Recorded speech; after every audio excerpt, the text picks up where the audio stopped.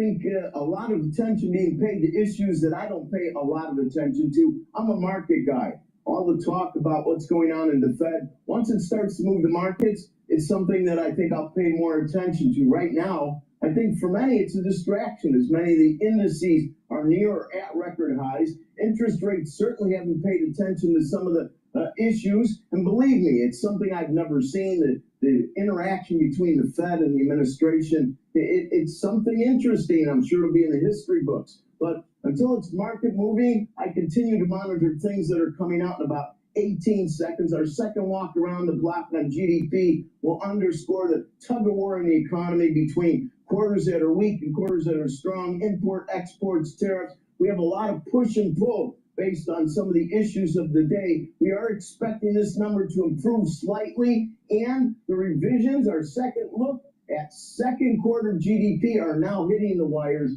3% was our last look. It now jumps up to 3.3%. But from a comp basis, that would still be the best quarter since September of 23, third quarter of 23. Consumption, always important in a consumption economy, it remains strong. 1.4 our first look, 1.6 our modified look. 1.6 would be the best consumption since the last quarter of 24, when it was well above. It was at 4%. Now, the pricing index, maybe this has more relevance considering all the issues of the day the press is on with the Fed. Well, it remains at 2%. No changes there. How does 2% stack up? Well, 3.8% was the last first quarter of 25. The last quarter of 24 was 2.3. That pretty much gives you some good insight. And finally, let's look at the core side of the equation on the price index.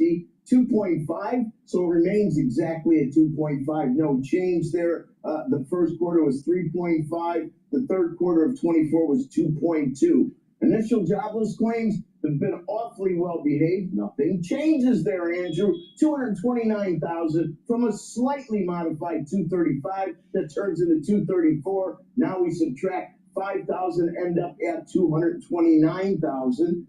229,000 once again just dovetails right in. I think the most important issue is we have 250,000 right on the nose on the first week in June. You have to go to October of last year to find a number above 250,000. So it's hard for me to get worried about this. And if this is considered the best real-time evaluation of the labor market, there's no issues that it's sending. It's not sending any smoke signals. Obviously, we've seen slowdowns in other areas, and there's lots of anecdotal evidence. Continuing claims, 1,954,000, another number that's stacked in there. Basically, all these numbers count back to November of 2021. That's the last time we've seen numbers higher than this. Interest rates really haven't moved much. 423 and a 10 is minus 1 basis point. 363 and a 2-year is unchanged. Actually, I take that back. That is up 2. We closed at 361 on the late close in the cash market. We want to continue to monitor the stories about the Fed, the stories about Cook, and then look at things like what's the percentage of the market and a quarter point cut for September. It's still in the 85%. It's hardly flinched, while all the press is going hog wild over these stories. Back to you.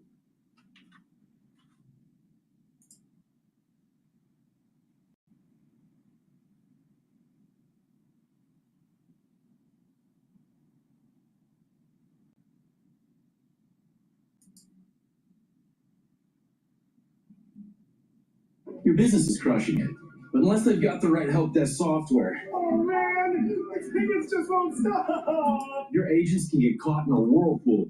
For more on the markets, let's bring in our next guest, Andrew Slimman, Senior Portfolio Manager, Morgan Stanley Investment Management. Andrew, I want to ask you about NVIDIA and its role in this market and the test of sentiment here. This is a company that trades at about 59 times earnings, historical earnings, about 1.5 times the level of the overall NASDAQ, of which it comprises a substantial portion of. Given we saw earnings yesterday, there's a lot that's been made of just the overall AI trend and what the future portends there. How are you thinking about sentiment and some of these mega trends like AI and how they filter their way into the market? Sure. You're welcome. Thanks for having me on, Leslie. So, look, first of all, you made a statement that I just want to address, which is you said stock is trading at 59 times forward earnings. And one of the areas. Historical earnings, sorry. Historical. One of the areas, never forget, stock prices don't care about what's happened in the past. They only care about the future.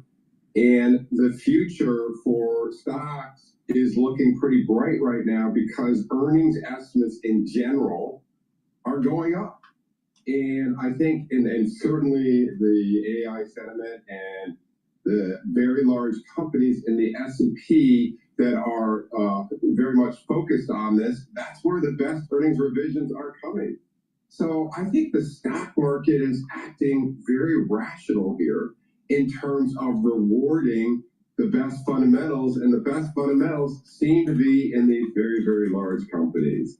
And so I am surprised that sentiment is not higher than it is currently because corporate earnings have come in very strong this year, and estimates should be being raised across the board and for the S&P, and yet they haven't. That suggests to me that there's a dislocation between sentiment and fundamentals. So then what do you think is creating that ceiling on sentiment relative to what we've seen with earnings and what we've seen in terms of forward projections there? Do you think it's the macro picture and the uncertainty? Well, I mean, I can make guesses, but I've made a career, very successful career, out of focusing on sticking with companies that are doing well and blocking out the noise. And I think there's a lot of noise, as evidenced your previous speaker. There's a lot of issues that are going on right now that are keeping people from focusing on, in my opinion, the fundamentals, certainly Washington, D.C. being one. But look, I think this is all very good, Leslie, because ultimately, I would argue that, the old saying, bull markets die in euphoria. And euphoria happens when people are just over the moon about stocks, and there's the fundamentals don't matter anymore, and they just chase whatever's going up. Jim Cramer has touched on this, and to the extent that people are concerned and sentiment isn't too giddy, that means we're not entering that final stage yet. That's actually good for the extension of the bull market. Ultimately, all these people that are on the sidelines, I think they're going to get pulled in. And we will get to that euphoric stage yet, but we're not there yet, and that's a positive for equity investors. So you think that the return of the meme stocks and the SPACs and potential IPOs with less profits, I mean, that's not concerning to you in terms of whether or not we're experiencing euphoria right now? I think there is some of that, but when I look at the sentiment polls, it's very surprising to me that there's more bears than bulls. We're at 2.5 years. We've had 2023, 2024, and now a good year again. Why aren't people more optimistic? They should be. That's the norm. So I think, yes, there are some signs of euphoria, but then there are some signs that we're not quite there yet. Ultimately, I think we will get there. And I do think that it's a great opportunity for investors to stick with companies that are producing results, because there's so much focus on so many other things that are pulling investors' opinions away from that.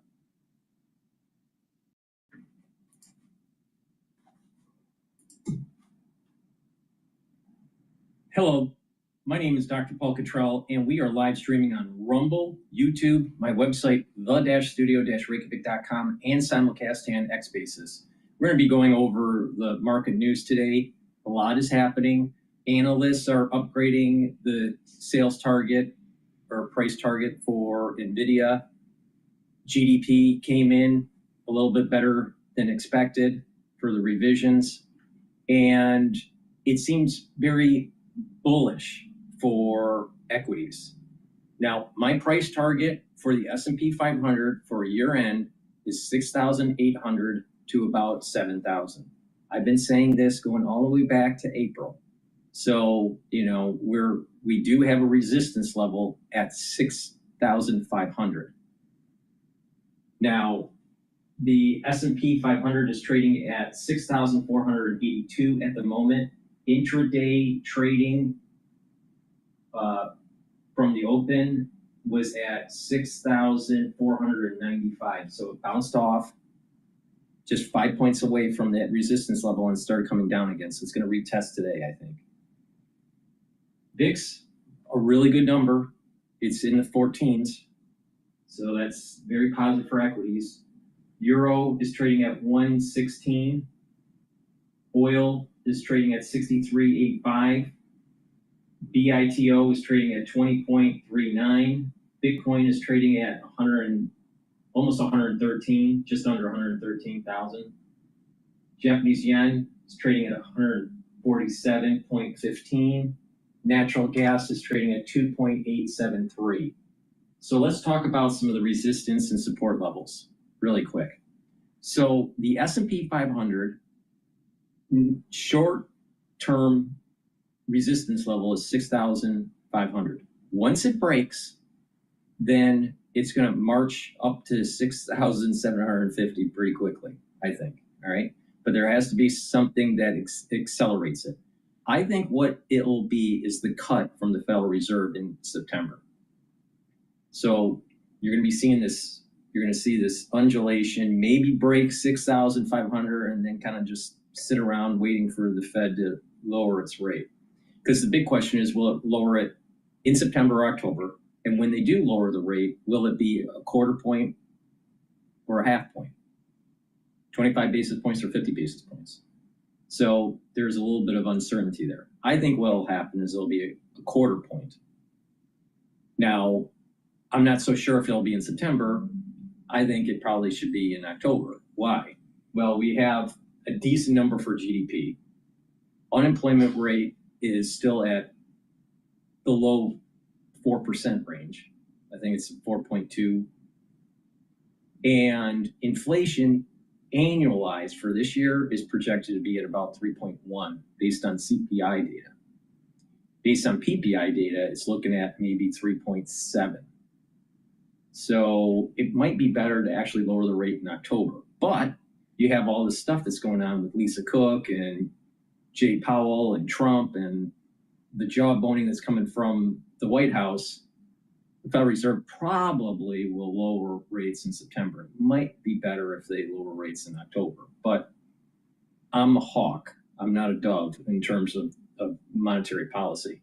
I take the stance that if inflation is above target and unemployment's below natural unemployment rate, you don't lower rates, period. So, but maybe I'm a small minority in that crowd, but that's the perspective I have in terms of monetary policy.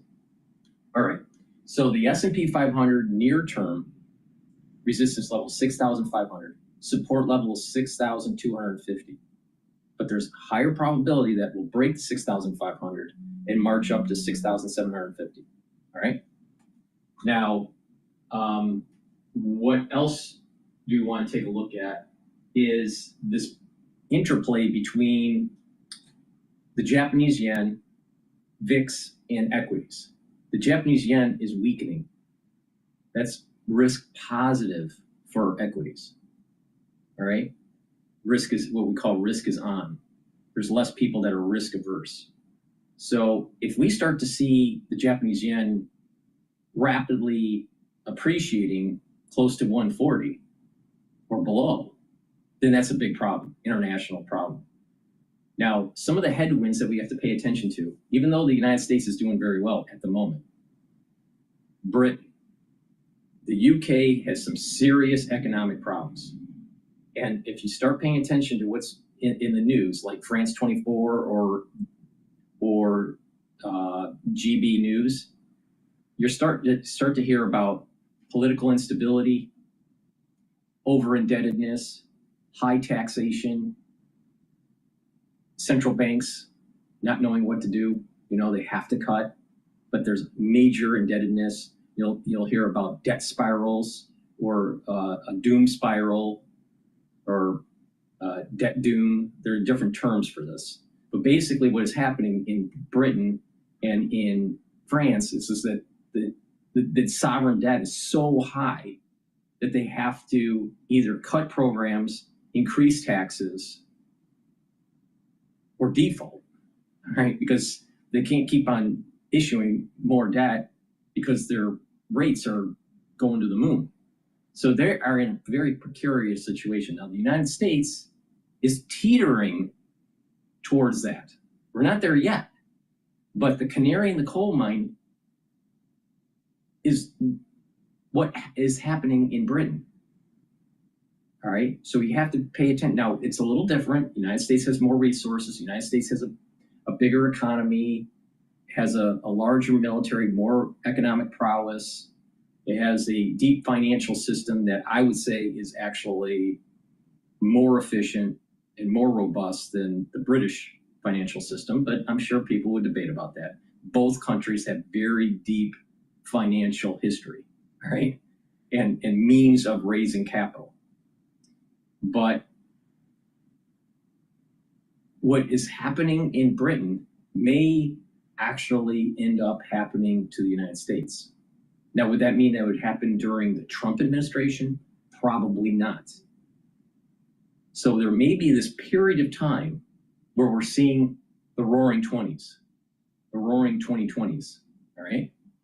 During the Trump years, just like we had the roaring 80s during the Reagan years, and then things start to falter after Reagan. Something similar may be taking place, but at a much larger scale. So instead of that transition from Reagan to Bush, whoever ends up being the next president in 2029, we may be seeing something similar to events that were probably starting to arise back in 1929. Now, that's a serious problem. That's a serious statement that I'm saying here. We are going to see economic boom, but we are going into a dangerous territory that we may actually see a depression. It depends on how Britain manages through this doom spiral, all right? I personally think the only way to get out of a country that is super in debt and has lots of social programs, the only way to get out of it is to tax the uber wealthy, to reduce their power. It's not about filling the hole based on revenues to the government.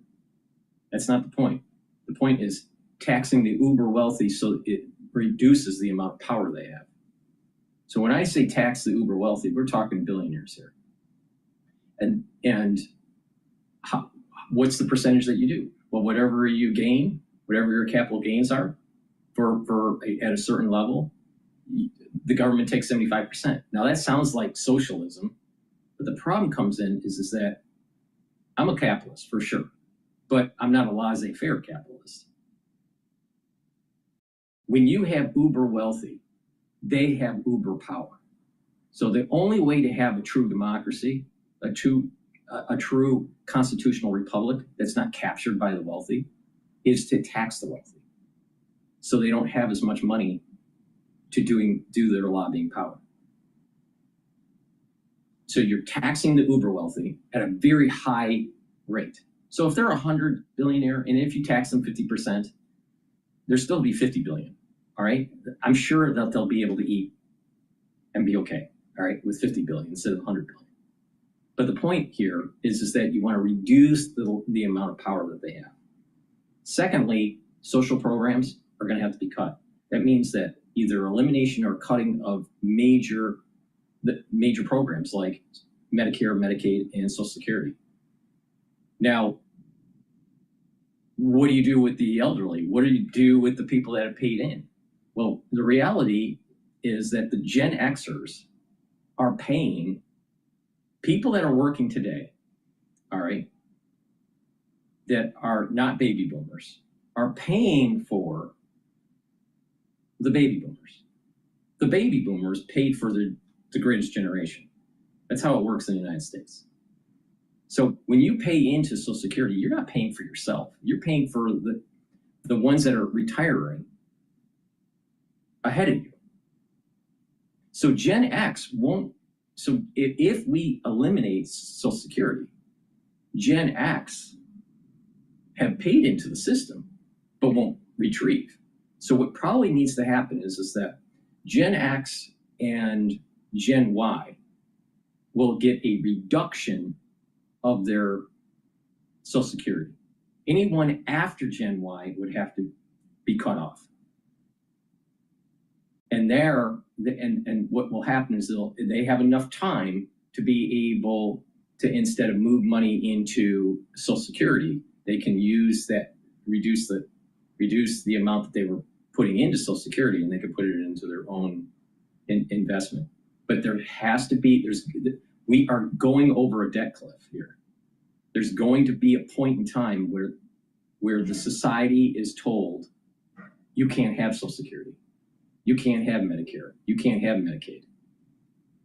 Now, what happens with societal cohesion? Who knows? But the debt is too high. Now, this is through mismanagement of the Federal Reserve by inflating the economy. It's mismanagement of Congress. And maybe there needs to be people held accountable in Congress for leading us over this debt cliff.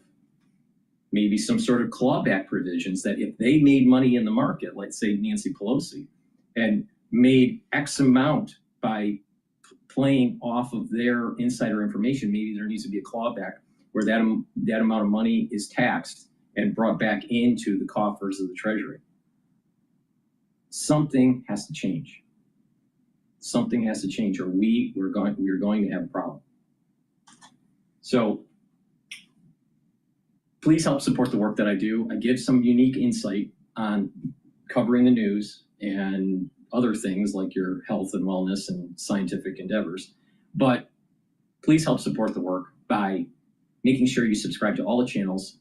I have Brighteon, Bitchute, and Rumble. I have 4 channels on YouTube. I have my live streaming on my website. You can follow me on X and on GETTR. Please help support by sharing the links, making sure that you subscribe, make sure you get the notifications, ask your social media to follow me. I need to reach a larger audience.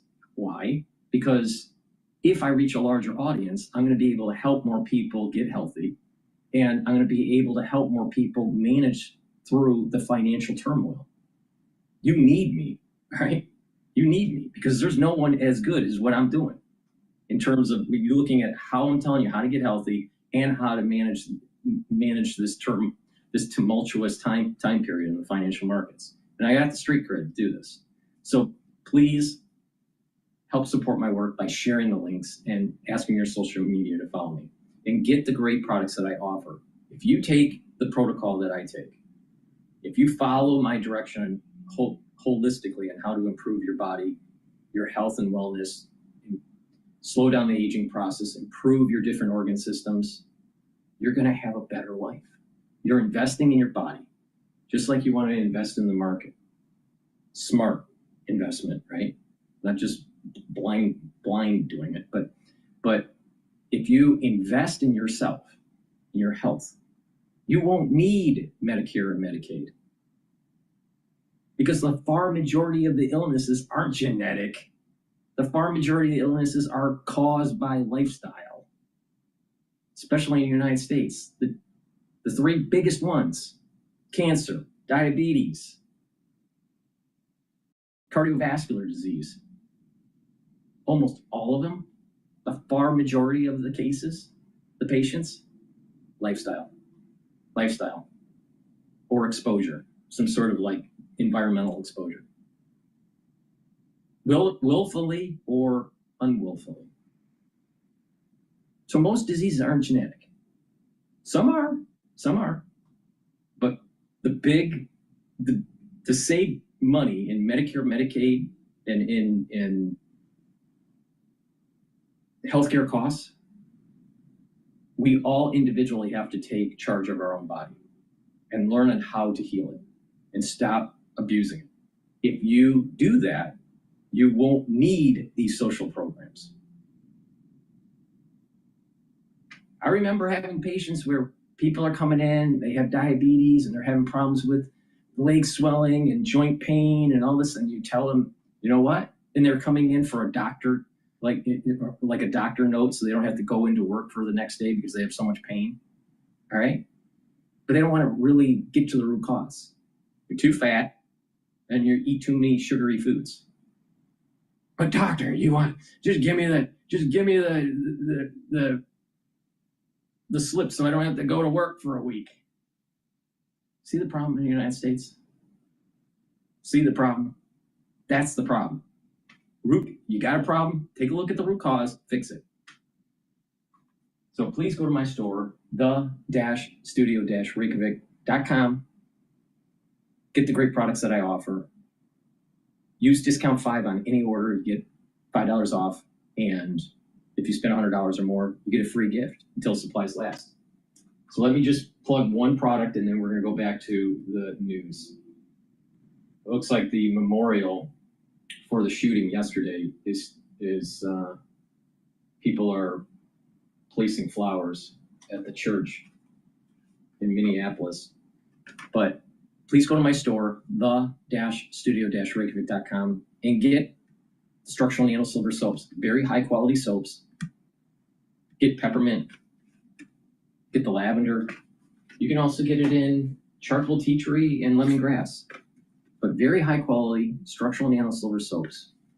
Get a few bars for your household, help support the work that I do, and improve your health and wellness. If you invest in your body, you improve your immune system. If you improve your different organ systems, you're going to age better. And then if you do the proper screenings and get just checkups, you catch stuff early. And when you catch stuff early, guess what? It's not that big of a deal. But if you let it fester and you abuse your body and you think you know everything, and it's okay to just keep on eating sugary foods or not taking care of your body, and you just turn it into one big couch potato, don't be surprised that you start having diabetes and cardiovascular problems and you can't walk and all of a sudden you need a hip replacement. All right.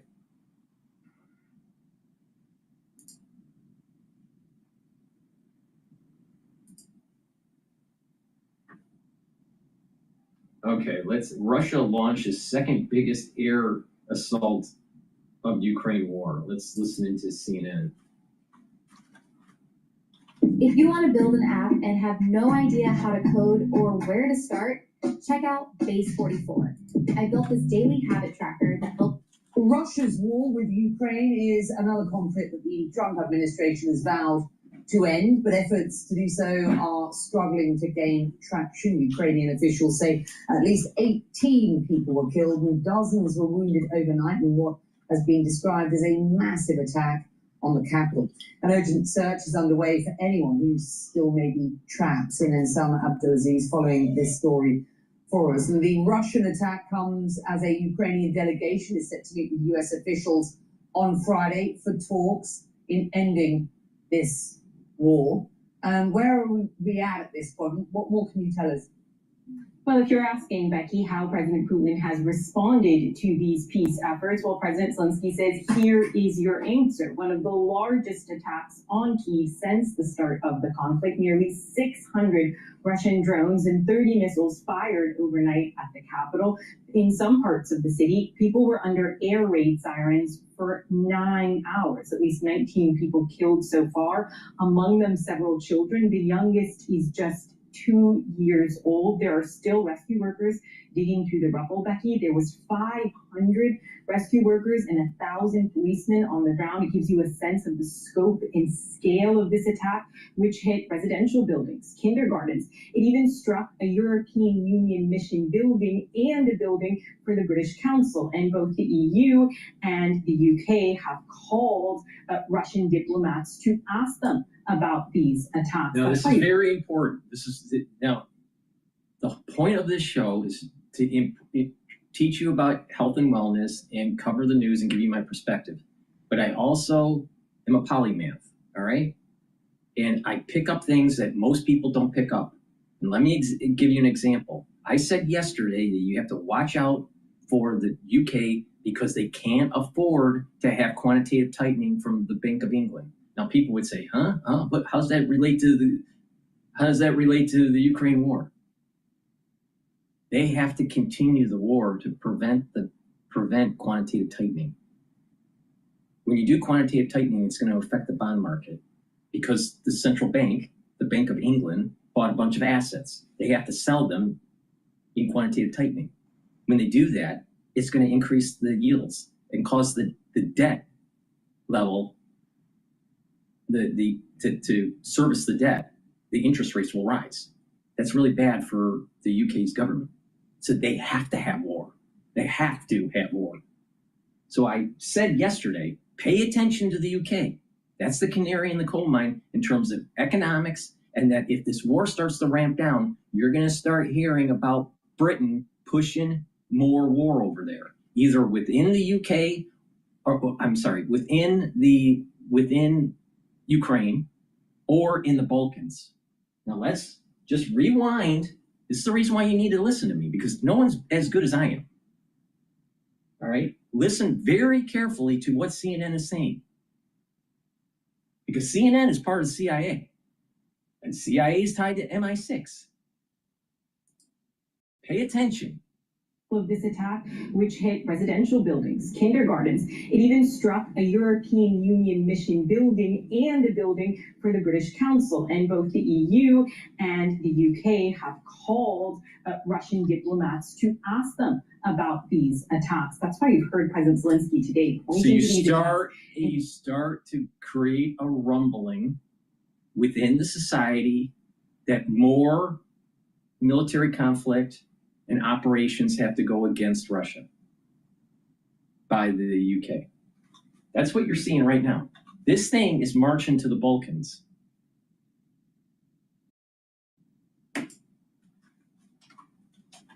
Look, it is clear that President Putin is not serious about peace. He says that President Putin is choosing ballistic missiles over the negotiating table. And of course, the timing of this is extremely important, Becky. It comes just as EU defense ministers are supposed to be meeting in Copenhagen today and tomorrow to discuss security guarantees. There's also further meetings at the White House as well to discuss those security guarantees. This would be a backstop measure, essentially, that if Russia and Ukraine are to reach a peace deal, these security guarantees would provide Ukraine with that insurance if it were attacked again. But Russia has already said it does not accept security guarantees, it's not involved in, and it will not accept any foreign forces on the ground. Now, as we see these continued attacks take place on the ground and this diplomatic effort stall, what we're watching here is a tried and true Russian response. Diplomatic efforts stalling while the offensive on the ground intensifies and those drones and missiles continue to rain down on Ukraine. Selma, following I am right. If my hypothesis is right, which it is, you're going to see in future data points more rumbling from the UK in terms of its economy going to south of heaven, the central bank not being able to do quantitative tightening, and they're going to have to lower rates. So the ECB, the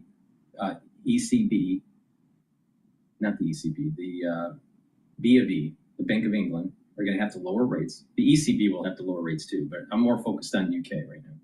So the Bank of England will have to lower rates, slow down or stop its quantitative tightening. And you're going to start hearing in the news about the Balkans. And you're going to start hearing in the news about, well, wait a minute, there may be UK involved in more military backing with Ukraine. And it's not about Ukrainians. It's not even about the incursion of Putin trying to get land back to try to reconstitute the Soviet Union. It's not it. It's about quantitative tightening. It's all about the central bank.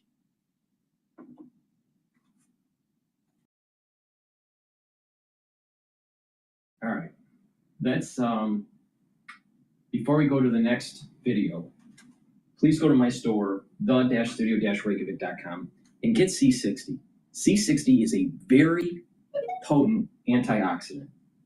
C60, you can get it in MCT coconut oil, avocado oil, and extra virgin olive oil. Now, C60 is 1,000 times, if not hundreds of times, stronger than vitamin C. Why? C60 is a 60 carbon molecule that's a fullerene or a buckyball that has a unique electron shimmering with its valence shell between the different carbon molecules. And because of that, it's able to soak up more free radicals. Now, if you look at a molecule of vitamin C, it can only neutralize one free radical and it's done, can't recharge. So that's the beauty of this molecule, the C60 molecule. It has to be in a lipid. That's why it's sold in an oil. So you have proper absorption. You should never take C60 in a powdered form, ever, ever, ever, ever. But for you to properly absorb it, it has to be in a lipid.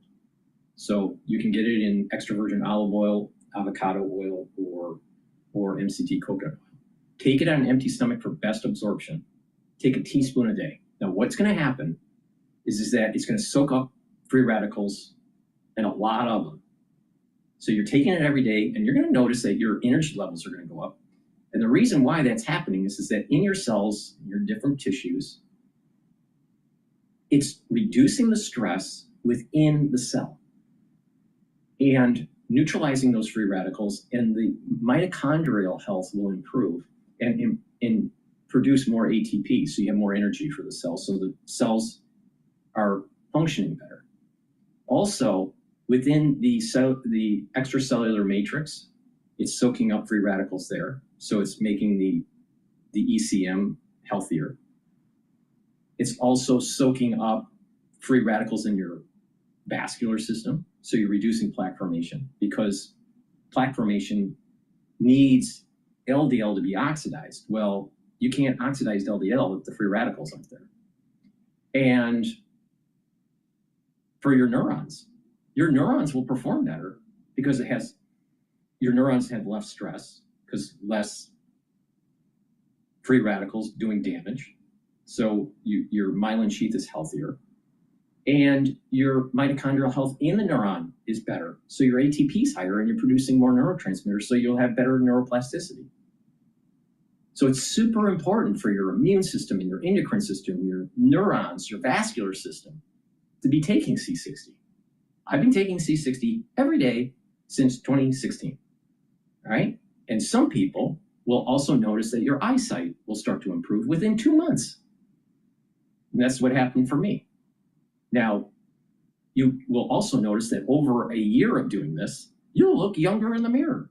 You take a picture of yourself and you compare yourself before and after in a year, and you'll actually look younger. Now, what's the beauty about C60 is it also helps with the basal layer of your skin, where your new skin cells are produced at the basal layer. By improving the health of that basal layer and reducing free radicals, every time that your cells are dividing to produce new skin, because you shed skin, those cells are healthier. If you have lots of free radicals, then you're aging. You don't look as, you're literally rusting. Free radicals rust the body, literally. All right, so when you get older and you're building up free radicals, don't be surprised that you age faster. You're rusting faster. You want to soak those up. Now, there's a protocol to slow down the aging process by attacking different methods of aging. One major way of aging is free radicals. If you soak them up with C60, you're slowing down the aging process. So you get huge benefits by taking this. It's a major pillar of my protocol. So please go to my store, use discount 5, you get $5 off any order. If you spend $100 or more, you do get a free gift until supplies last. Take C60. It is something that is super important to slow down the aging process and get healthy. But if you stack it with the other stuff that I'll tell you later in this video, you're going to see major benefits of the stacking. So please go to my store, the-studio-reykjavik.com. The link is in the description of this video. All right, let's, I want to listen in on I think they're talking to commentary about the Minneapolis shooting yesterday. That it's happening everywhere, then we're going to get down to business and start stopping it.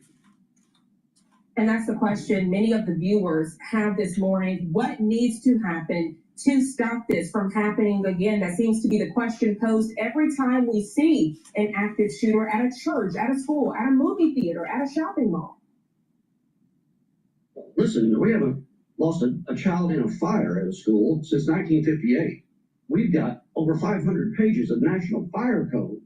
We can't come up with a national school safety code to make sure that all of our school buildings are properly secured. Now, imagine this. Imagine this deranged murderer driving up and seeing him. It is a travesty that this happened, especially to young children while praying. I mean, it goes back to what I was saying about the three pillars. If you don't have God, country, and family in the society and in your own ethos, then the society starts to fall apart. Your life starts to fall apart. And obviously we're seeing that our society in the United States has written off God, country, and family. And unfortunately, that's a major reason why the society is cracking. Now, I don't want the schools to look like some sort of Fort Knox. What I'm afraid of with the society in the United States is everyone's starting to become fearful. And so they need video cameras everywhere, and they need to lock their doors, not just with one lock, but 3 locks, and then, have, double and triple security systems. And it costs money, and you're losing cash flow. Some company is making cash flow based on your fear. But not just that. I remember as a kid, we didn't lock the door. We just walked in and out. It was that simple. It was a simpler time back then. All right. But if you live in an environment where it's quiet, people have higher income levels, they're educated, they have respect for their property and other people's property, you don't have to have all this stuff. But if you start living in an environment, especially in the inner city, where you can't trust people, then it starts to take hold. All right.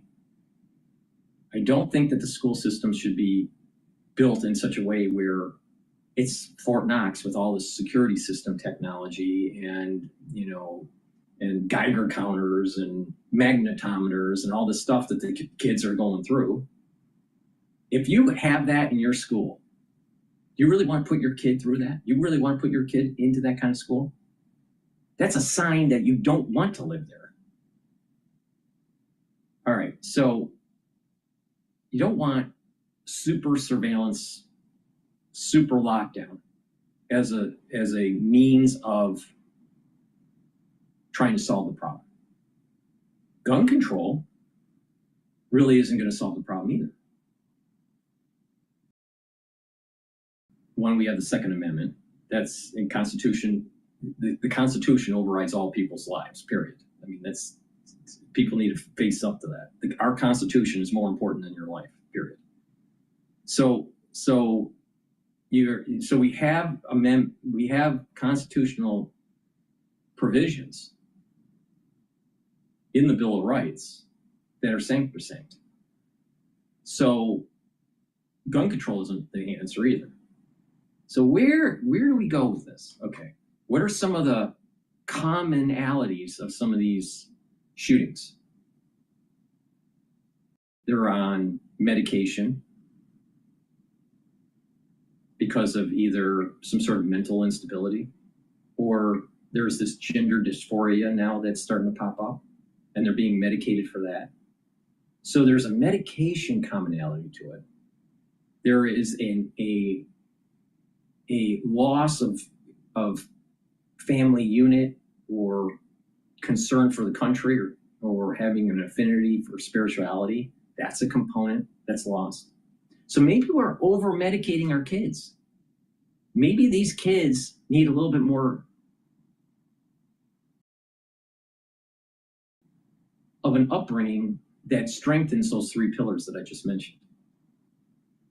So it's not lockdown and it's not gun control that will solve the problem. Because lockdown and gun control, you're still going to have people causing murder somehow, some way. That's not going to stop it. What's the root cause? There's a signal within the society through media, through social media, through anger on the street, but there's signals in society that when you have a young person or young adult that's impressionable and that is slightly mentally unstable, you can have these problems start to arise. We're over medicating the kids. And with psychiatric care, psychiatry as a science is in its infancy, way even more barbaric than bloodletting. They don't know what they're doing. One, psychological theories don't hold water. They fight.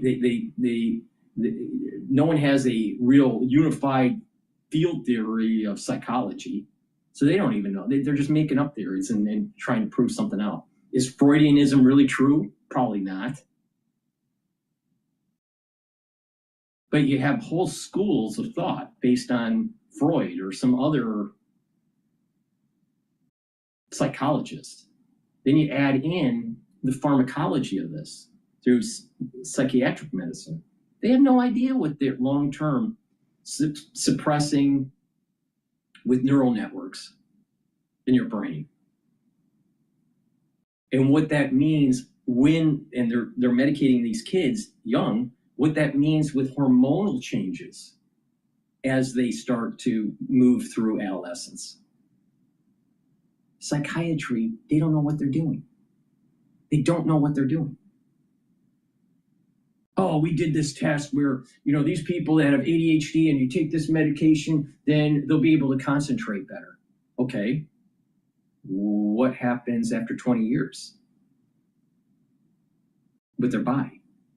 What happens when they lose their job? Do they get triggered and start blowing up stuff? Psychiatric medicine doesn't work. It doesn't work. It's not helping the society. And so not to go after a particular doctor or anything, but Dr. Drew is a psychiatrist. Instead of being a doctor doing a show that's syndicated, why isn't he in the clinic helping people instead of talking in a mic? Because there's a major epidemic in the United States with depression with kids. Now, why is this happening? Some sort of economic issue, instability in the home. Maybe the parents are drug abusers or alcoholics. The stress of kids getting into college these days. I mean, think about it. For the ones that are listening that have kids, you probably know this already. Remember when you had to apply for college? Right? Maybe you went to a state school. Maybe you went to a private school. Maybe you went to an Ivy League school. But remember when you were a kid, it wasn't as hard and as stressful to get in. Today, to get into a state school is like getting into medical school. These kids have to be, you have to have a nonprofit at age 4. You have to be a concert pianist by age 8. You have to, have a perfect score on your SAT. You see what I'm saying? These kids are stressed. You have these helicopter moms and, and tiger moms and all this stuff. these kids that are trying just to get into a decent state school have their whole 17 years of life already planned out on a calendar. Well, how do you become a human being by just growing up when everything's written in a calendar what to do? These kids are stressed out. And so when they don't do as well, they're not a concert pianist. They don't have a nonprofit at age 4. They're not athletically inclined. Let's say they're middle of the road academically. They feel like they're a failure. And so it creates more depression. And so they go to Dr. Drew, and Dr. Drew writes a subscription, a prescription that says, okay, we're going to give you, these drugs because we think you are OCD or ADHD or you have some sort of chemical imbalance, blah, blah, blah, blah, blah, blah, blah, blah. There are hundreds of thousands of these people like Dr. Drew that aren't solving the fucking problem.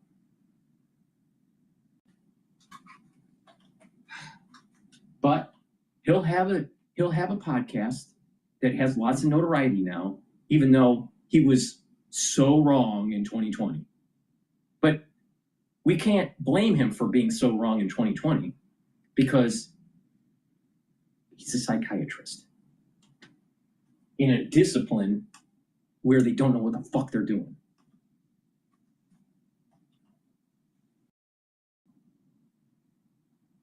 All right, let's plug a great supplement that I have. Please go to my store, the-studio-reykjavik.com. Use discount 5 to get $5 off any order. You spend $100 or more, get a free gift until supplies last. Zeolite. Zeolite binds to heavy metals, toxins, and chemicals. It'll allow you to urinate them out within 6 to 8 hours. Guess what? When you start to detoxify your body, your immune system gets better, your endocrine system starts to get better. If you don't have garbage in your body, guess what? Your body doesn't age as much.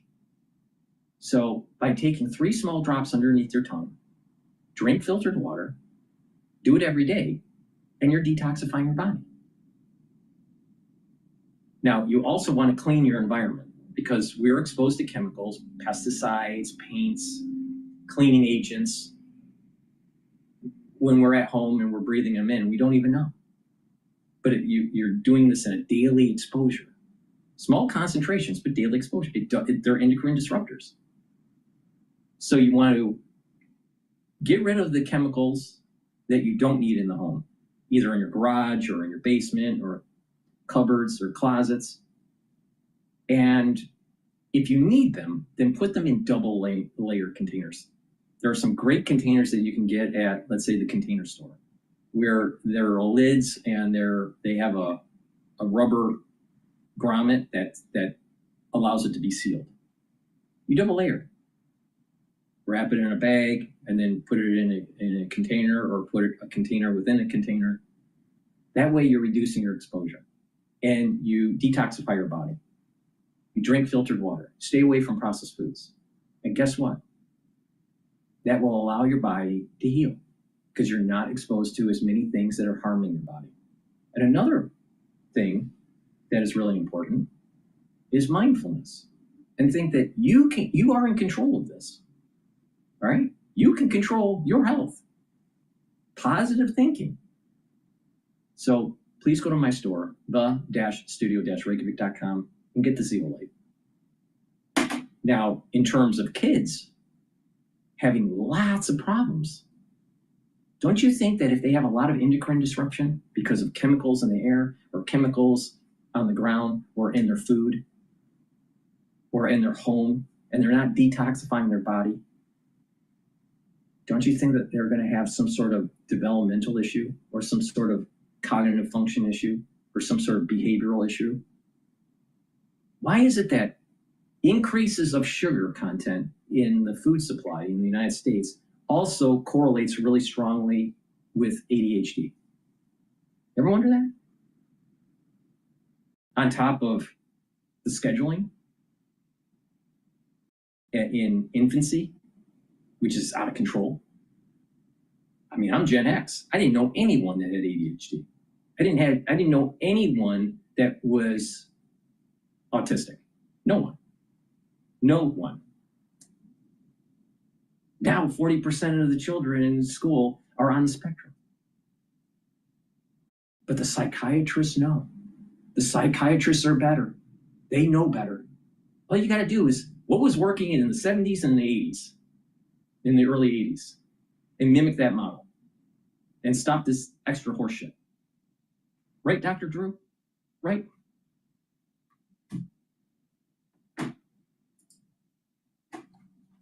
Reflection on Dell in terms of at least stabilizing the PC business. Keep in mind that both HP and Dell are benefiting from the Windows 11 product cycle. Dell is more commercially aligned. Roughly 80% of the PC sales are in the commercial space. So if HP is benefiting from Windows 11 upgrades, Dell should benefit as well. Now, the one caveat is that the one area that Dell has stumbled is on the consumer. For the ones that have been paying attention to me in the markets, now the S&P 500 is at 6,479, and there's a big move right now in natural gas. Now, natural gas futures is now trading at 2.94. It was trading at 2.8, 2.7. All right. So now it's marching close. Now, I said that there is a resistance level at 3. See, about 4 weeks ago, natural gas was trading in the 3 handle, like 3.2, 3.3, 3.4. Now, natural gas, I was saying, is as we move closer to the fall season, you're going to start seeing more individuals in the open interest to purchase long contracts. All right, so right now we have 2.952. Resistance levels at 3. But as we're getting into the fall, I suspect that we're going to get into 3.4, 3.5. Now, Goldman Sachs and also the other energy analysts have been stating that in Q4, they suspect 3.5, 3.6 is an average for the natural gas futures. And into Q1, potentially even close to 4. If you put money into Boyle, now Boyle is trading at, now would you rather listen to Dr. Drew that's screwing up your kids and it really doesn't have any answers? Or would you rather listen to Dr. Paul Cottrell that's actually telling you how to improve your health and how to make money? Dr. Drew's an idiot. All right, Boyle now is trading at 28.9. All right, big move there. All right.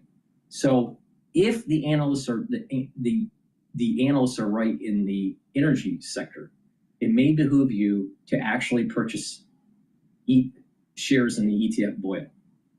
Because if it starts to march to 4, you're going to make a lot of money. Now, you know, with any investment, there's risk, but that's how I'm playing it. I wonder what Dr. Drew is doing. Oh, in the morning, he's probably writing a prescription for a kid that shouldn't be getting these certain types of drugs. And then in the afternoon, he's doing a show telling you how things really are. All right, let me go back to,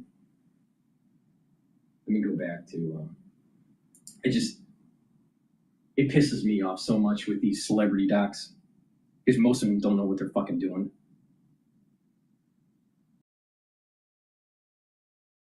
All right. Let's listen in on Times Radio. This is dealing with UK faces moderate threat from Russia. Now, keep in mind, listen to the news with the lens of what's going on with the Central Bank of England and quantitative tightening and how important it is to stop the quantitative tightening, or at least to slow it down. to keep interest rates low because England can't afford their debt issuance. Okay, so just pay attention to this. Now, I have not listened to this video. This was just published 3 hours ago. It's a short video. Navan is a business travel booking platform that slashes your travel costs. With Navan, employees book their own trips, while customers... The threat is moderate. Like I said, the UK does have credible plans in place to mitigate the Russian cruise missile threat. However, both the scale of the threat and the consequences, if certain elements of those plans don't work, are pretty significant, particularly if key critical military facilities like key air bases are struck in the early stages of the war, since that could significantly undermine the ability of the UK to meet its Article 5 commitments. Now, it may sound alarmist, but according to the Royal United Services Institute, the potential threat from Russia is so great that the UK may need its own Iron Dome missile defence system. A report published today says an integrated air and missile defence system is necessary to combat the threat posed by Russia's long-range precision strike capabilities. DrPaulCottrell is a senior research fellow at RISI who authored the report and joins us now. DrPaul, good morning. Good morning. So explain to us, what military capacity does Russia have right now and that they're developing that could reach and significantly harm us? Well, Russia's invested quite heavily in conventional long-range precision strike capabilities for two functions. The first is the suppression of Allied air power on the ground, where the Russians recognize it to be most vulnerable. And the second is the targeting of critical infrastructure. Currently, the Russian threat, at least as far as the UK is concerned, is relatively unidimensional. It's a cruise missile threat. So cruise missiles like the KH-101 or the Sea Launch Caliber would be the primary challenge we face, whereas things like drones and shorter-range ballistic missiles, which are used in Ukraine, probably would be less of a challenge. However, in the medium to long term, we're likely to see cruise missiles joined by capabilities like intermediate-range ballistic missiles and eventually hypersonics in a way that makes the threat far more complex in many ways. What are our current defence strategies, and do they match the sort of military might of that of Russia? Yeah, so I mean, our current approach relies to a certain extent on the fact that the UK does have a bit of strategic depth that, unlike in Ukraine, in order to pose a risk to us, the Russians do have to put certain high-value assets like strategic bombers or submarines carrying cruise missiles in positions where they are themselves in harm's way. And so containing the Russian threat at reach with Allied support is really our first our priority. However, that does depend on Allied sensors and capabilities in places like Norway that would themselves come under heavy attack. Secondly, the distances at which capabilities like bombers would launch cruise missiles makes intercepting them before launch difficult and strenuous for the RAF and Allied air forces, which would have to rely heavily on tanking to do so, given the distances at which the Russians operate. And thirdly, while primarily the submarine threat would be contained by the Navy, should a submarine slip into the Atlantic, it could launch cruise missiles at the UK from unexpected vectors with relatively low warning time. So the UK has credible defenses against what is currently a primarily cruise missile threat. But in each area, there are certain chinks in the armor which deserve further discussion and then perhaps a degree of attention. And that's where you suggest that some form of an Iron Dome missile defense system would be necessary. To an extent. So what the UK doesn't necessarily need is the sort of multi-layered missile defense system that has evolved over the course of the war in Ukraine or that we see in Israel, because to a great extent, the Russian threat right now is still bounded in some ways. It's temporally bounded in that it would be greatest in the initial period of a war, and it's bounded by the fact that the Russians would have to prioritize what they're targeting in the UK, because they are putting valuable, or would be putting valuable platforms at risk in order to hit the UK, unlike in Ukraine where they can fire safely from their own waters and airspace. That being said, there are certain immediate improvements that would add a great deal of value, things like better elevated sensors, more airborne early warning capabilities, or substitutes for them, as well as more long-range ground-based effectors, so interceptor missiles that could make the UK's defenses against cruise missiles more robust. In the medium term, as the Russian threat itself becomes more complex and as they field capabilities like intermediate range ballistic missiles in much larger numbers, it may be that something more like that multi-layered Iron Dome capability might actually become much more relevant and necessary, however. What kind of resource will be needed to protect the UK, or at least, as you've talked about, the sort of critical infrastructure of the UK? So at the moment, what would primarily be needed is ways to reinforce the ability to detect the launch of either cruise missiles or the platforms that might launch them at very long ranges. So the primary capabilities would be things like more elevated sensors. The UK currently would rely on a relatively small fleet of E7 AWACS as its primary means of long-range airborne detection, for example, unless one counts allied capabilities. So more elevated sensors would be one area.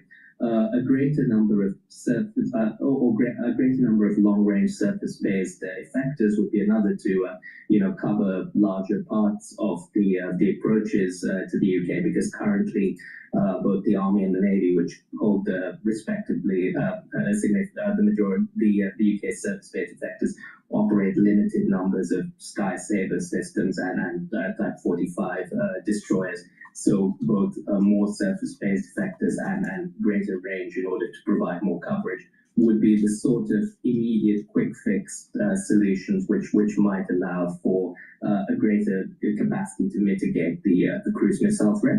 And very briefly, if you can, how much danger are we in if we don't do something like that?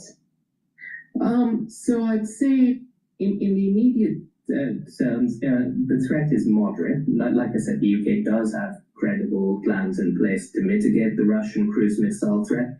However, both the scale of the threat and the consequences, if certain elements of those plans don't work, are pretty significant, particularly if key critical military facilities like key air bases are struck in the early stages of the war, since that could significantly undermine the ability of the UK to meet its Article 5 commitments. DrPaulCottrell, thank you very much, Senior Research Fellow at. Please go to my store, the-studio-reykjavik.com. Get the NAD+. NAD+ supplement will boost up your NAD+ levels. That will help to increase your energy. NAD+ also helps to repair your DNA damage. Super important when you get older. And NAD+ helps to protect neurons.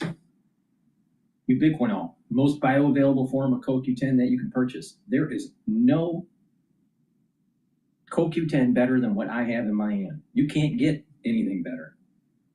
Ubiquinol is super important to soak up free radicals, help the health of your mitochondria, and to protect neurons. Your energy levels will go up because your neurons, your mitochondria is healthier. So you're going to have lots of more energy, especially in your neuron. So what's really important is to stack this. Ubiquinol and NAD+ to protect your neurons. But not just that, you're also helping with your other cells and your other tissues, because you're going to be able to repair that DNA damage and you're improving the health of the mitochondria. So please go to my store and get the Ubiquinol and NAD+.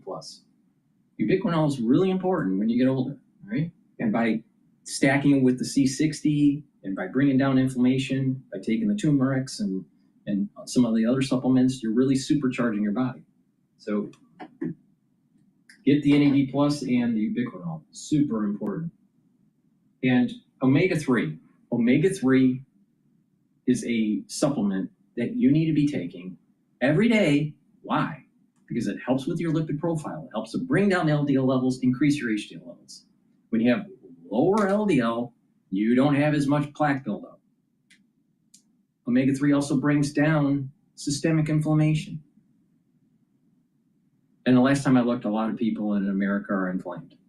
And omega-3 will help to prevent your red blood cells from oversticking. That means you have less clot formation. Super important, because guess what? A lot of people are overclotting.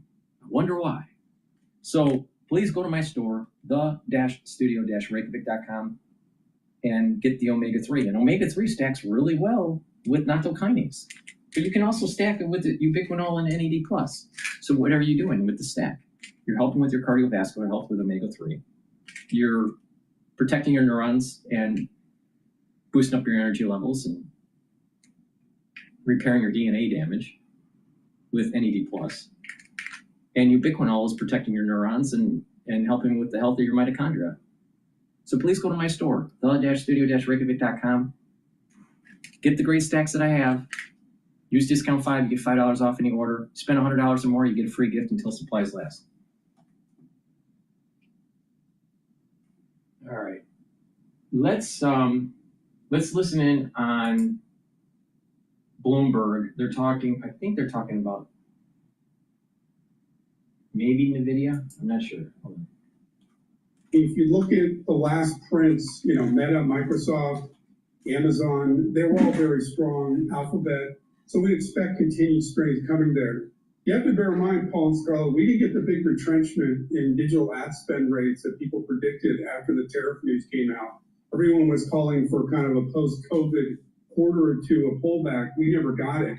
So Meta, Alphabet, Amazon, all those guys are doing very well right now. Have plenty of money to spend on CapEx and AI. Dan, where are we in this AI game here? Like, what inning do you think we're in here? Oh, that's an easy question. I still think, Paul, that's an easy question.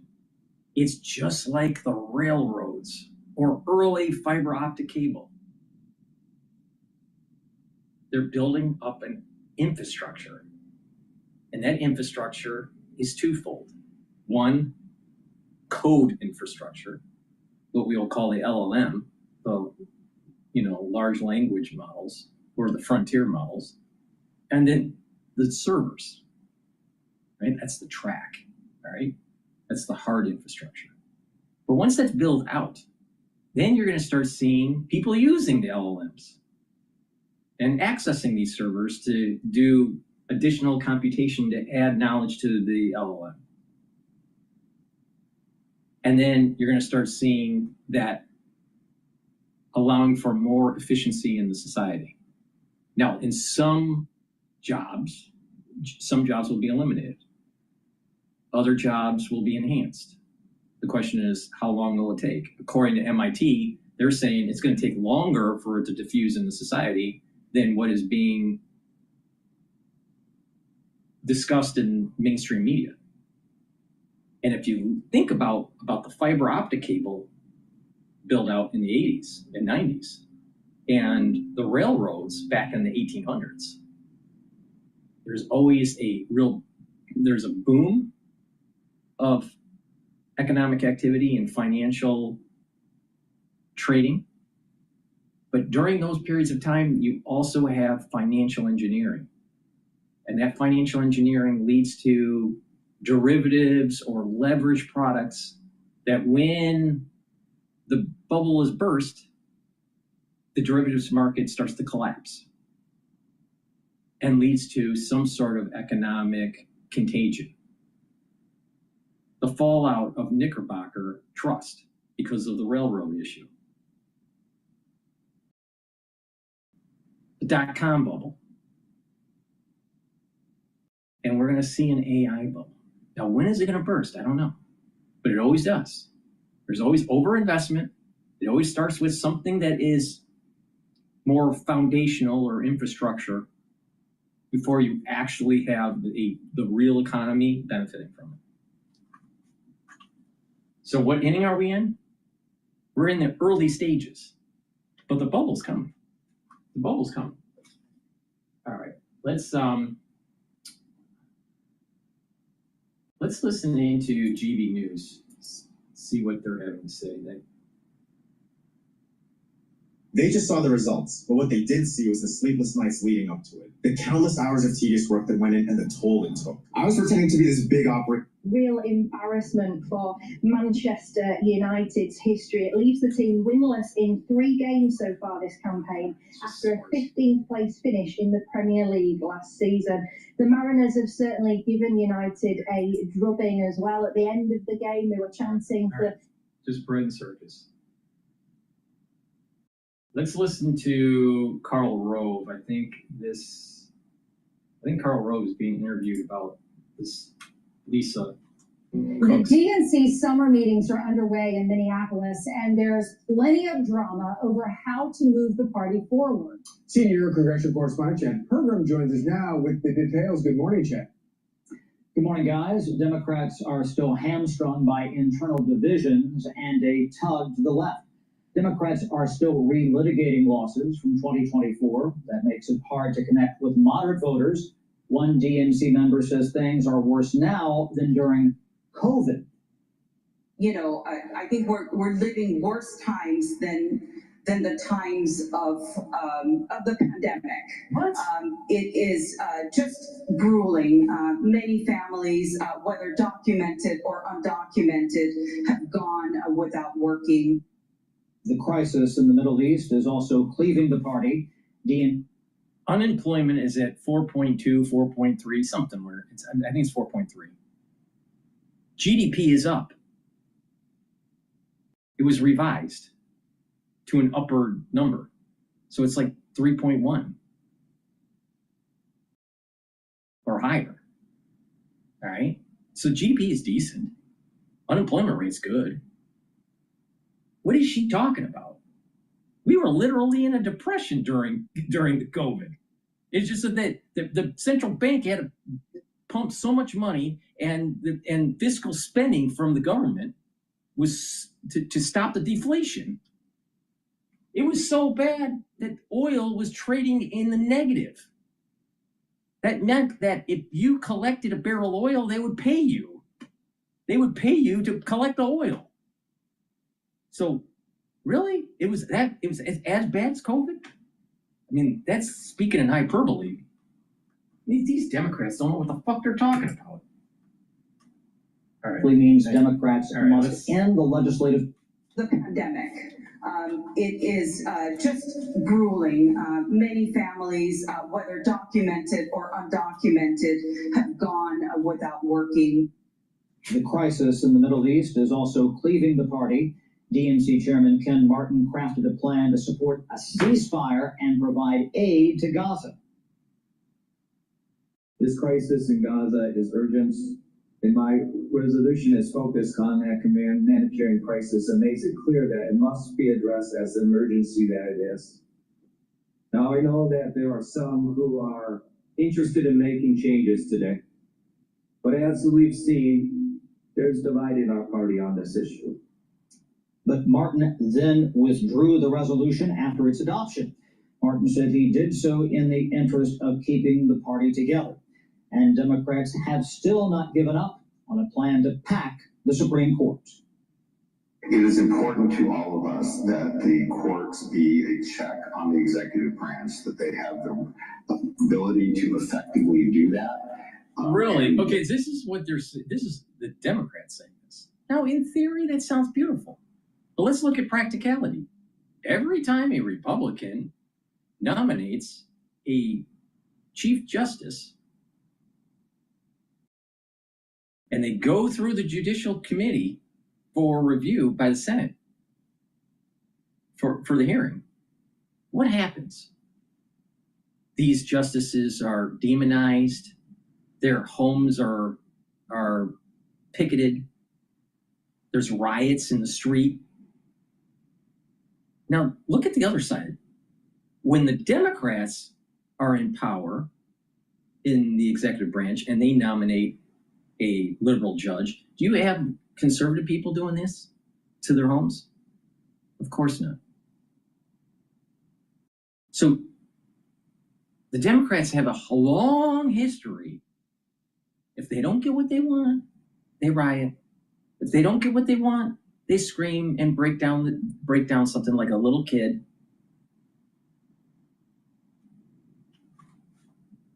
So do you really have above board nomination process in the Senate, especially when you have a Republican nominating a conservative judge, and you have the Democratic Party getting on the steps of the courthouse and saying, you can't have these types of people because they're going to take away your rights. They're going to take away your right to kill your kid in utero. That's what they're saying. That's what Schumer did. Schumer was so worried that if Donald J. Trump has more conservative people on the bench, that he's going to take away your right to kill your baby. Now we wonder why we have a problem in the United States. Now we wonder why. See, here's the problem here. You have the Democratic Party that says it's okay to kill your baby in utero. Because believe me, that's what you do with an abortion. You're killing your baby in utero.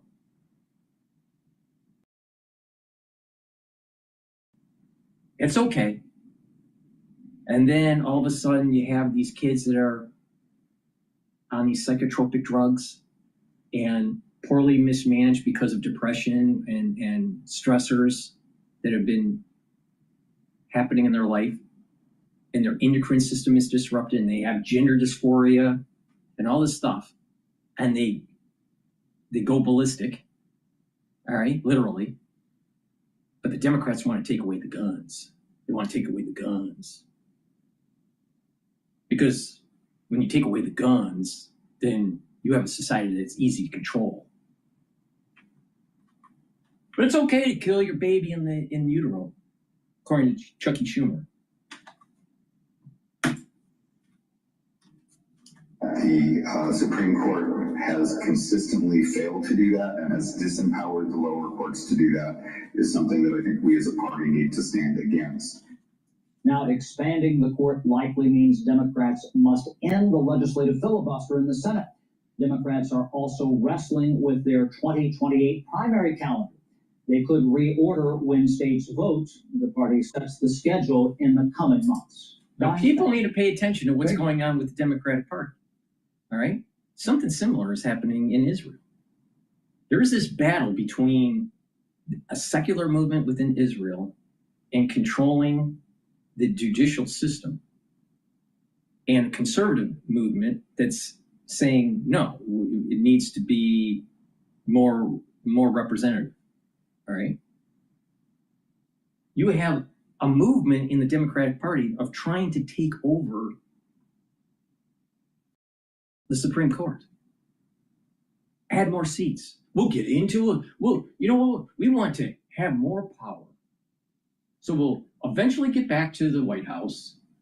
Maybe after Donald J. Trump, maybe after, maybe they'll get in, in 8 years, whatever.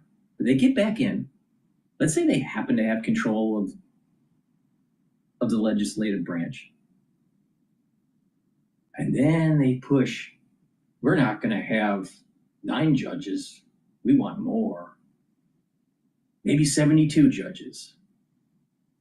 They're going to set up a situation where it'll be a very long time before conservative values are represented on the bench. They're trying to game the system. They've always tried to game the system. They're the party for the minority. The Democratic Party spawned the KKK. The Democratic Party wanted segregation. The Democratic Party was the ones that instituted the Civil War.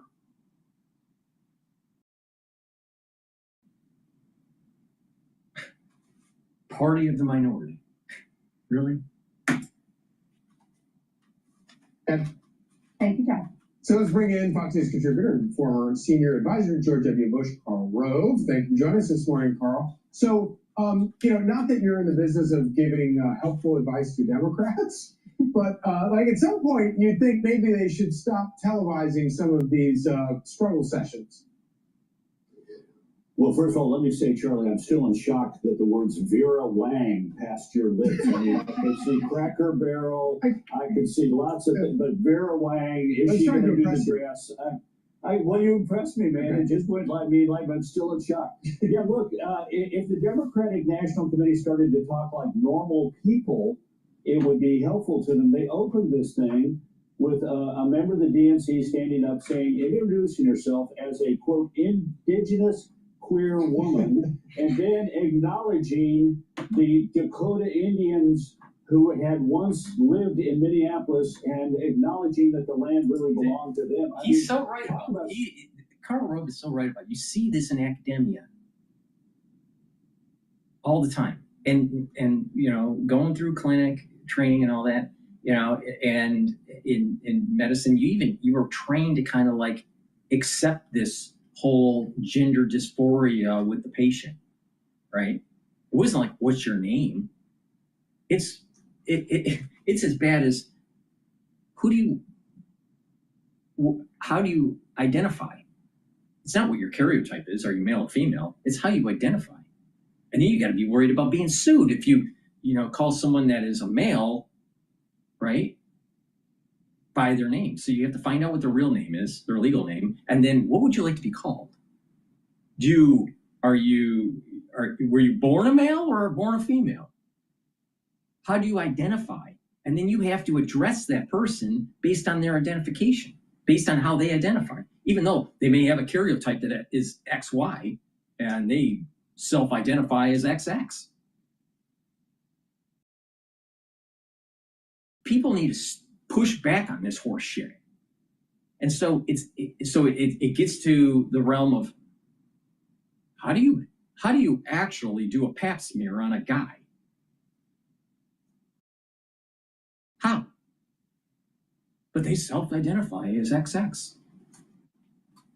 See?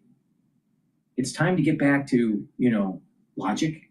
It's like time to get back to common sense. It's time to get back to reality.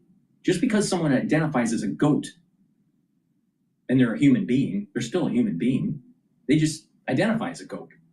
Now, I would consider that as some sort of mental disorder, but some people just praise that. I mean, and so what you start to see the point I'm making is you start to see in academia, they're trying to wordsmith, they're trying to change the meaning of words. They're trying to create this acceptance. And so they smooth talk it and double talk and double speak and all this. And maybe Orwell was right, you got this double speak that starts to happen. And the changing of words in the English language, the changing of meaning. We need to push back. Conservatives need to push back. Push back. Say, no, we're not going to do this horse shit. What's in the Oxford Dictionary for XYZ, definition? That's what we're going to use.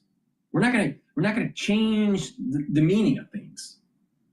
But you have people that are on the ultra-lib side that want to change it.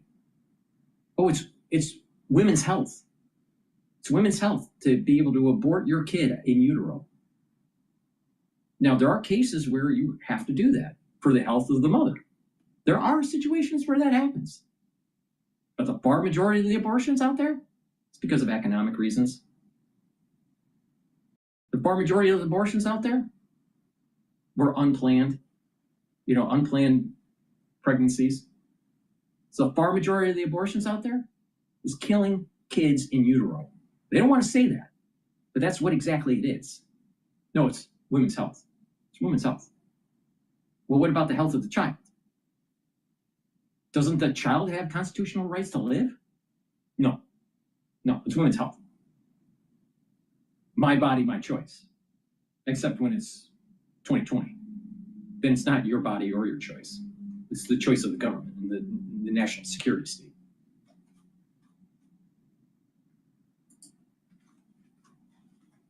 Off on a weird note, and it just went downhill from there. I mean, Chairman Martin, bless his heart, let's have a big battle over the issue of whether we're going to stand by Israel and provide aid, or we're going to pass the nutty resolution calling for an end to military aid.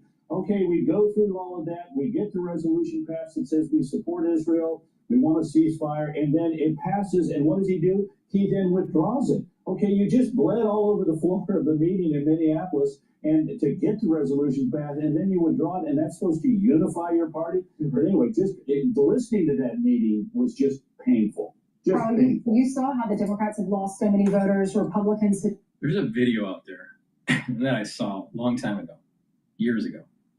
There's a video out there where there's this Asian woman that's conducting the meeting, and it's like a communist party meeting in the United States that's like a fringe group off of the Democratic Party or whatever.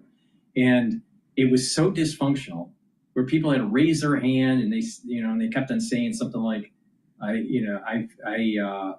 want to pass a resolution where this person is saying something that hurts my feelings and I don't like it, and I'm triggered. And it became so dysfunctional that they weren't able to do anything. And guess what? We're seeing this playing out with the Democratic Party. Socialism doesn't work. It doesn't work. Literally, it doesn't work. People that are living in a socialistic society, they don't work. Literally.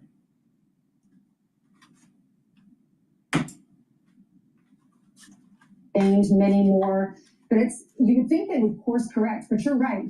Charlie called it a struggle session. It was a struggle. It's been a struggle session. We're on day 3 now. It's a 3-day conference, but you had one saying that ICE in California is worse than the pandemic. You had a consultant for the DNC say that migrant crime and carjackings don't matter to most Americans. Well, that really matters to everyone. They're not living in reality. This is the problem with the Democratic Party. This is the problem with these ultra libs. Now, hopefully the ones that are listening are conservative. And maybe some are liberal, I don't know. For the ones that are liberal that are listening, it's better for you to use common sense. It's better for you to use logic and truth, veritas, all right, reality, and you will be farther ahead in life. But if you want to live in some sort of distorted reality, you're not going to get anywhere. Because reality will always trump fantasy.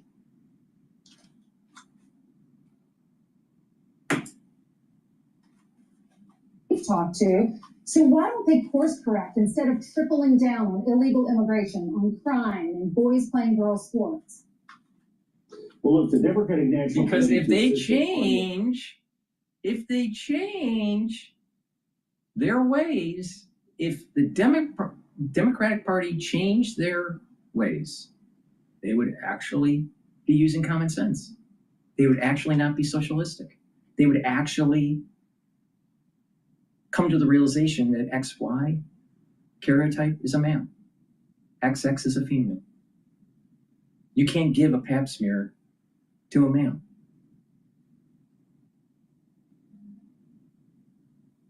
They'll come to the realization that late-term abortions are killing a baby in utero,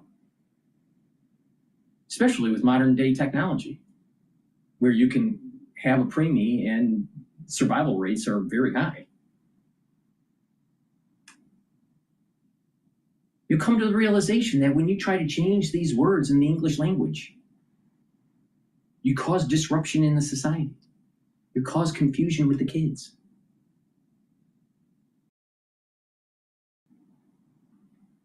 They would actually realize that they need to come into the Republican tent, the conservative. You see, there's a pendulum that's swinging in the United States. Conservatism is coming back. Trust me, it's coming back. Why? Because socialism doesn't work.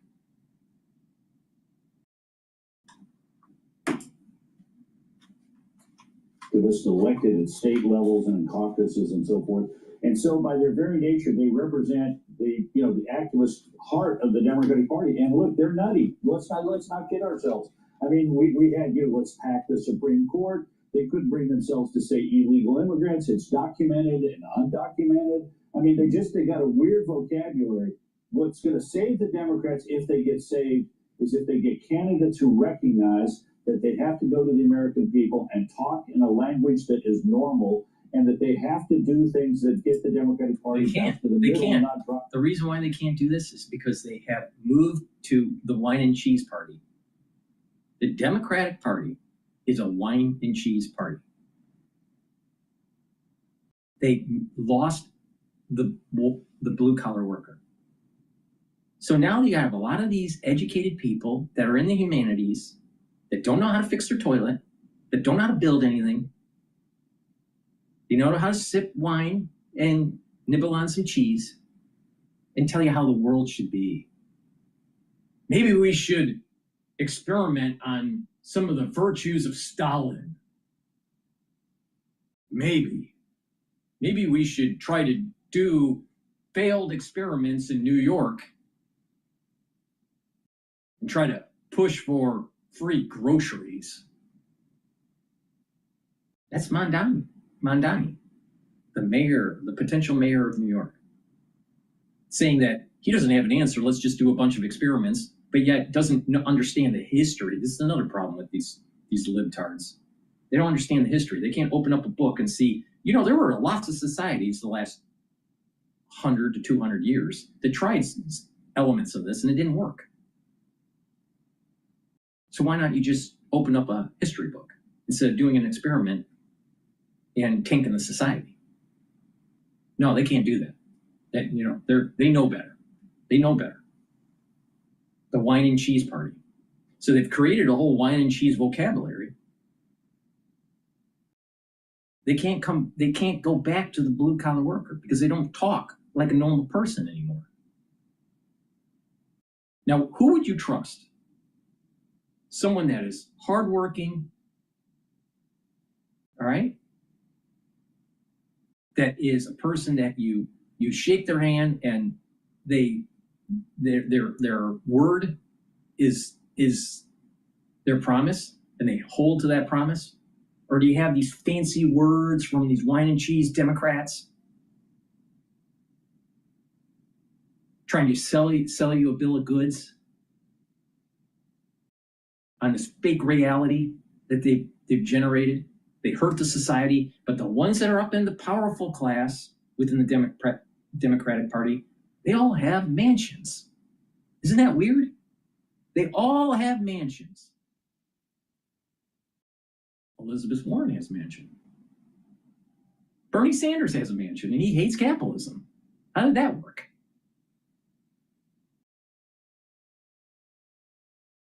Nancy Pelosi has multiple refrigerators. Do you have multiple refrigerators in your mansion? We continue. Further to the left.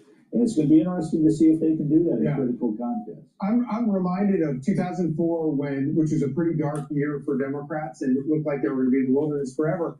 4 years later, they emerged with a candidate that unifies them. What's your warning for Republicans at this moment?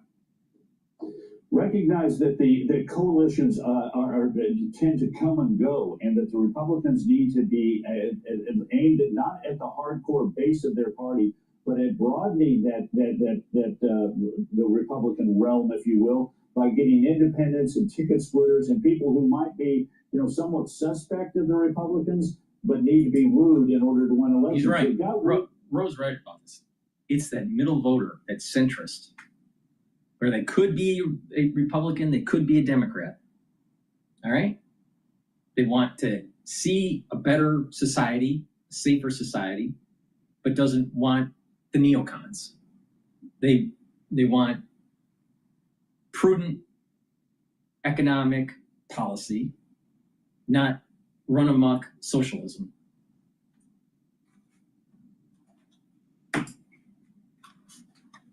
(2024) because the idea of 4 more years of the Biden-Harris administration was anathema to them. Right. But they voted for the Republicans because they didn't want to vote for Democrats. Now they got to find a way to say, vote for us because of positive feelings about what it is that we're doing and what it is that we're offering for the future of the country. All right, Carl, thank you so much. That and a reference to Vera Wang, I think we'll do it. Thank you, Carl. I'm Steve Ducey. I'm Brian Kilmeade. That's hilarious. Please go to my store, the-studio-reykjavik.com, and get the foundational part of my protocol. That foundation is the multivitamin, the complete multivitamin. This multivitamin has the multivitamins that you need for enzymatic activity. So you need cofactors for the enzymes to have the proper conformational shape, three-dimensional shape, to act to produce the processes within the cell. All right, they're called cofactors. So multivitamins are cofactors for enzymatic activity. So when you have those cofactors at higher concentrations, your body will actually work better, but also help to slow down that aging process. So it's important to get the complete multivitamin and get the probiotic. The probiotic will help with your gut biome, so you absorb your nutrients better, improves your immune system, reduces inflammation, helps with brain function, and helps with your liver function. So getting a probiotic and getting a multivitamin as the foundation, and then building off of it, like C60 or Max 35, the turmeric, the ashwagandha, the lignans, and the boomer boost. That's a very powerful stack to slow down the aging process. And when you slow down the aging process, guess what? Your endocrine system works better, your brain function works better, your cardiovascular fitness is better, your immune system is better, your digestion is better. I mean, there's so many things that you benefit by just taking and letting your body heal. And when your body is healing, the natural result of that is a slowing down of the aging process. But if you have a lot of inflammation, if you have a lot of free radicals, if you have a lot of aches and pains and a suppressed immune system, guess what? You age faster. You ever notice when people get sick all the time, they age quicker? You ever notice that when someone is older, that their skin health starts to decline more rapidly? Wonder why these things are happening? Well, if you target the gut, if you make sure you have the right supplementation and the right multivitamins, and you stack them in such a way where you're soaking up the free radicals and you're boosting up your immune system, you're slowing down the aging process. If you just pay attention to that protocol that I just mentioned, the foundation and the 4 pillars, you're attacking all of the major vectors of aging. Or you can just, vote Democrat and just let your society go to hell. All right, let's listen in to Bloomberg talking about Lisa Cook. Your company's workflow could be as smooth as this. With Zoho, the smoothest, easiest. That is a huge question. That's the question clients are asking me right now. And I tell them she's sort of like Schrodinger's Federal Reserve Board governor, because if you ask President Trump, he would say she's not a governor right now. But if you ask her and her lawyer, they would say, yeah, she's still a governor because President Trump exceeded his authority in trying to fire her, and so it doesn't really have any effective value. But that is what a court has to decide. I think the trial court can actually decide that issue relatively quickly in terms of litigation timelines, probably within a month or so, and then there will be appeals after that. Within a month or so, there's a September 17th FOMC. What do we reasonably think can happen by that date? Yeah, I mean, there's a chance that she asks for clarity from the court even faster than a month with that September 16th or 17th. So 16th, yeah, decision on the 17th. But, in my mind, the critical date is February, not September 16th. Because September 16th, she's only one vote out of 12 on the FOMC. The last time in July, you only had 2 dissenting votes. So it's unlikely that her one vote would make all that much of a difference in September. But in February, that's when the Federal Reserve Board gets to reappoint.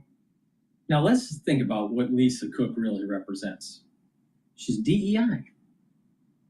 She really doesn't have a very strong economic, econometric, monetary policy background. And then she did mortgage fraud on top of it. Now do you see some of the problems that the Democratic Party has produced? You get powerful people into position that aren't really qualified or really have the know-how to do a good job. And then you find out that they even do things illegally.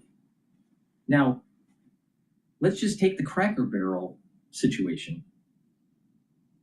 Now, it's not tied to monetary policy, but it's about these DEI hires. It's about trying to change the American society in some sort of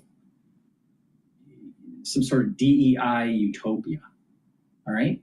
What was Cracker Barrel doing under the new CEO? Pushing LGBTQ or XYZ, PTL, who knows how long this acronym goes now. It's so crazy. And trying to redo the logo, get rid of the white guy in the old chair. Now, we can take a lesson learned from the Bauhaus movement in architecture. All right? So in Germany, there was this movement, the Bauhaus movement, and it was moving towards where architecture was losing the ornamentation, the decorative aspects of a prior era, because it took more time, right? Certain skills, masonry skills needed to be known. And through the Bauhaus movement, especially industrial design, it lent itself to mass production, making things a little bit easier to make. So the Bauhaus movement is not just in architecture, but also in industrial design. If you look at furniture design during the Bauhaus movement, it's easier to make. All right. But there is also an element of the Bauhaus movement, especially in architecture, that is showing kind of almost a soullessness. There's no soul in it, right? It's like soulless.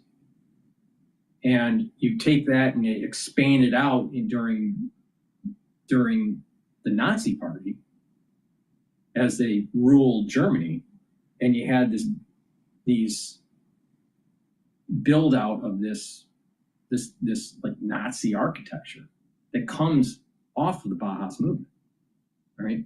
But it's this soullessness, all right?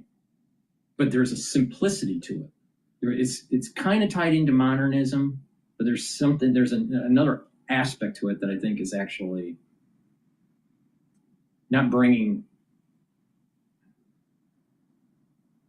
some of the feelings that people would have in architecture with the higher ornamentation in the design, all right? So how does that apply to Cracker Barrel?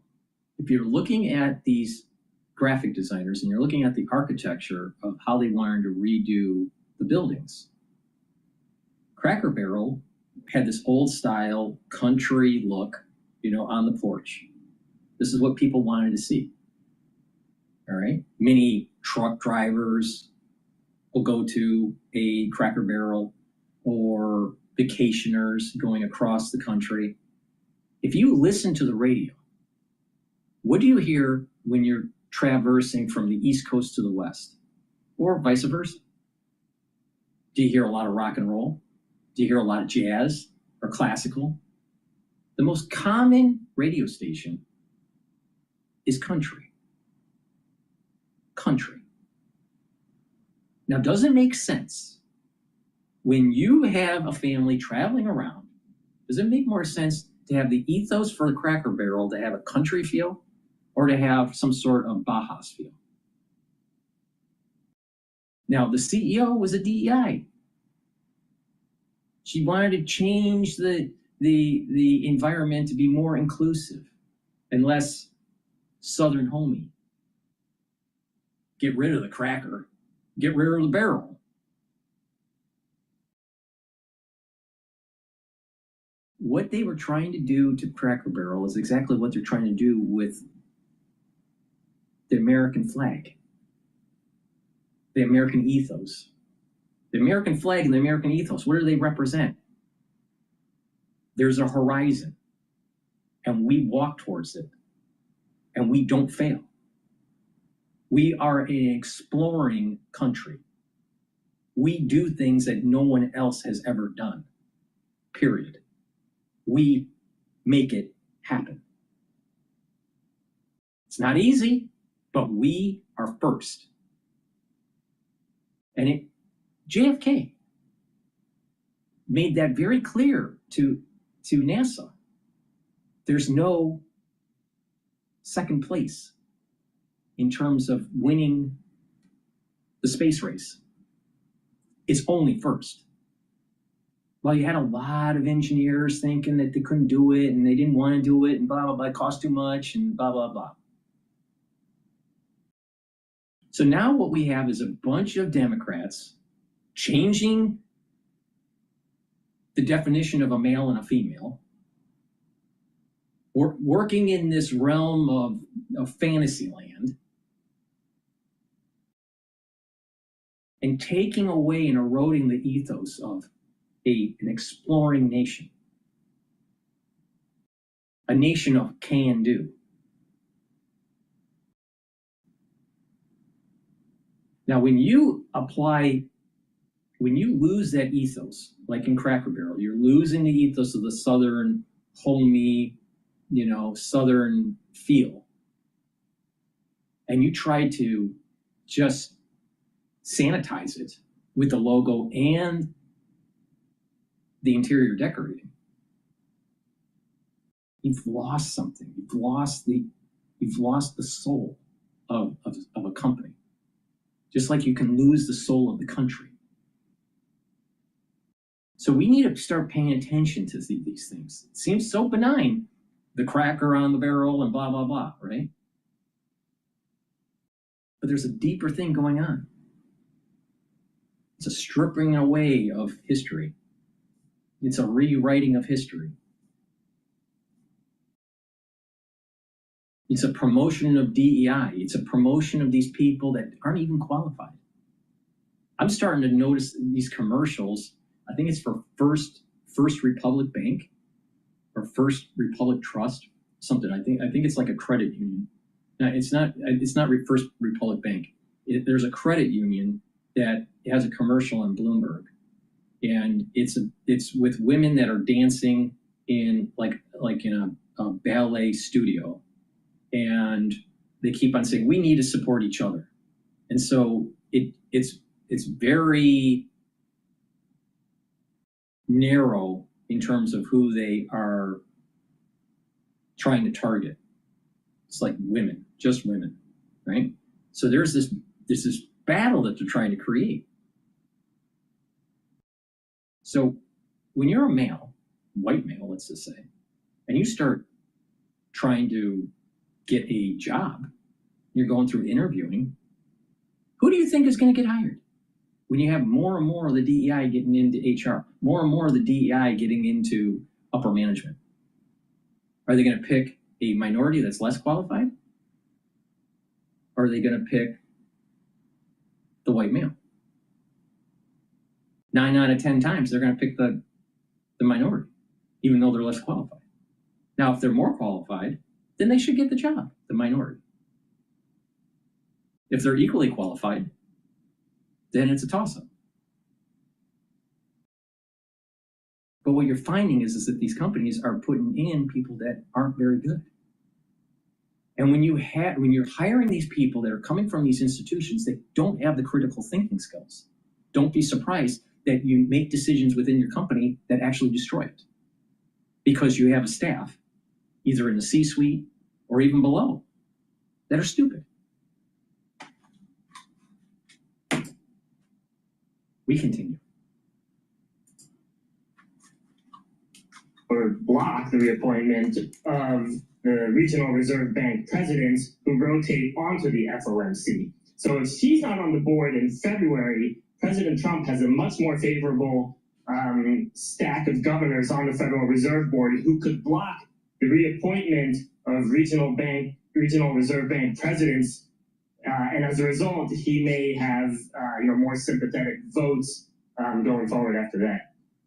Man, you can get cynical when you want to, right? You can put it on that deep dark hole. It's not cynical. It's looking around the corner, Paul. It's being a lawyer, okay, being an attorney. So again, I guess it comes down to, does the president have cause here, and is that for court to decide? Like, well, there's so many interesting legal questions here. That is one of them. Let me sort of walk you through what I think the main questions will be. Number one, is the for-cause removal restriction even constitutional? Yeah. That President Trump's going to argue that it's not. The Supreme Court indicated in May that for the Federal Reserve Board, it likely is fine. Assuming it's constitutional, what constitutes cause, right?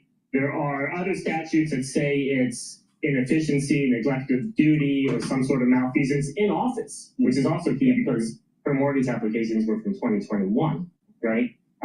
Okay, so now let's say we know what cause means. Then we have to determine. But when they were doing the background check for her to elevate her onto the board, why didn't they see that? Or maybe they did. It should have automatically disqualified her from being elevated to the board. But she's DEI. It's okay. Same thing happened with Claudine Gay over at Harvard. She didn't do much in academia for research in her field. All right, independent of all the plagiarism that she did, but let's just say that she didn't do any plagiarism. She didn't do much in her academic field, but she's an administrator. So it's like some PhDs are more like doers than researchers, all right? So that's okay. You can be more of an administrative type PhD, all right? But the problem is that when she was elevated, she didn't have the chops in her field. She was good at squeezing the lemon in terms of budgets. But when people went and did research like Rollin and was proving that these DEI policies are bad for Black children and that they're not effective in raising them out of poverty, she demonized him. She went after him, tried to shut down his laboratory. Because he was Black too. You know, he's Black. Rollin's Black. And he was disproving the narrative of now he's a very accomplished economist and came from a background of a very poor background and elevated himself into being a scholar of economics. And he was disproving her. And when people disproved her, she went after them.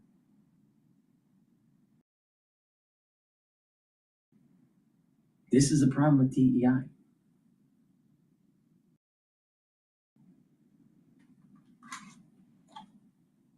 If you prove that they're in power and you prove them wrong, they'll go after you.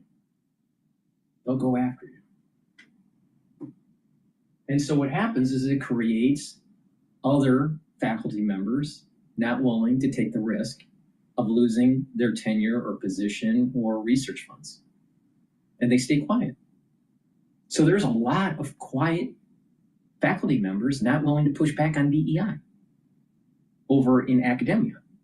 And remember, this is important because the academic arena is where the children are being taught this DEI BS before they get into corporate. And then it starts to metastasize. So you got to get to the root cause. And that's what Trump's doing with these institutions. Because the institution's Achilles heel isn't social policy. It's money. And when you shut off the grants, they have a shit fit because then they actually have to start cutting. So what Trump did was he went right after the Achilles heel of Harvard. He went after the Achilles heel of Cornell and Penn and UPenn and Yale and all these other universities, all right? Stanford. That's the Achilles heel. Money. Money.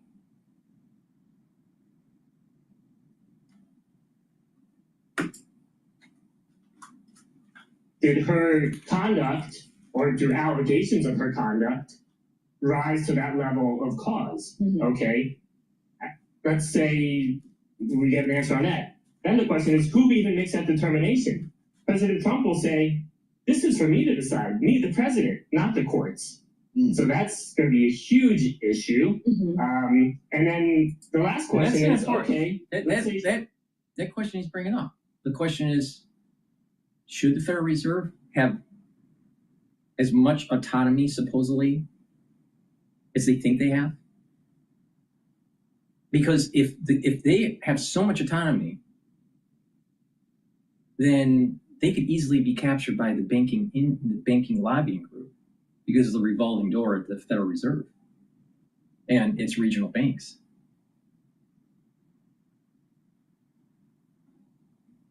Because of that revolving door. Do you think that the Federal Reserve Board of Governors are going to care about middle America or potential being on a board at, let's say, JP Morgan, or being a consultant for an investment bank? So who are they really lowering or raising the rates for? Is it for the economy? Is it for their personal benefit? So if this is the case, then if someone is not above board before they get onto the board, if there's not enough due diligence, which it seems that the Federal Reserve Board didn't do on Lisa Cook, you get problems like this, where someone is elevated to a very powerful position that should have never been there. She doesn't have the economic background for it, and she broke the law with mortgage fraud. But they're powerful and they feel as though they can do whatever they want. So now what it is it's this battle between, well, wait a minute, how much autonomy should the Federal Reserve have? In theory, the Federal Reserve should be able to make policy independent of what the politicians say, because if you do what the politicians say, most likely you will have higher inflation. Most likely you'll have hyperinflation. Okay, that seems illogical. I think no matter what side of the spectrum you're on, either Republican or Democrat, that's a logical statement. Autonomy for the central bank for decisions on raising rates or lowering rates should be independent of political persuasion. The problem comes in is that there needs to be transparency. Transparency in its governance, transparency in its swap markets and in its economic thinking on why they were doing what they were doing. Not 5 years later when they released the Beige Book, where they can hide nefarious activities and the people are gone and it doesn't matter. So transparency, accountability, auditing. But they hide under they're autonomous, so they don't need to be audited. No, they need to be audited. So it's really a battle between a deep state that feels as though they are not accountable to elected officials, not accountable to the legislative branch or the executive branch, and the power of the executive branch.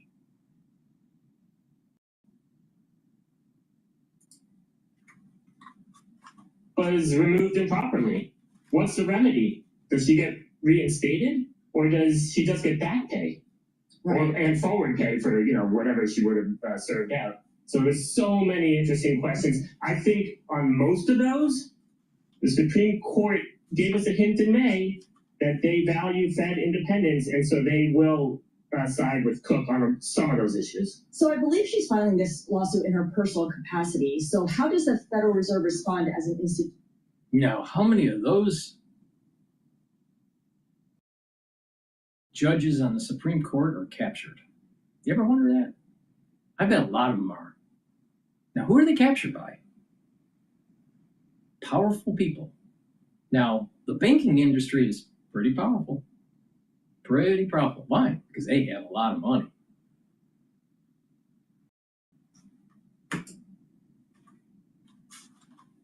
What does the General Counsel for the Federal Reserve say or do here? That's a great question. Probably they don't say anything. But interestingly, I was just looking at the complaint. The other members of the Federal Reserve Board, I believe, are named as defendants as well. So it's not just President Trump. Oh, interesting. I think Powell and the rest of them and the board itself maybe as well. So I'm not sure exactly what the angle is there. Probably trying to, from Cook's perspective, reach a result where if there is a court ruling, the Federal Reserve Board and Powell have to abide by it and reinstate her if that's what the court rules. This is you trying to book a trip on your business travel platform. And this is me using Navan. This is you wondering why your company uses a platform that looks like it's from the 90s. This is me seeing my itinerary in one beautiful screen on my computer. And now my phone. Now my watch. I even earned all my loyalty points. This is you stuck up.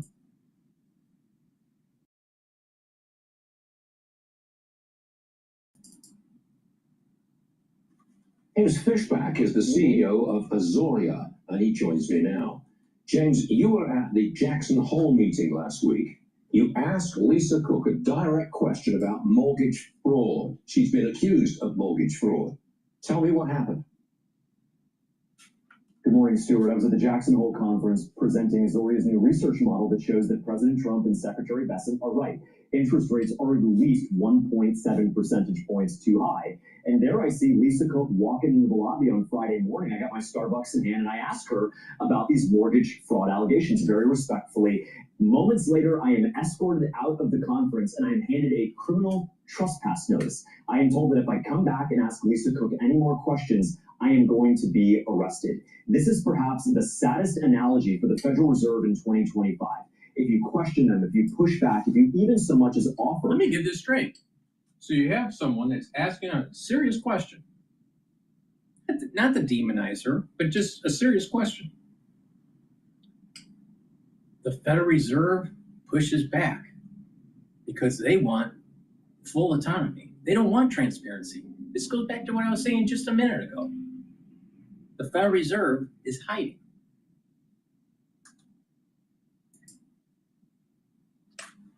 Different opinion, they will punish you. That is wrong and that is un-American. You think there is going to be another new governor on the Federal Reserve Board. Do you have any idea who it might be? And does it force the board in the direction of cutting interest rates more quickly? Well, let's be clear here about first what Lisa Cook is alleged to have done. A couple years ago, she got 2 mortgages on 2 homes in 2 separate states, signed these applications within 2 weeks of each other, claiming that both of these homes, Stuart, were her primary residence. That is a lie. That is fraud. It is called owner occupancy fraud. In fact, the Federal Reserve Bank of Philadelphia quantified the risk of how this systemically poses to the housing market. Now, what this does is, by President Trump firing her, of course, to your point, opens up a vacancy on the Federal Reserve Board of Governors. I'm hearing David Malpass. I'm also hearing that Stephen Moran, who was appointed to Kugler's seat, may actually end up going to Cook's seat. And the reason why... Now, think about what Cook is doing. Cook isn't denying that she didn't do it. All right? She's not denying it. But she doesn't have the moral fiber, because she's DEI, to actually do the right thing and resign. Because they feel as though they're above the law. And this is even a bigger issue. One issue is that she did mortgage fraud.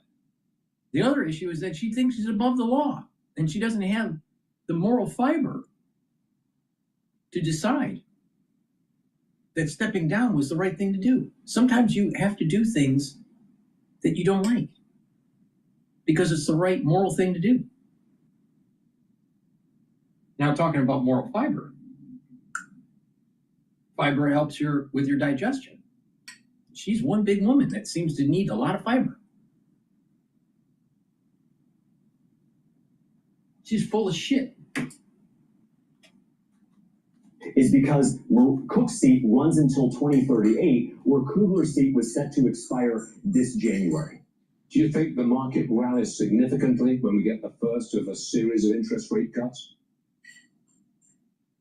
I think the market's done just fine. I think the market is looking through Jerome Powell's obstinance and looking through the fact that Lisa Cook is a deceitful miscreant. Everyone was saying last week that if Trump fired Lisa Cook, the stock market would crash and bond yields would go up. The exact opposite has happened. It's once again a repudiation of the expert class. President Trump is holding people accountable. In fact, if he did not hold Lisa Cook accountable, that would pose a risk for markets because they would actually question the rule of law in America, and that's something that markets do not tolerate. James Fishback, you are a tough guy. We'll see you again real soon. Lisa Cook should be stepping down for a multitude of reasons. She's a DEI hire. She broke the law. She should have never been elevated to the board of governors because of what she did. And then she doesn't have the moral fiber to step down. Now, what kind of person do you want running the Federal Reserve, making a decision if you should be paying more for your mortgage or not? Amazing. Absolutely amazing. Please go to my store, the-studio-reykjavik.com, and get the cleanse or the max 35. You take them the same way. Take a teaspoon a day, swish in your mouth, gargle, 20 seconds, 30 seconds, and then swallow it. It's going to help with the epithelial lining in your oral cavity and your oral pharynx. It's going to help boost up the thickness of your mucosal lining. And it'll help to boost up the immune system. Super important to take every day. I've been doing this in my protocol for over 5 years. If you're not feeling well, take a tablespoon or two a day. Now, olive leaf extract is a dual-purpose supplement. What does it do? It helps to improve your immune system and your cardiovascular system. Brings down inflammation and helps with your lipid profile. Super important to take. Take it every day. And guess what? By helping your immune system and your cardiovascular system, you're going to allow your body to heal. You're going to have better blood flow. And by having better blood flow to your brain, you're going to actually have a microenvironment to improve your neural health. So there's lots of tangential benefits, positive externalities by following my protocol. So please go to my store, the-studio-reykjavik.com, get the olive leaf extract, help with your immune system and your cardiovascular system. All right, let's take a look at what the markets are doing right now. The S&P 500 is trading at 6,481. Bitcoin is trading at about 112,000, and natural gas is trading at 2.983. It's possible today's trading will test the $3 level for natural gas.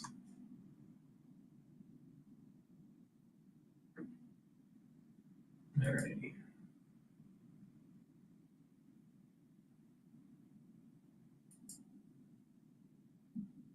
Let's listen to GD News. Let's see if we can get anything out of them.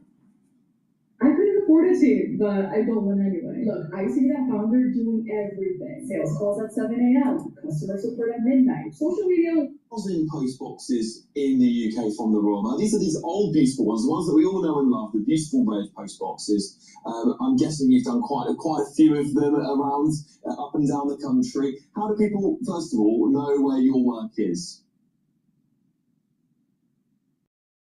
The secret society boxes and other things for and where you will see post boxes decorated up and down the country, and they're all done independently. So that's how that happens.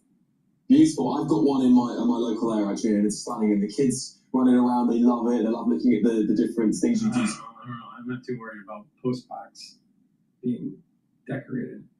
Let's go to Sky News. They're talking about Russia's targets are mostly civilian. Professor Michael Clark for more on this. Professor Clark, great to have you with us. Look, the air war continues apace. It's getting worse in many parts of Ukraine, with one of the largest strikes from the air of the war so far.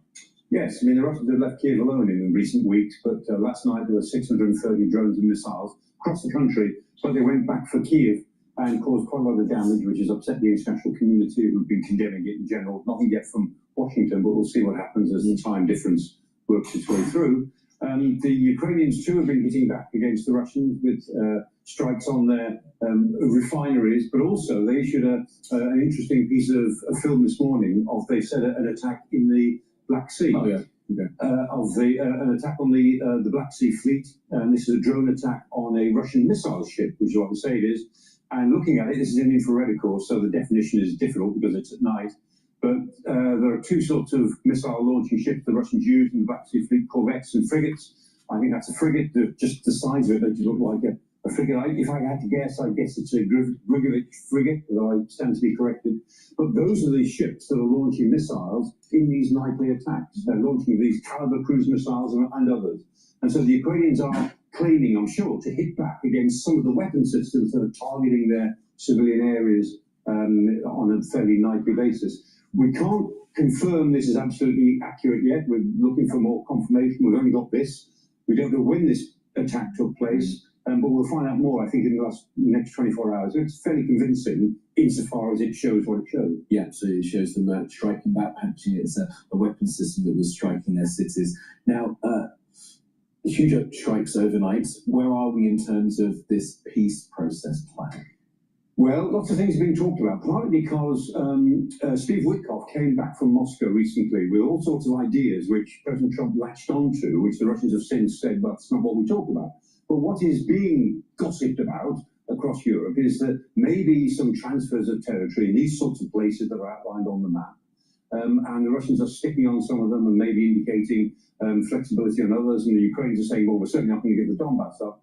And then there's also some hint that maybe the Americans would provide some security guarantees for Ukraine if there were some transfers of territory. And the security guarantees that the Europeans are talking about now at a low level with the Pentagon is a three-level process whereby an international peacekeeping force would look after the frozen fighting line. But Kiev forces, Ukraine's own forces, heavily armed and supported by the West, would be behind them. And then maybe a reassurance force of European countries somewhere back in safe Western Ukraine, but for which the Americans might provide air cover, ground-based air defense, intelligence and surveillance and reconnaissance facilities to allow them to operate as a sort of reinforcer. Okay. If you say it quickly, it sounds all right, but there are any number of problems in all this, not least finding international peacekeepers in the sufficient numbers to hold some monitoring of the front line. But that's what's being discussed. There's a lot of shadow boxing in this because everyone wants to show Washington that they're keen on the idea of peace, even though they're very skeptical that it will work. Well, a plan in place to then be, I guess, worked on and developed further, possibly. Let's move on to what's happening next week in China. There is a big meeting. It's a celebration for China at the end of the war. These three are going to be getting together. Yeah, 5th of September. 3rd of September, the Chinese are celebrating the end of the war in Asia, which was up to the 2nd of September when the Japanese signed the surrender terms in 1945. So it's 80 years since the signing of the surrender on the 2nd of September. So on the 3rd of September, China is having its big 80th anniversary celebrations. Putin is going to it. Kim Jong-un has said he's going to it. This is the most interesting element in a way. 26 others will be there. No Westerners except the Slovakian Prime Minister Robert Fico. Fico's going, He's the Putin man in Europe. He said he's going. So far, nobody else certainly will, but he will, I think, harm himself by being there, but that's his decision. But Kim Jong-un is the big winner here because he hasn't been to China for 6 years. He never goes out of his own territory. This, for him, I mean, he's been in power since 2011. He's never been part of this sort of group of 26 international leaders before. So it's a big win for him. It's a pretty big win for Putin. And Xi Jinping is bringing all these people together to celebrate, something that's very important to China. But undoubtedly, I mean, here are the three leaders who are in effect making war on Ukraine. I mean, Putin directly, Kim Jong-un backing him up, Xi Jinping pretends he's neutral, but we all know he's not. And basically, this is what Ukraine is up against. So they're all meeting on Wednesday next week in a great celebratory bash. And we will cover it, of course, in detail. We'll hear your thoughts on it as well, Professor Clark. Thank you so much for that for now. All right, that was Sky News. Please go to my store, the-studio-reykjavik.com, and get the vitamin C and magnesium. This will help with your immune system, your brain function, and your skin. Magnesium is super important for brain function. Magnesium and zinc, immune system and brain function. Stack them together to get the max benefit. Magnesium also increases the efficacy of vitamin D3. So go to my store and get the great supplements. I also have Myotrol. Myotrol will help to build muscle and maintain muscle. It has polyphenols, flavonoids, and lignans. It helps with the gene expression to build muscle and to maintain muscle. It'll also help with your mitochondrial health. Now, individuals, male or female, that are getting older, let's say 40 years of age or older, it's harder to build muscle. It's harder to maintain muscle. It's called atrophy. So you want to reduce that. You can reduce the atrophy and help to build the muscle by doing resistance training and taking Myotrol.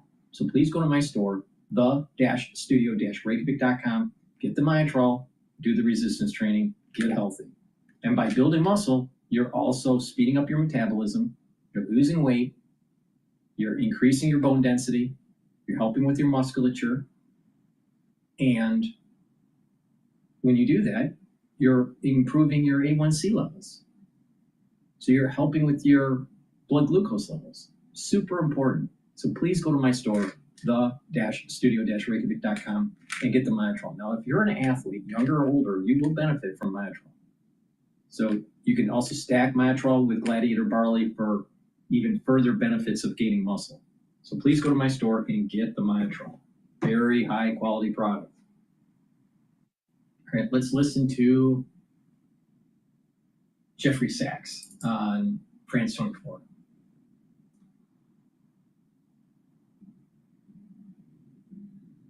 Drinking warm water before bed improves eyesight almost overnight. Apparently, thousands of people are already doing this every night as they sleep by adding one. To talk more about this, we can bring in Jeffrey Sachs, economics professor at Columbia University. Professor Sachs, thank you for joining us on the program today. Russia says it's interested in continuing peace talks with Ukraine, but from what we've seen overnight, the actions are telling a very different story. No, not really a different story. The war is continuing, and peace talks should take place while the war continues.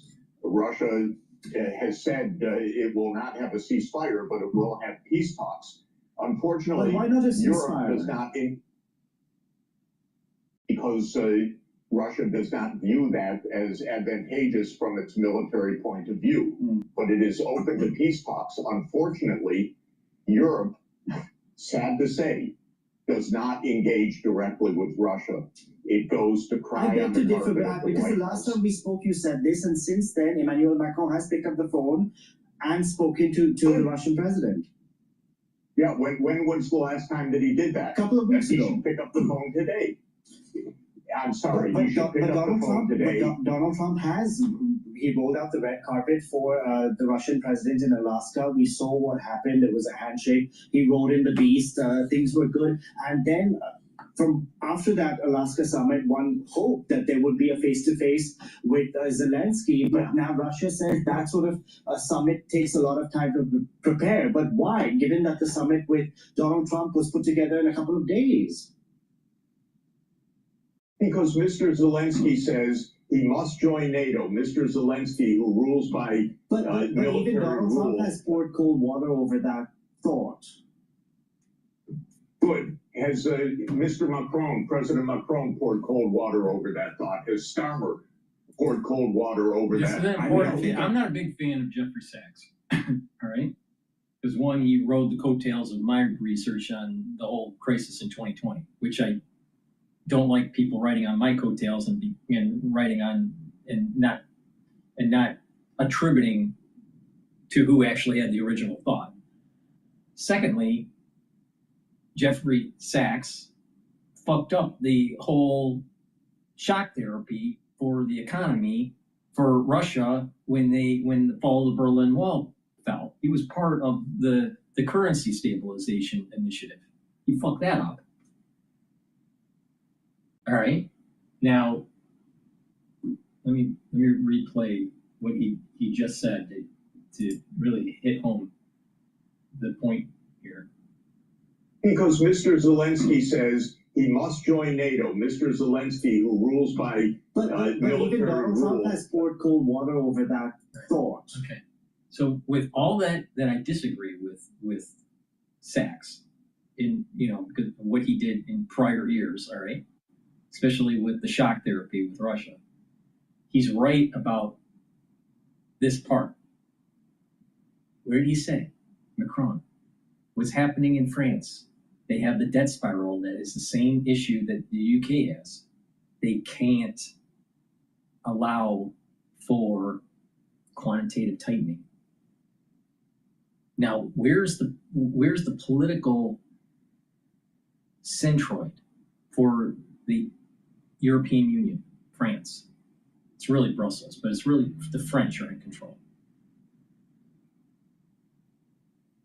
Where's the financial centroid for the European Union? Germany. Now, all three of these countries, Germany, France, and the UK, are heavily in debt. And they all are approaching this debt spiral.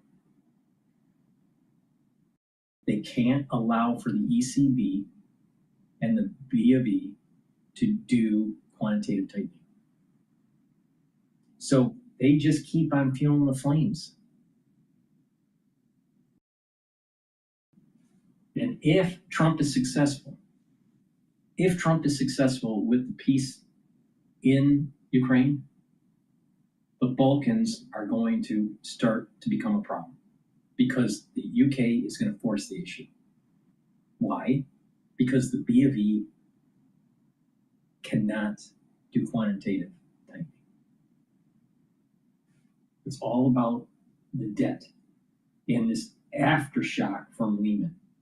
We are still feeling the aftershock of Lehman. Now, people would say, how does Lehman and the fall, the mortgage-backed security collapse and subprime mortgages lead up to this? Central banks have a lot of assets on their balance sheet, and they're trying to titrate it into the market. But these countries have created so much debt since Lehman and COVID that they can't afford the quantitative tightening. They've gone way beyond their means because they thought that they could kick the can down the road and just keep on issuing debt. The bond vigilantes are going to eat the UK's lunch.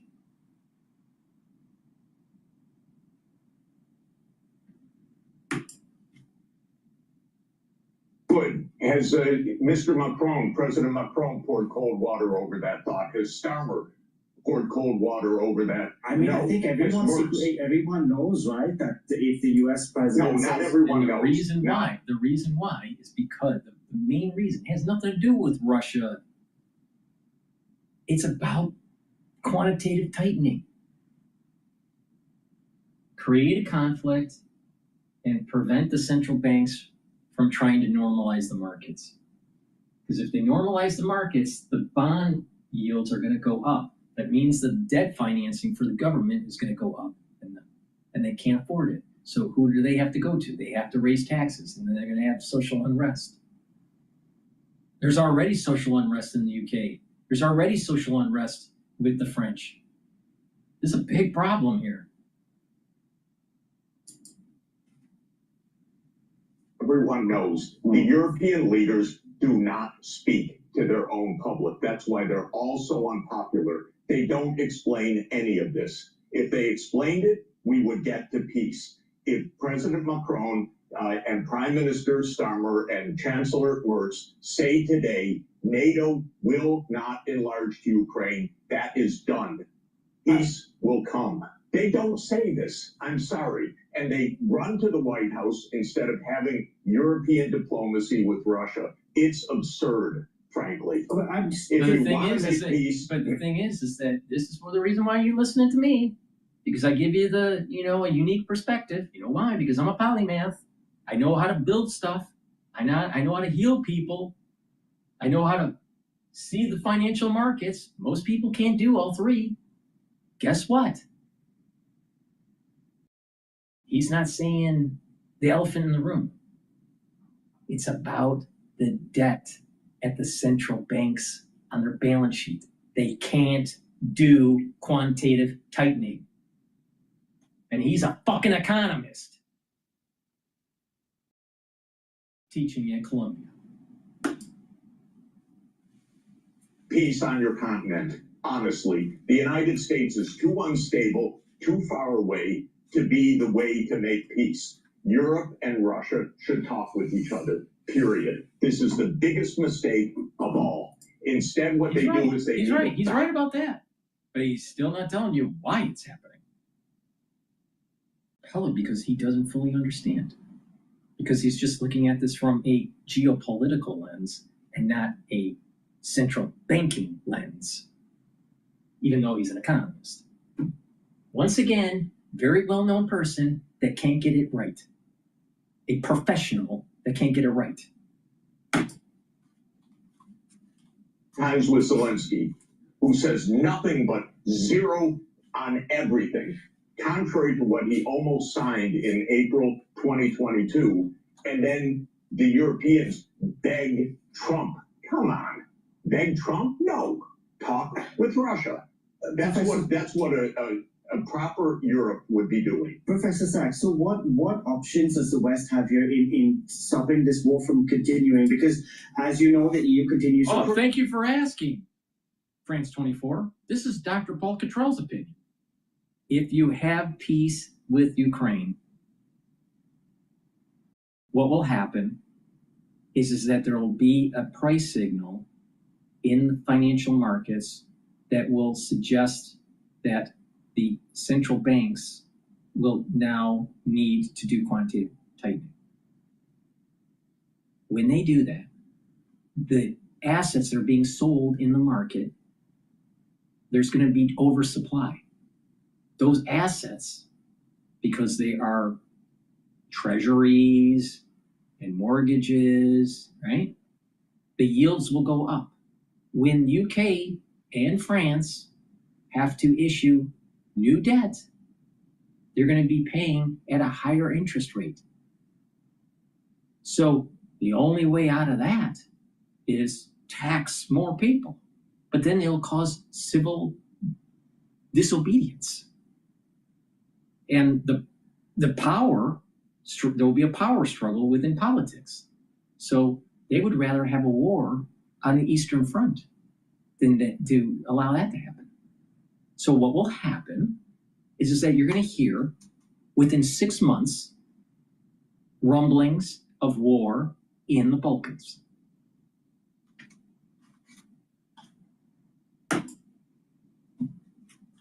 Well, don't call it the West. Don't call it the West. Call it Europe, first of all.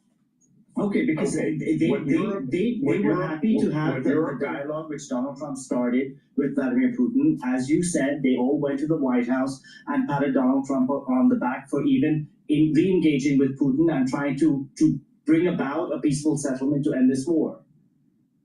How absurd is that? Why go to the White House? It's in the wrong direction.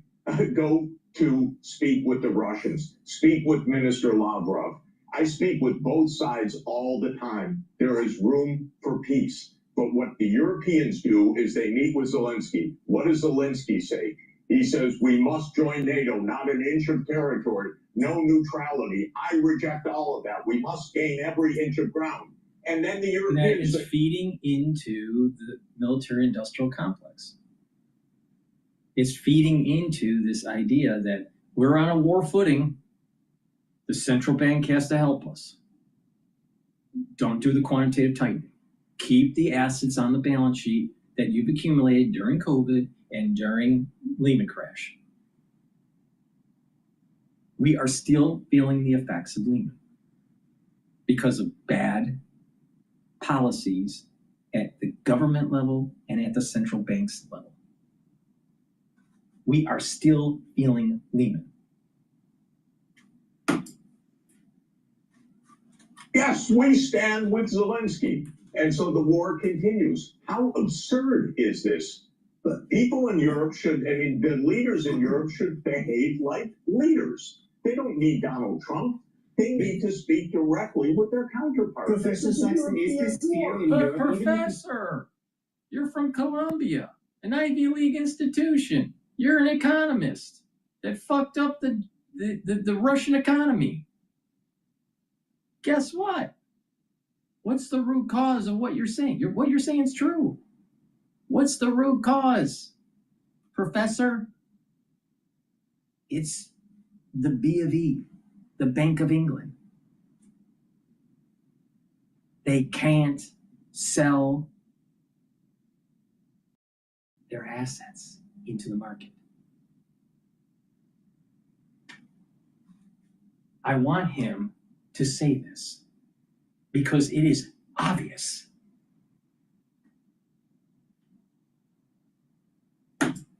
And this is the issue that I have with him. This is the issue that I have with him with COVID. Because he'll say certain things that were true that he was getting from other people, including myself. He was getting it from information from me that he was taking and just fucking coattailing, but couldn't get to the real root cause. National security state. How far back did the platform go? Going all the way back to 2001.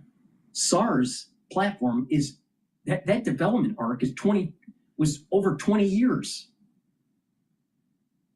with multiple laboratories, multiple countries. Now, who are the two big ones? Well, we know China and the USA. He doesn't know that. He doesn't know that. You know why? Because he doesn't understand molecular biology. But he's a professor in economics, but he can't see the elephant in the room. And that elephant in the room right now, when it comes to Ukraine, is the central banks can't unwind their debt, the balance sheet that they have accumulated. So there will be a war. It always has. This always happens. Yesterday, they're going to sort of unveil a kind of voluntary military service. There is this fear that Russia has its eyes on more than just Ukraine. Why do you think that is, and where does it stem from? I think it's so absurd that there isn't actual direct negotiation, discussing those questions, stating things honestly. Why does Mr. Rutte, the Secretary General of NATO, say till this moment that Ukraine will join NATO? That's giving Ukraine because false hope, unfortunately. Of course it is. Of course, but he's the Secretary General of NATO, and what does President Macron say about that? Not a word. This is parochial. This is a professor from an Ivy League institution, aka Columbia University. All right? This is parochial, what he's saying. This is surface level. You got to get 2, 3, 4 layers deep, dude. You're a Ph.D. You're a professor. Wake up.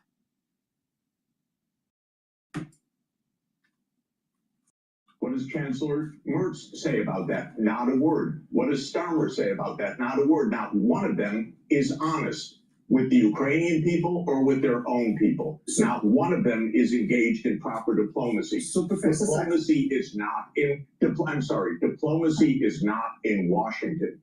Diplomacy is in Rome or Berlin or Moscow. This is a European issue. Donald Trump has opened the door for diplomacy, which, as you said, European leaders haven't done until now. I want to ask you about, statements coming from European leaders, because even at the White House, we had French President Emmanuel Macron who said we must continue arming Ukraine even if there is a peace deal reached to end the war, and also the European Commission President who says she wants to turn Ukraine into a steel porcupine. So according to you, these sorts of statements are counterproductive and not exactly what Russia wants to hear.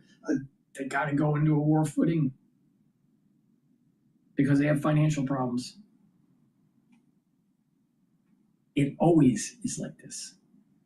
It's not a mistake that we get out of Afghanistan and then all of a sudden Ukraine happens. Got to have war. You got to have those generals licking their chops going, well, wait a minute, if we have peace in Ukraine, where's our next war? Wait, hold on. Let me pick up the phone and ask Powell from the Federal Reserve. Hey, Powell, we're going to ramp down Ukraine. Where can we go for another war? So you don't do quantitative tightening. Click. Generals, we're going to the Balkans.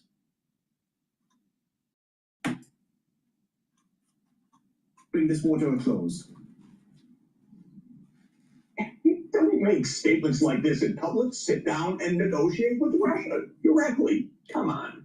This is not even remotely diplomacy. I happen to know Europe knows a lot about diplomacy. Washington, not so much. Professor Sachs, I know we have to leave it there. Thank you so much for joining us on the program today. Appreciate it. My pleasure. Thank you. Thank you. I agree with him on the symptoms, but he is not telling you what the main root cause is.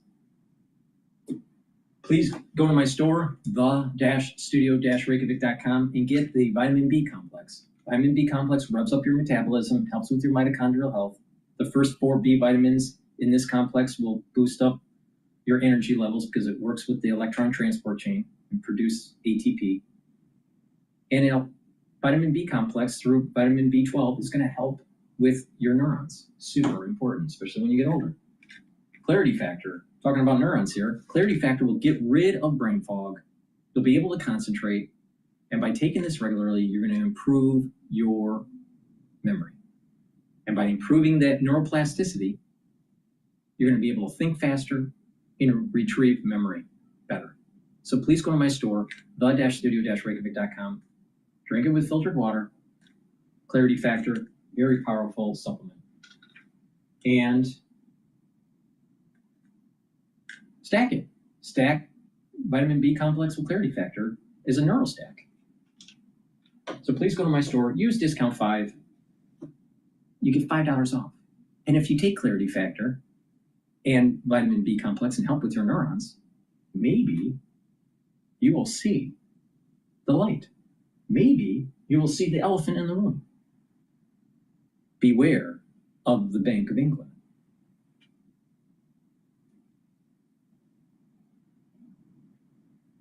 All right, let's go to Bloomberg.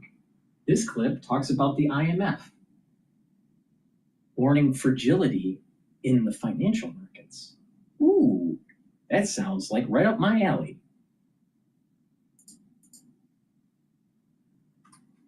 The IMF has great experience dealing with turbulence.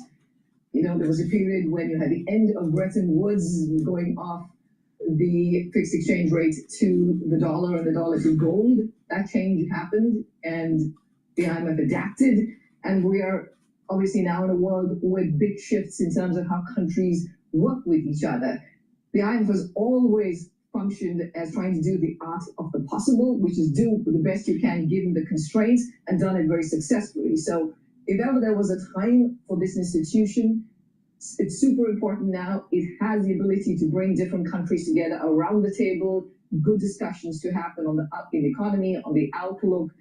Again, a very vital institution for the world. Do you see a risk that it doesn't survive, though, at a time when funding is really in question for a lot of major economies? We see China go it alone. There have been questions about the United States.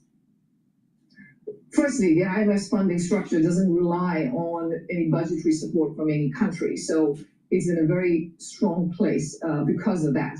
And everything we've seen so far points to all the members wanting the IMF to continue functioning as it has. We work very closely with the US administration. That engagement is going extremely well. But we're also the other 190 member countries that we have. So as of now, lots of support.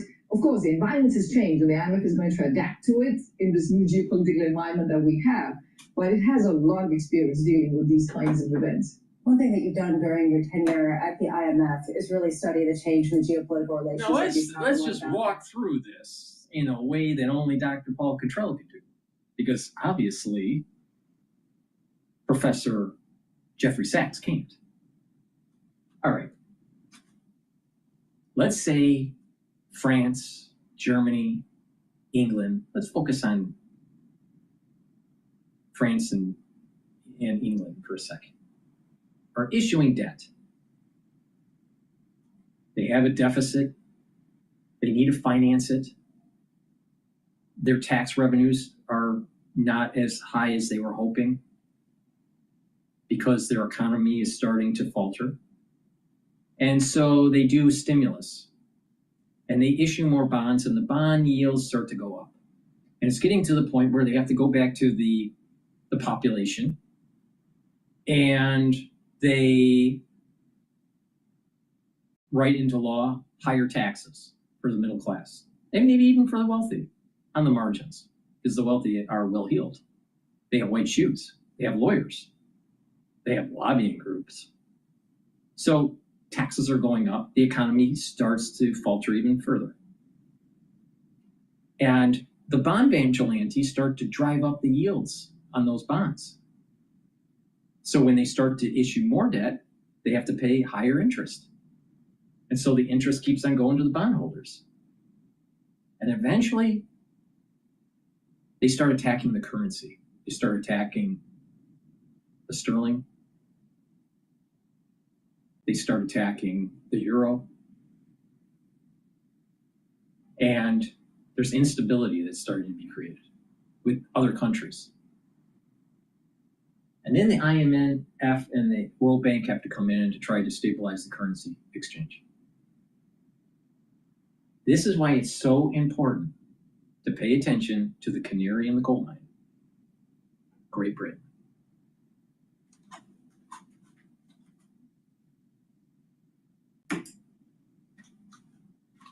Including the reliance on the dollar, and that's been a point of big speculation of late in markets as well. How much are you actually seeing worldwide nations try to shift to alternatives from the greenback, this idea of insulating themselves from some of the policy uncertainty that has made a lot of headlines this year?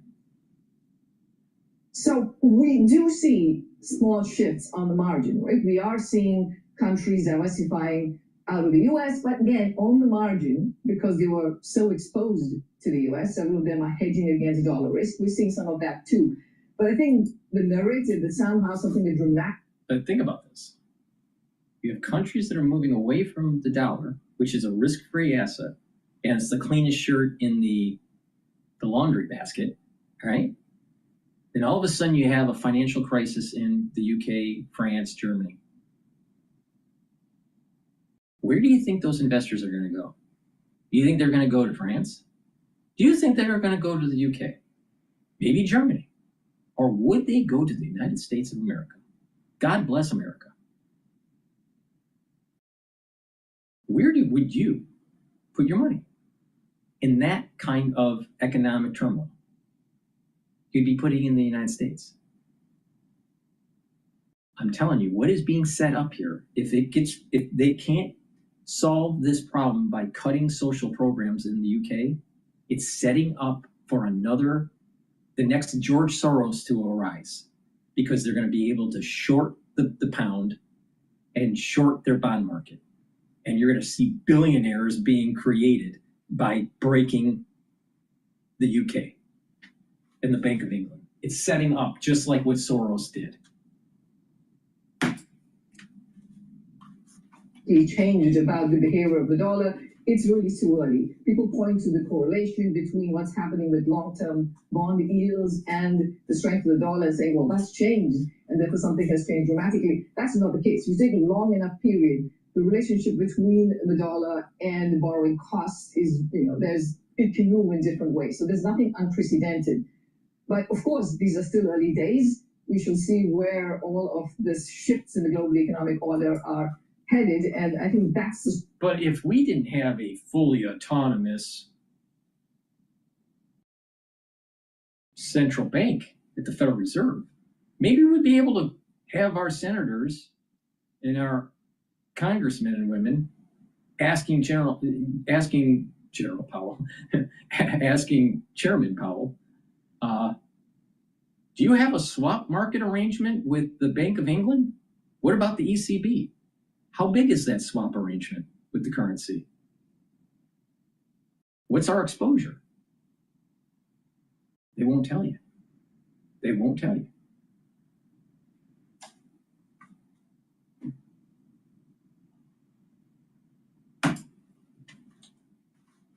the tremendous uncertainty that's still weighing on the world economy. How much has any perceived loss of Fed independence changed that? And we've been talking about how there's this dissonance between the commentary by a lot of analysts and economists about the fear of some sort of loss of independence and then a lack of market reaction that you would kind of expect on the other side. Are you seeing any shifts that maybe are less visible? I think everybody agrees, and this would be markets and economic professionals, policymakers, everybody agrees that central bank independence is critical, monetary policy independence is critical. So if we are not seeing much... But they should be audited. They should be transparent. I want to know if they have a swap arrangement with the ECB and the Bank of England. What's our risk exposure? Is the Federal Reserve actually propping up the Bank of England? Maybe. Maybe. Why? Jeffrey Sachs, maybe that's the reason why they're coming to the White House. Wink, wink.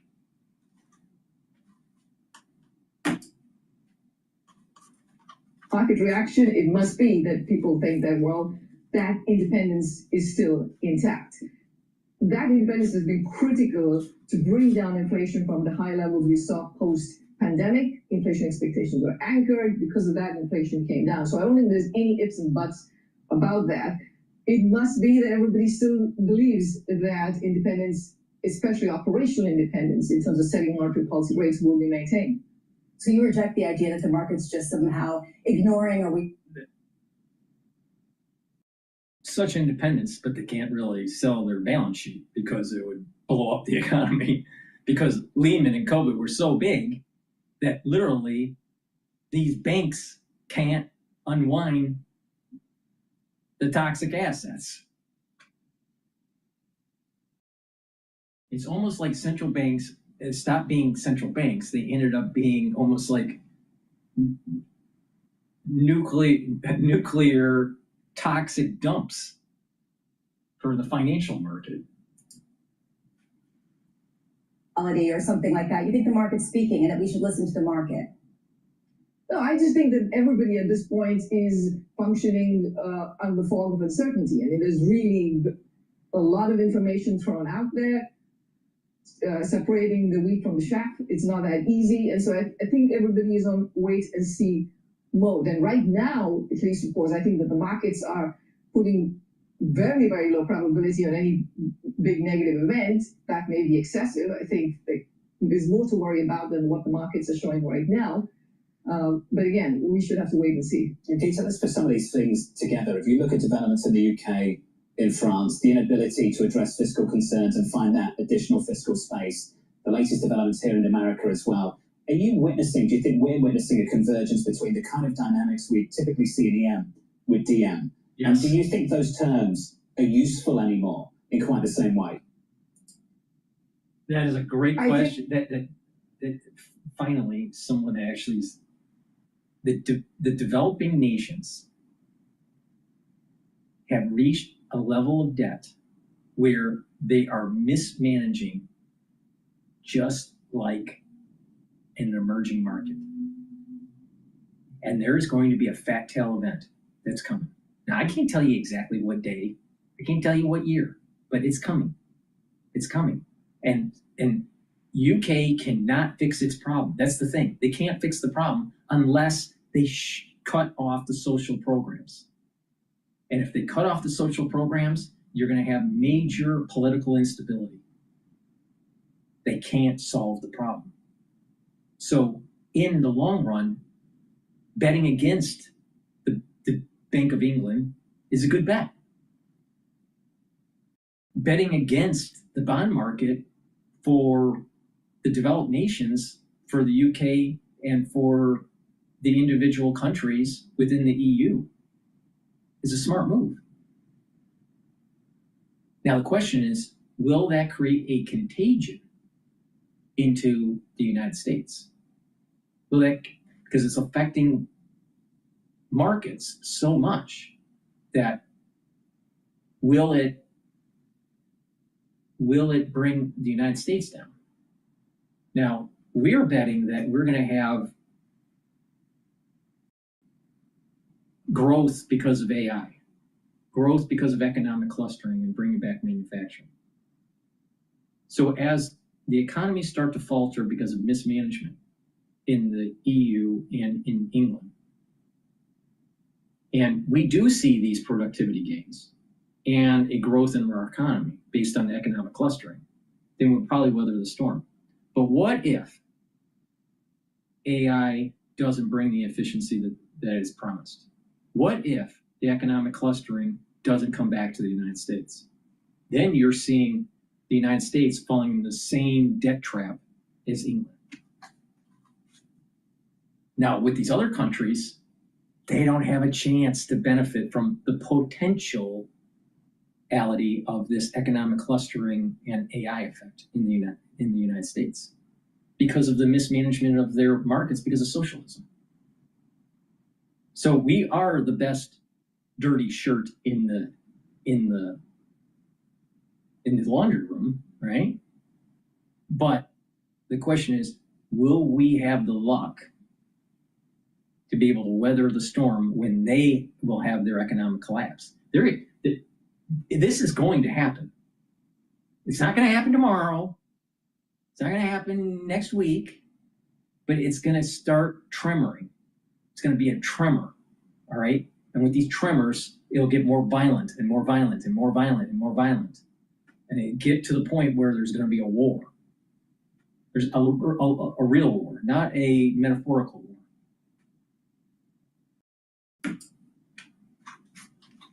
We have certainly moved away from the case of advanced economies, rich economies can keep increasing their debt, which is what's projected to happen, and there's not much to worry about. I think we're certainly past that. Major economies are beginning to worry about what's happening to their yields. You're seeing that. It's a major concern in France right now as we speak. But even in the US, long-term yields are basically back to pre-GFC level. We are away from the world of big global savings glut, away from the world of central banks buying large amounts of government assets. So I think it would be really complacent for any government, rich or poor, to say that, well, no, our debt will always be bought. And I think one point I want to make is that we talk about resilience for the global economy, which has been really the positive of these last many years, despite all these shocks. But we should recognize that the reason we've seen resilience is because we haven't had a financial crisis, despite the pandemic, despite wars, despite geoeconomic fragmentation, despite Fed rates going up very sharply. We've not had a financial crisis. That doesn't mean that that will never happen. We have very high levels of debt around the world. I think bond markets are in a fragile place. You have valuations in equity markets that are sky high. So I would say tread carefully, because if you do have a financial crisis, we know the scarring that comes from that is long lasting. And when you talk about a financial crisis, some people were wondering what. It's generational when that happens. We're still feeling the effects of Lehman. Potentially trigger it. Are you saying that the sovereign debt market of developed markets isn't the greatest concern at this point? I mean, usually when you get a financial crisis, it's a combination of events that can trigger it, right? And so if you have multiple markets that seem to be in a vulnerable position, you could end up with a negative event, right? And so the bond market. This is what I mean by the contagion. There's contagion because of the conductivity of these different markets. The question is will we be able to weather that storm? We're going to get a storm hitting the United States shores, all right? Even though it started in Europe. The question is, will we be in a better position to be able to weather it? But if it's bad, this means that this is going to lead to, if you look at all wars, you think wars just happen because of peace and prosperity? All right? You know, you're in this era where there's lots of peace and prosperity, and then just have a war? No. Usually there's something going on economically that's happening. Or resources, a lack of resources, or something that is the reason for the war. And this is the point I'm making, is that this will lead to another war. And we're not talking about proxy war here, like Ukraine. Ukraine's a proxy war between Western powers and Russia. That's a proxy war. We're talking like something big.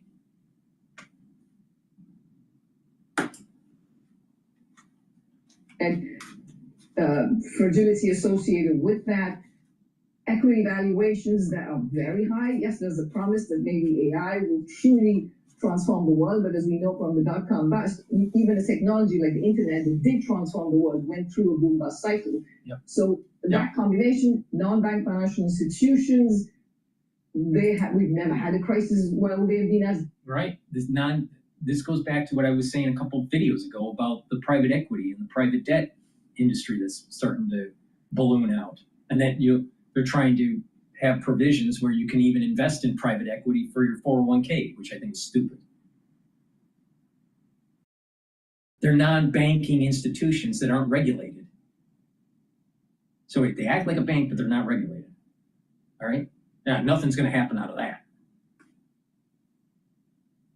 When you have, like I was saying earlier in this broadcast, when you have a technology build out and you have growth from that build out, eventually there's a bust cycle. But within that bust cycle, there is a leveraging mechanism, a financial engineering mechanism that starts to take place that leads to more probability and more severity of the decline. Now, in this economic boom cycle, it's the non-banks that you got to worry about. The private equity, the private credit. Those are the financial engineering instruments with this AI build out. The AI build out will bust, the financial leveraging will collapse, and then all of a sudden you start having a major crisis, economic crisis. But you got this, the area within Europe where there's this conflict, the amount of blood that has been spilled over the centuries, going back and forth in this region, is phenomenal. All right? Now think about it. How many people are in the world today? 9 billion? Seems like a lot. You ever wonder how many people were ever born in the world? Cumulatively? It's anywhere from 80 to 100 billion people. So think about that. 9 billion? But think about how many people have ever lived. Almost 100 billion? Now, not everyone died from war, but a lot did. And a lot did in Europe.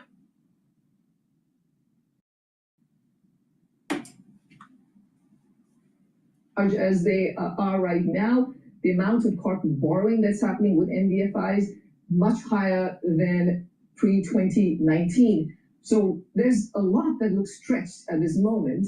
And at the same time, I think the world economy is gambling with all kinds of new policies. So I would say tread carefully, make sure that financial supervision and regulation is continued, see what needs to be done with NBFIs, what's the appropriate level of supervision and regulation that's required over there. All of that is going to be very important. So you're leaving the IMF and you're going back to Harvard, a university that you've known very well. What are you going to be doing there, and how important is it for you to really get the sense back in the economics profession of pure research and true rigor versus some of the politicization that we've seen recently? So I think the reason that the economics profession has been able to contribute so well over these last few years is because in the face of unprecedented shocks, you really need to go back to some of your training to figure out how you're going to respond to a pandemic that you haven't seen in 100 years or war in Europe, right? So having that base of knowledge is very important. But at the same time, I think the economics profession has to recognize that there is something of a trust deficit, especially with mainstream economists, and how do we get over that?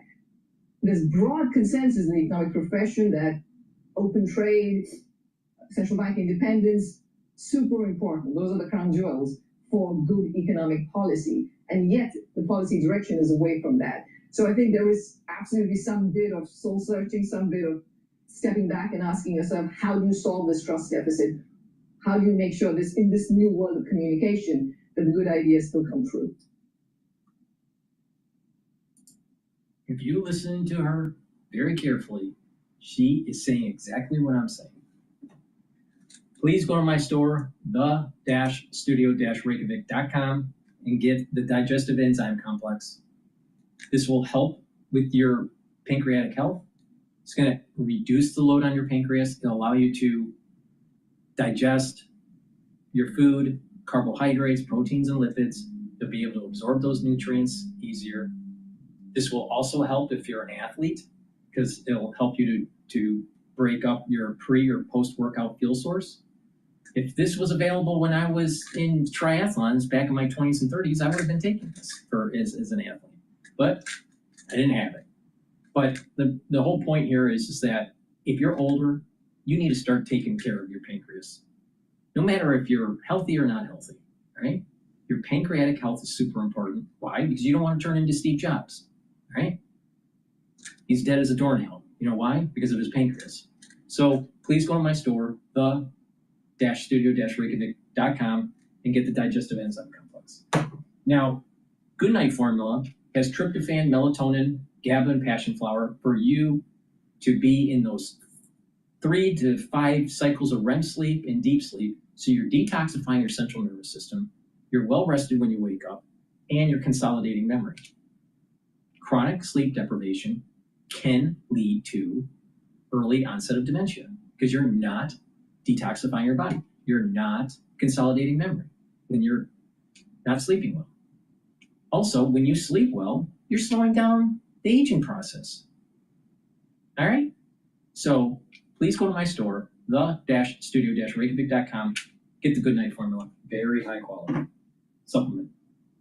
Resveratrol, been taking it for multiple decades.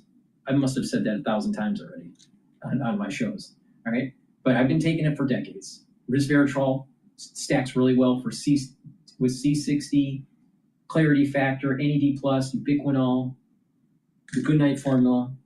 Resveratrol will help with youthful gene expression, get rid of cells that need to go into apoptosis. Because when you have cells that are in senescence, they just sit there and collect garbage. You want to get rid of them, all right? Resveratrol helps you with that. Resveratrol also helps with the health of the mitochondria because it's an antioxidant. So your energy levels will go up. The health of your mitochondria will go up. Take resveratrol, and again, to get the max benefits of resveratrol, stack it with some of the items that I just mentioned. So please go to my store, get the resveratrol, the Goodnight Formula, and the digestive enzyme complex. Take care of that pancreas, all right? A lot of people underestimate the real importance of your pancreas, right? You hear lots of people when they get older, they start having pancreatic problems, all right? So pay attention.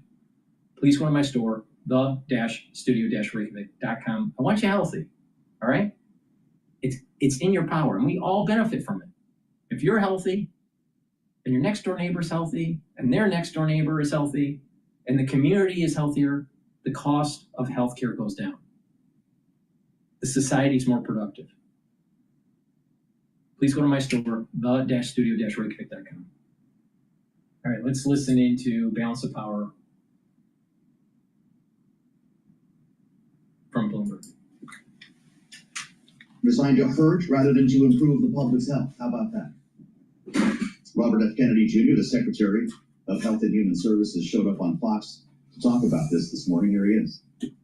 So we need to look at the priorities of the agency. If there's really a deeply, deeply embedded, I would say, malaise at the agency. And we need strong leadership that will go in there and that will be able to execute on President Trump's broad ambitions. A malaise at the agency. He says the CDC is not sufficiently aligned with the president's agenda, thus the overhaul as we assemble our political panel for their take. Judy Shanzano is here, Bloomberg Politics contributor, democracy visiting fellow at Harvard Kennedy School's Ash Center. It's really important, though, to remind the audience, the CDC is a revolving door for the boardroom of Big Pharma, right? Look at this more broadly as an administration that's in the process of trying to fire a number of individuals that it may not have the authority or the grounds to fire them on. Is the head of the CDC out of a job or not? Oh, it sure sounds like it, Joe. I mean, look, for all of these positions, they do serve at the pleasure of the president. As much as the Federal Reserve is a little bit different than the CDC, this particular nominee is one that was offered up by the administration as someone that would be the mouthpiece for the voice of the HHS and of the president. And it sounds as if that she is in contrast with the voice and the thoughts and the policies that the administration is hoping to advance. Now, that doesn't necessarily mean that I agree or disagree with how how they're proceeding here, but it sounds to me like the CDC is about to have a pretty big overhaul as it relates to leadership. Yep, that's for sure. And RFK Jr., we have learned, is going to be testifying. Was it what day next week, James? Senate Finance Committee. I can't remember which day it will be, but he's going to be testifying with some pretty hard questions, Jeannie. The way this played out, by the way, White House said that Monterez had been fired as head of the CDC. Her lawyers said, no, she hasn't. Accused RFK Jr. of weaponizing public health for political gain, insisting that only the president himself can fire the CDC chief. HHS then announced Monterez is no longer director of the Centers for Disease Control. For the ones that are paying attention to the markets here, all right, pay attention to the S&P 500. It's trading at 6,494. There's a resistance level of 6,500. We might be bouncing off of that. And also pay attention to natural gas. It's right just under the resistance level of $3 per million British thermal units. So it's trading at 2.999, right? So we're going to see if it breaks the 3. Make any big decisions like this without consultation. So I do think the Senate will exercise some oversight. We've heard more from Democrats, asking for that oversight. But beyond that, whether the president can do this or not, yes, the president can do it. As far as we know, he hasn't done it yet. You can't fire somebody by tweet by a lower level of person. It has to be the president. But beyond that, what we're seeing is something deeply concerning. And that is an attack on science. That is an attack on evidence-based decision-making. That is an attack on the experts that we all depend on for ourselves and our families to make decisions. And I'm so glad you read from the resignation letter by Dr. Dimitri. We have now lost in just the last few hours 5 top senior level scientists and public officials who resigned in protest. And what he says is scathing, including the fact that RFK, the secretary, has not consulted them on any of these decisions. And let's not forget, we are just weeks out from what we understand will be a report connecting autism to vaccines by somebody. Unfortunately, because of the censorship on YouTube, I can't keep on playing this fucking crap. All right? It's so, it pisses me off. I want to be totally unfettered, but because of YouTube, all right, I can't tell you how to improve your health and talk about the big issue about inoculations and the scheduling problems, especially in pediatrics. All right. Now you got to pay attention to the way I use words because you got to read in between the lines. All right. But the thing is that it's sad that I can't even play something that's being played on Bloomberg without getting medical misinformation strikes on YouTube. Because I'm telling you actually how to solve the problem. My research at Harvard was actually how to prevent autoimmune disorders.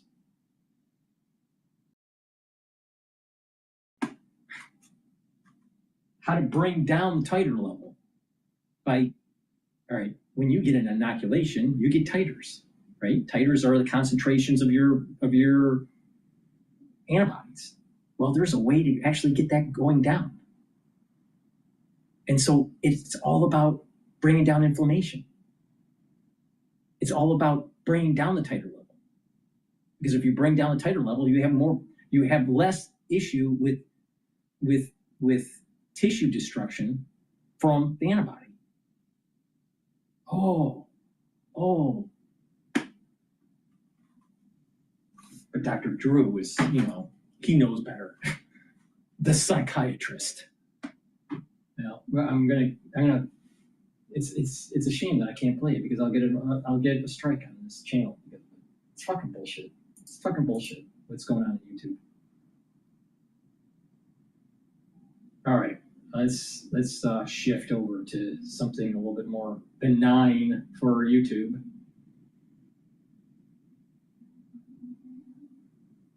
All right, this was by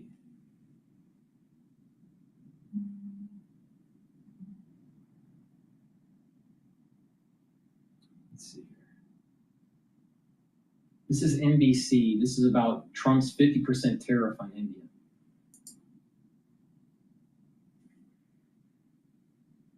Your teams can adapt approved content with lock templates and commercially safe AI.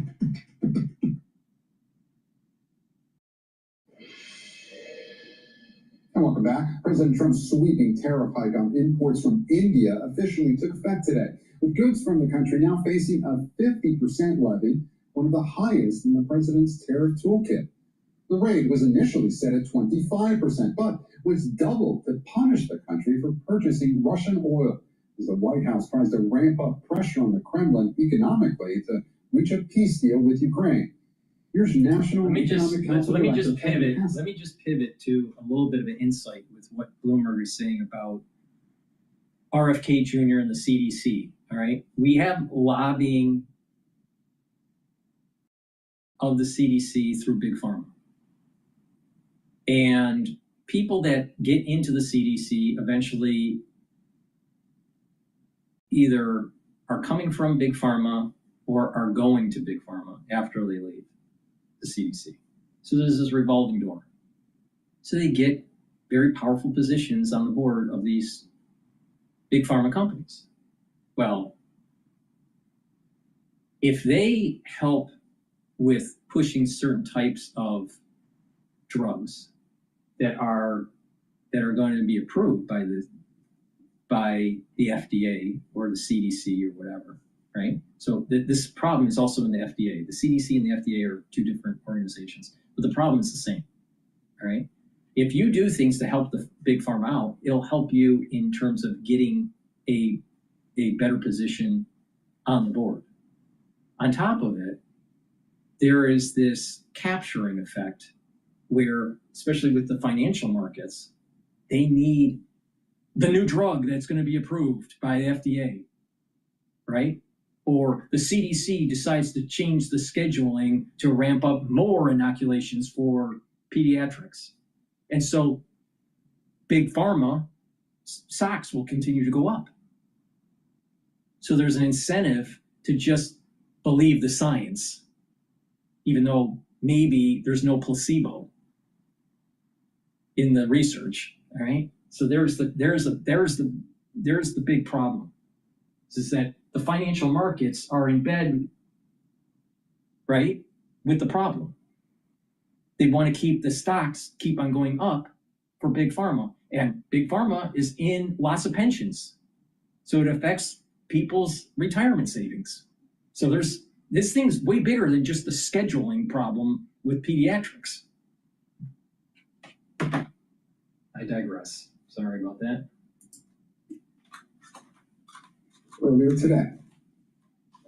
And the bottom line is that we've had long trade negotiations with India. They haven't been particularly productive, and so it's still a work in progress to see where it's going to end up. But it's part of a program to put pressure on Russia to get a peace deal. Well, the U.S. and India have yet to reach a bilateral trade deal despite holding 5 rounds of negotiations. Joining me now is NBC News business and data correspondent Brighteon Channel and NBC News correspondent Danielle Hammanjan. Thank you both so much for joining me. Brian, I want to start with you. What effect can we expect that this tariff increase will have on the economy and the cost of goods? Well, again, certainly going up from 25% to 50% is going to mean more staggering price increases on the many things that we bring in from India. This is not necessarily one of our top 5 trading partners, but as one of the more significant, especially fast-growing economies in the world, there are a number of imports that we get from India that now could be subject to these tariffs. When you think about things like textiles, electronics, machinery, as well as gems and jewelry. But I do want to point out there are 2 things that are not on this list that are worth mentioning as well. These are major exports from India to the United States, and that's pharmaceutical products as well as smartphones. So many drugs are made in India at a generic level, and the iPhone in many cases is made in India and then shipped to the United States. Those will not be subject to the 50% tariffs, and I want to point out that is because not necessarily of negotiations with India, but because of separate industry-specific tariffs that the Commerce Department is weighing on both those industries, meaning that tariffs could be coming later, but they are not part of the tariffs that are being applied today. You know, Brian, over the White House officials said that the president is always open to striking new deals, but really, are trade negotiations between the U.S. and India still ongoing? Could we see a reversal of this high tariff rate? Yeah, well, we'll have to see. But what we do know is that the administration is clearly not happy with India's purchasing of oil from Russia. That is kind of what sparked this whole thing, where the president a few weeks ago said, all right, well, if they don't stop those oil purchases, we're going to ratchet up the tariff rate from 25 to 50%. So whether or not those conversations are ongoing remain to be seen. Apparently, there were these reported summits that were supposed to take place in India with their U.S. counterparts. That did not happen this weekend. That's why we are here where we are now with the tariff rates having gone up to 50%. But as you point out, and as you've been covering, Gabe, the administration seemingly always open to negotiations. So how long these are in effect is kind of the next question now that these are put into effect. So higher tariffs on India, but as of now, no more economic sanctions on Russia anyway. Well, Brian, the U.S. has for years been working to improve relations with India as it sought to mitigate the rise of China. So does this tariff hike risk pushing India closer to China? Yeah, well, look, when we talk about a lot of these trade negotiations, I think that we have a tendency to talk about things bilaterally, the United States and India buying things from Russia. But we have to remember that the entire trade network is extremely complex. And I think when we talk about India's relationship with China, it is within the context of what they're doing with Russia as well, because they're part of this economic alliance known as BRICS. It's an acronym that stands for Brazil, Russia, India, China, South Africa. And by the way, even though those are the 5 nations that make up that acronym, there are a number of other countries around the world that align themselves with BRICS as well, seeing themselves as kind of these developing countries that can help each other out in lockstep. So to your point, yes, if negotiations with the United States don't end up in a good place, well, yes, India could just further tighten its already strong economic relationship with China, which again is part of an extension of the relationship that they have with Russia, with Brazil, with these other countries. And that's another reason why, by the way, another country that also faces 50%, it is Brazil. The BRICS relationship is very much a part of this. Brian, John, thank you so much. And Danielle, I want to turn to you. We just heard, as we mentioned, from White House Economic Advisor Kevin Hassett that this tariff hike is part of a pressure campaign on Russia to get a peace deal with Ukraine. Now, are there any signs from Russia that this will actually push them any closer to a deal? Yeah, great question. And I suppose part of the answer depends on what India decides to do next. Russian officials have said in the last few days that they expect India to continue to buy Russian oil. We've heard also from the Russian trade representative in India in the past few days, and he says, and I quote here, definitely there are some mechanisms on how to continue to supply the supply of crude oil. From the Ukrainian perspective, Zelensky is clear. He says that Russia has given absolutely no signals that they want to stop this war. In fact, they are continuing this war, he says, because they want to avoid negotiations, and that can only change with strong sanctions and tariffs, which we're starting to see now. Yeah, and Danielle, of course, we saw those high-profile meetings between Trump and Putin in Alaska, and then Trump and European leaders here in Washington over the last few weeks. But as you said, peace talks seem to have currently stalled. At least, we really haven't seen much movement. Now, the Ukrainian government reported today that Russian troops have pushed into a new region of Ukraine. What can you tell us about that? The Ukrainian military has acknowledged that the Russians have entered for the very first time the region of Dnipropetrovsk. This is a key area in the country. To the east, you've got Donetsk, which of course is occupied by Russia, and it's been reported, of course, that Putin told Trump that he would end the war if the Ukrainian leader, Volodymyr Zelensky, gave up the areas he still controls, or Ukraine still controls, in Donetsk. Now, the Ukrainians claim the Russian forces have not managed to gain a foothold in this region that they've now entered, and that there is currently a lot of fighting going on. So we'll see how this unfolds in the next few days. In terms of the talks, we heard Vice President Vance over the weekend in an interview with Meet the Press, where he says, or claims that the Russians have for the first time made concessions for the first time in 3.5 years, and that they are willing to be flexible on some of the core demands. He says that they've accepted that there's not going to be a puppet regime in Kyiv. He's also said that there is recognition now that Ukraine will have territorial integrity after this war ends. He did not specify, however, what the boundaries would look like in post-war Ukraine. And certainly that is, and always has been, a huge question. What will those boundaries be? Danielle Manchin, thank you so much. We thank you. Now, isn't it insightful when you listen to the Ukrainian war now to keep in mind about the banking industry and the problem with unwinding the debt that's accumulating because of the crisis in 2020 and the Lehman crash? Isn't it insightful to see this power dynamic that's going on, and how countries like the UK and France and Germany are having serious debt problems, and that their economy doesn't have any prospects of growth, substantial growth, to be able to dig out of their debt problem, and how this ties into future wars, how it ties into extending the war in Ukraine. So what I'm trying to demonstrate here is that in the mainstream media, it's always surface level. You got to scratch the surface. You got to get deeper into it, into the tissue. What's going on? What's the root cause? All right, let's go back to Bloomberg, because they stopped talking about the CDC, and so I don't have a worry about getting a strike from YouTube.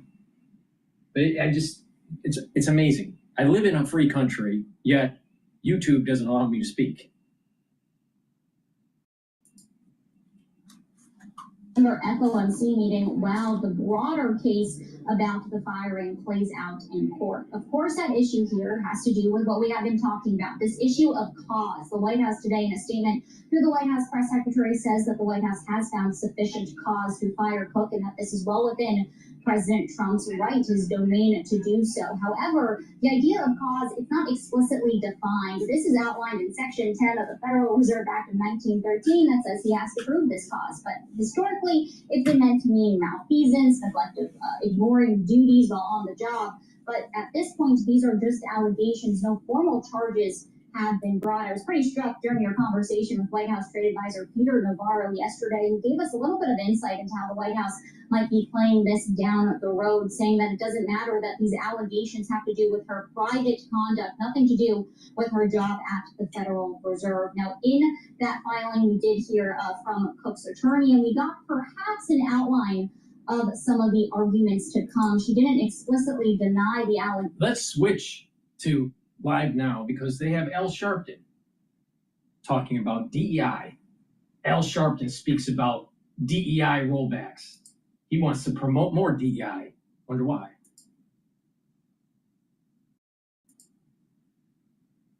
But we come back the children of our ancestors. We come back ready to vote, ready to spend our dollars. We're not slaves anymore. We're not going back on the slave market. Donald Trump, get ready for the fight of your life. Oh,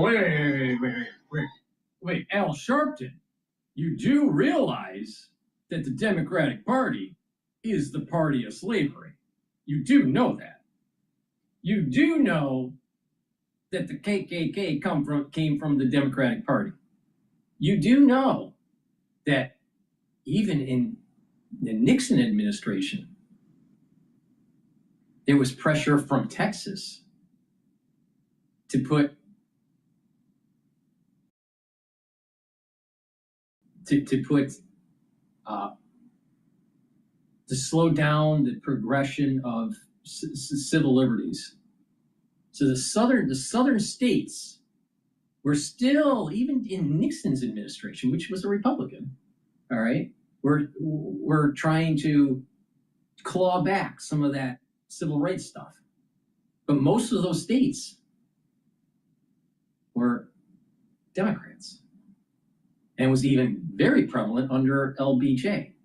But LBJ signed in the civil rights, but that was because of the whole fiasco with this little thing called assassination of JFK.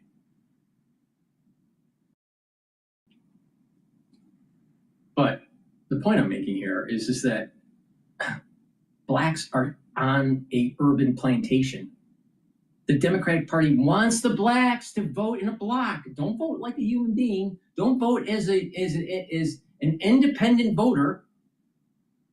Vote as a block because you're a black person in the urban environment. You vote Democrat because you're on the urban plantation. This guy is a bunch of bullshit, man.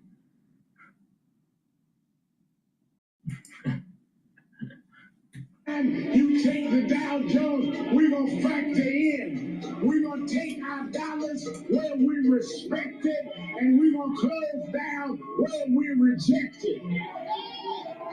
If you don't want diversity, inclusion, in economic inclusion in our policy, then you don't need diversity in our consumer dollar. You don't need inclusion on our shopping list. We will shop with who does business with us. We will walk with who walks with us. We will stand with who stands with us. And we are not afraid of Trump. We've been beating giants since David. You just one more giant we got to face. Let me get this straight. I'm real sure that King David was Jewish. And I'm real sure that King David was not a black man. And I'm real sure that King David knew a lot about the Old Testament. Let's listen more to Reverend Al Sharpton. You're dealing with a new person, and we're not by ourselves. Because if you look all the blocks we filled, some of our white brothers and sisters was here. Some of our gay brothers and sisters was here. LGBTQ. Some from Palestine, some from Israel, some Jewish, some Gentile. We all coming together because we are not going to let you in this democracy and go into an autocracy. Wait a minute. I thought it was diversity, equity, inclusion. But he's telling us that he's not going to let us in. Us. White folk. Us. Conservatives. That doesn't sound like DEI to me. It sounds like segregation by Al Sharpton. Let's continue. Buffalo, New York in the house. New Jersey in the house. Washington, D.C. in the house. We're going all Detroit, Michigan in the house. We are all over the country, but all of us on Wall Street, because we wanted y'all to know the address. Because we coming back with an escalated movement. We will not get off Wall Street. You are the ones financing Trump. You better back him up or we are going for... Oh, Occupy Wall Street. Who is involved with that? George Soros. What did we hear in the news last night? George Soros is being investigated. And his son is getting investigated for funding riot groups in the United States.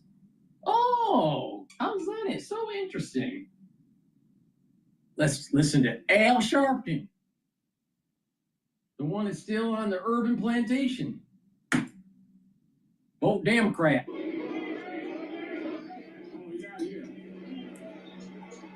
Let's hear from Eric Adams.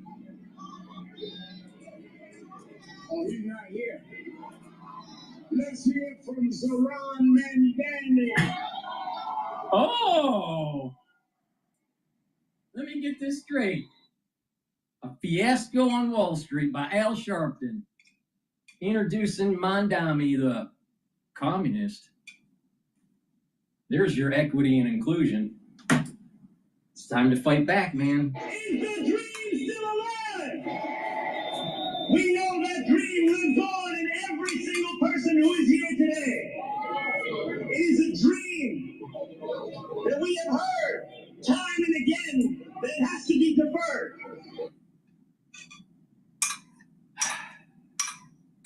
Urban plantation. As we stand here by Wall Street, where last year they had more than $40 billion in bonuses, we ask ourselves, how is it that 1 in 4 New Yorkers are still living in poverty? We ask ourselves, how is it that we have still yet to answer the question that Dr. King posed all those decades ago? Because what he said then, and what we must answer now, is what good is it to have the right to sit at a lunch counter if you can't afford to buy a hamburger? Our freedom is only as good as our ability to exercise it. And I want to thank Reverend Sharpton. I want to thank the King family for continuing to show that.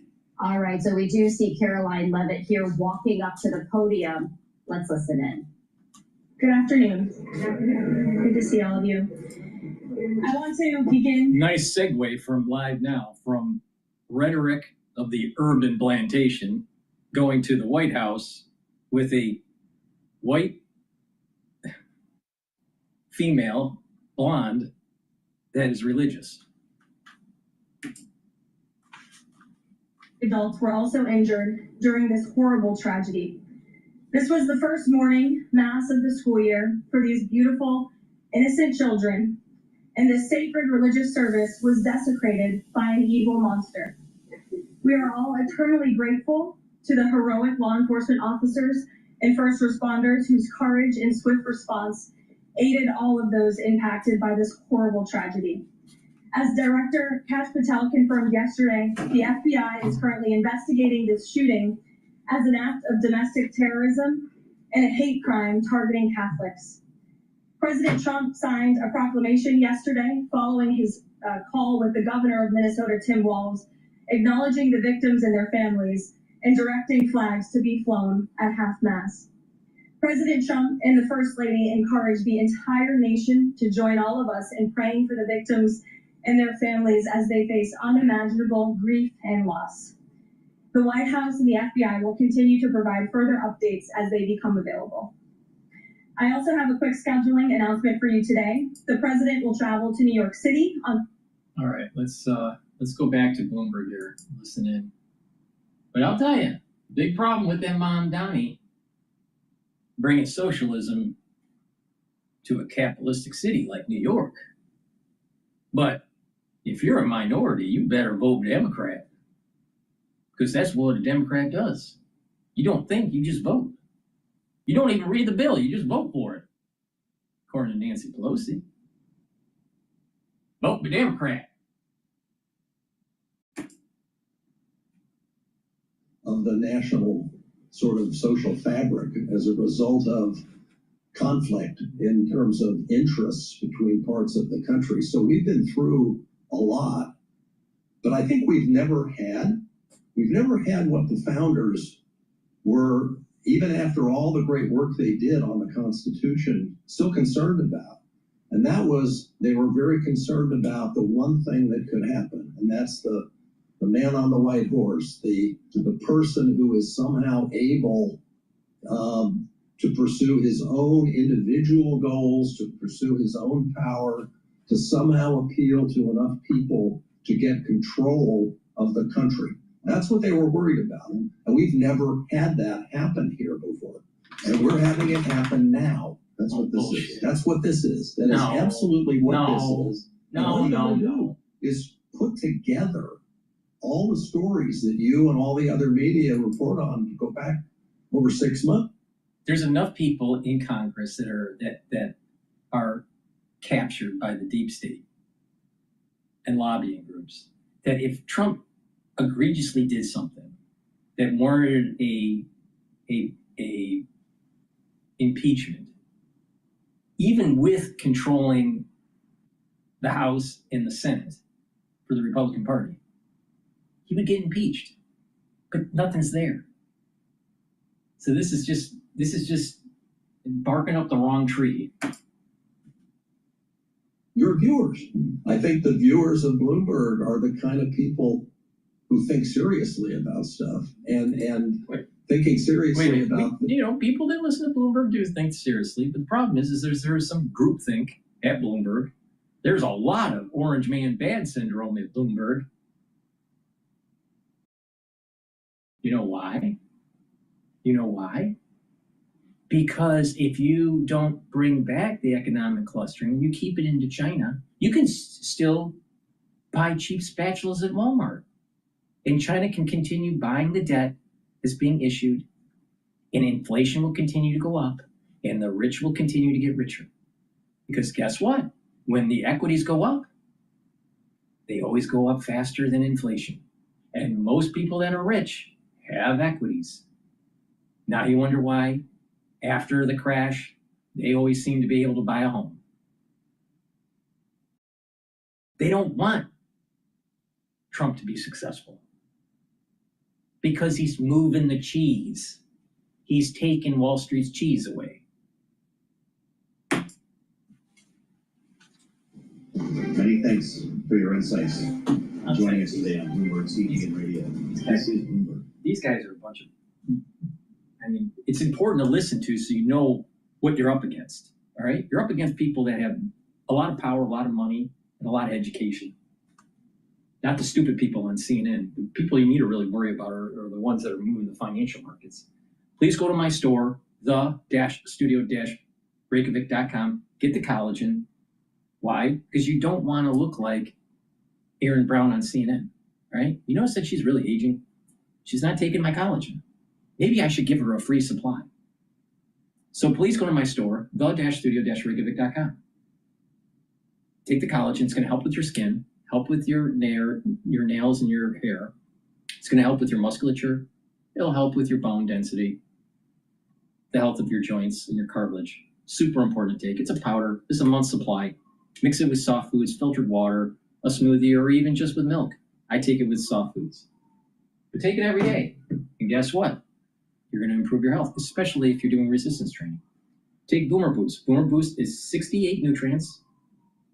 It has a very comprehensive compound profile that you can read the label on the screen here or on my website.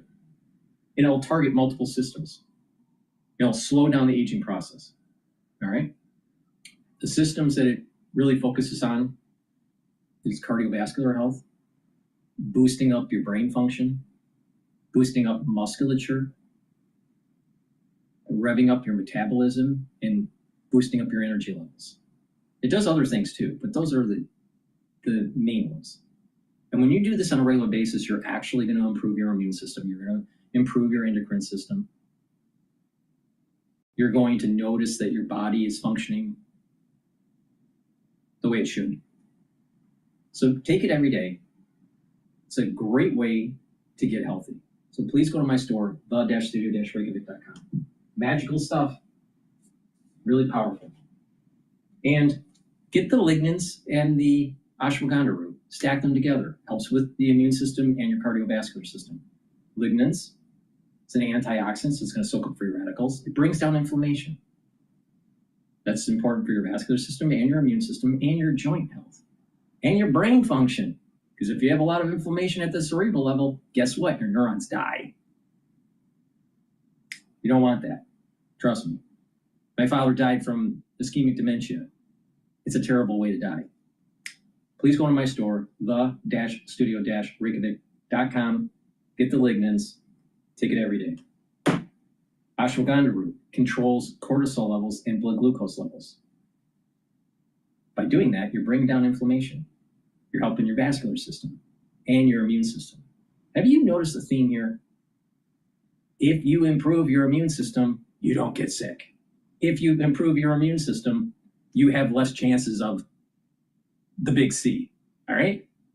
If you improve your immune system, your body has the means to repair itself. So please go to my store, the-studio-reykjavik.com. And we are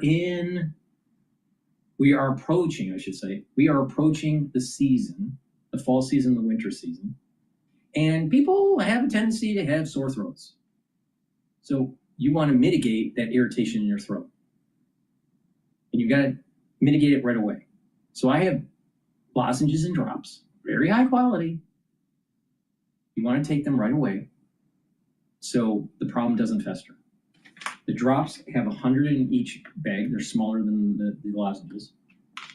You can get it in honey and lemon, cherry, and also blueberry. Get a few bags for your household, high quality. And I also have in stock the elderberry zinc. These are lozenges. You get 21 in each bag. Get a few bags for your household. Have some at work. Have some at home. Guess what? You're going to have some irritation in your throat in the fall, in the winter, and you want to mitigate it right away so it doesn't take longer for your body to heal. All right? You ever wonder when people get sick all the time that they look older? It's because it takes time to heal the tissues and your immune system's down. If your immune system is boosted, it's not remodeling tissue that's been damaged because of a minor infection, then it can focus on other things that are really important, like the big C. All right? All right, so with that, let's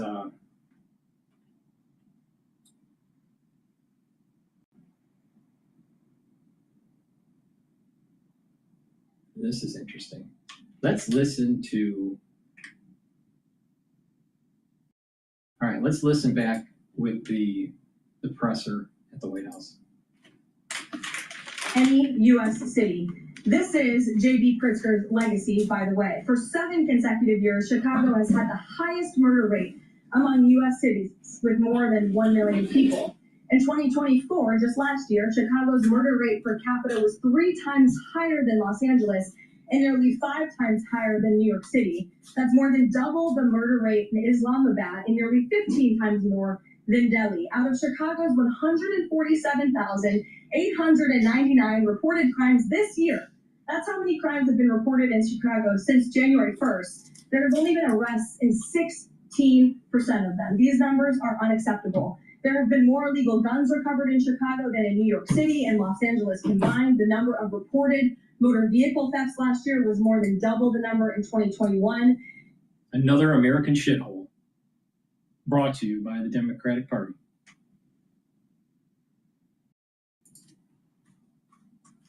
Governor Pritzker's legacy, he should put politics aside. He should pick up the phone and call this president, who would be more than happy to do right by law-abiding American residents in the city of Chicago, and we hope that he will. Okay, and thanks for being here, Brandon. Thank you so much.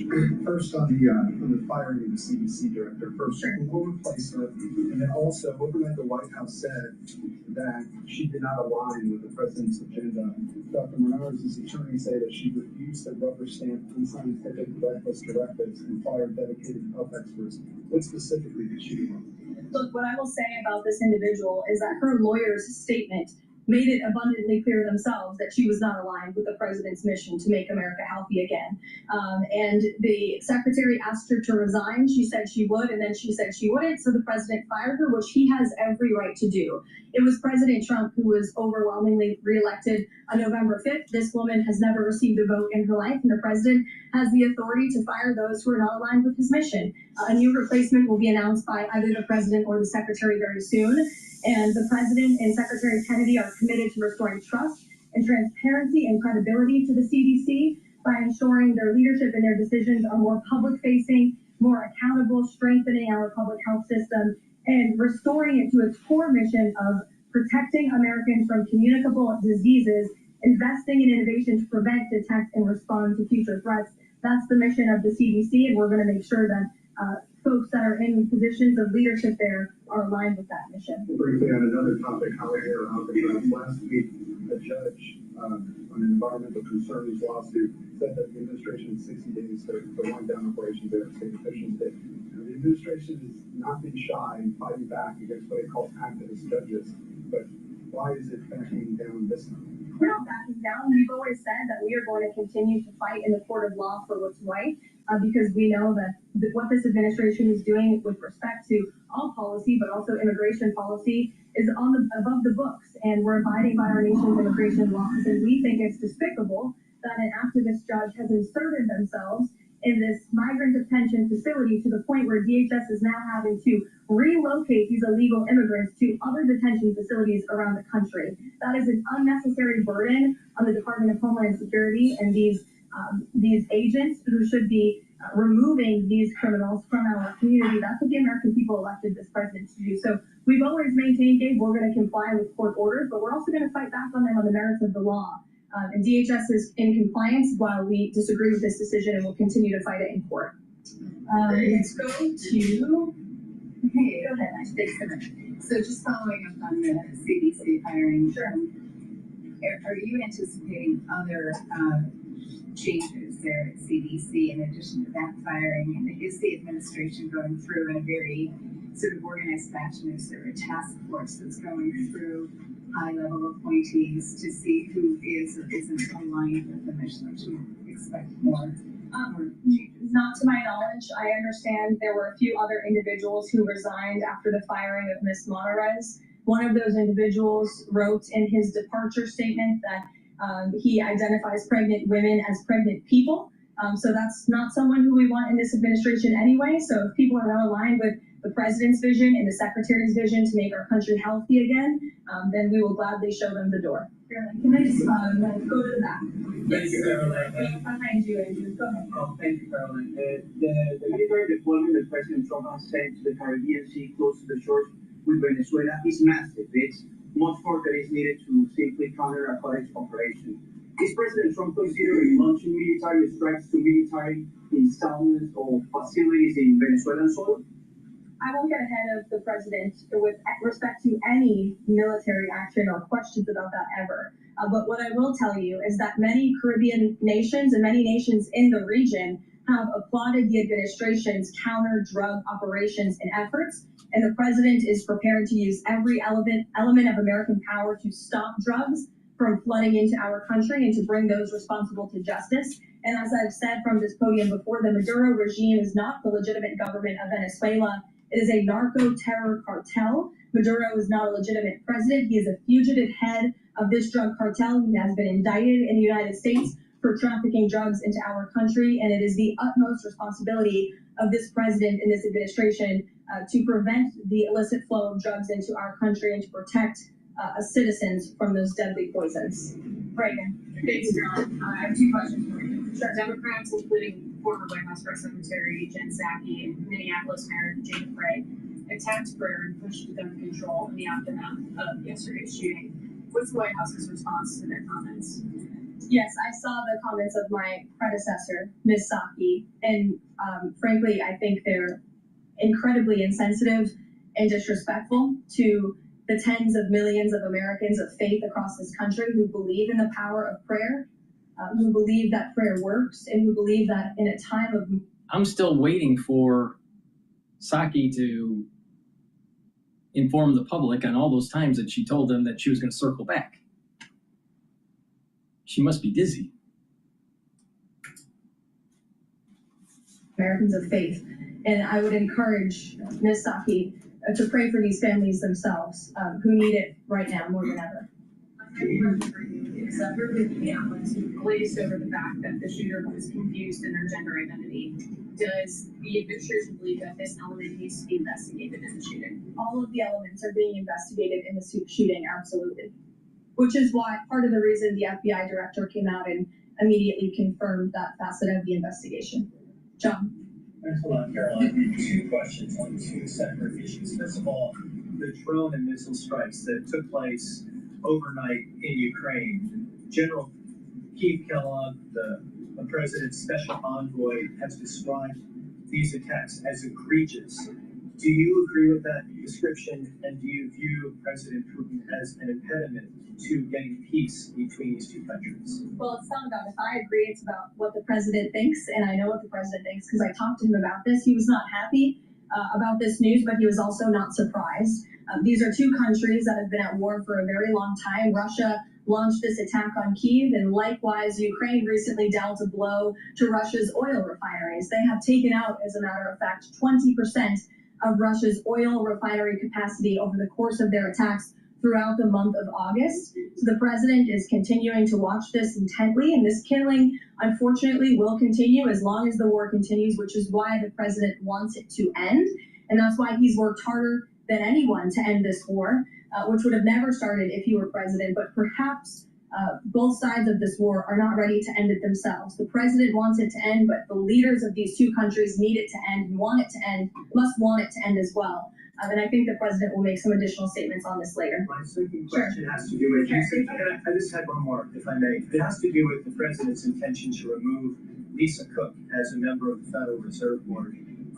He is going or acting upon allegations that have been made by Trump administration official Bill Pulte. These are just allegations. She hasn't been convicted yet of any crime. Is the administration opposed to allowing Ms. Cook to have due process to challenge what has been alleged against her? I believe she is challenging it. I believe she just filed a lawsuit today, and Mr. Pulte has deferred those allegations over to the Department of Justice to investigate them. What I will say is that you had these mortgage receipts very clearly shown to the president, and he has the cause that he needs to fire this individual. He laid it out in a letter that he provided to her and to the public as well. And so we'll continue to fight this battle. Carrie. Hi, Caroline. So the president just announced that he wants to have a convention for the midterms next year. DNC has countered that they too want to have a convention for the midterms as well. What's the White House's response to that? And can you give us a little bit of a hint or a tease here as to how the president envisions convention? Look, the president put out a statement on this earlier today. I'll let him speak further on the plans that he envisions, but I think he's very proud of the accomplishments and the achievements of his administration, as he should be. The most secure border in United States history, a crackdown on crime here in our nation's capital, an attack or a reversal of the attack on our energy industry from the previous administration. As I just pointed out to you, gas prices today, this Labor Day, are the lowest they've been since Labor Day in 2020. Our economy is bringing in trillions of dollars in revenue from all over the world again. So there's so much for Republicans and for the president and for Americans across the country to be proud of. And I think the president wants to see that celebrated. But for any further details on this as they come, we'll provide you with them. Iris. Thank you, Caroline. Two questions on the shooting. What's the administration's message to some concerned parents across the country who might be now worried about their kids' safety in light of the latest incident? We completely and totally understand the concerns of parents across the country. I swear, almost no matter what year, what president, when something like this happens, the same question is stated in the press pool, and it's answered basically the same way, and it's almost like a comic book. You don't even have to think about it. Of course it's a tragedy. Of course they should be worried. But the thing is that we have something called the Second Amendment.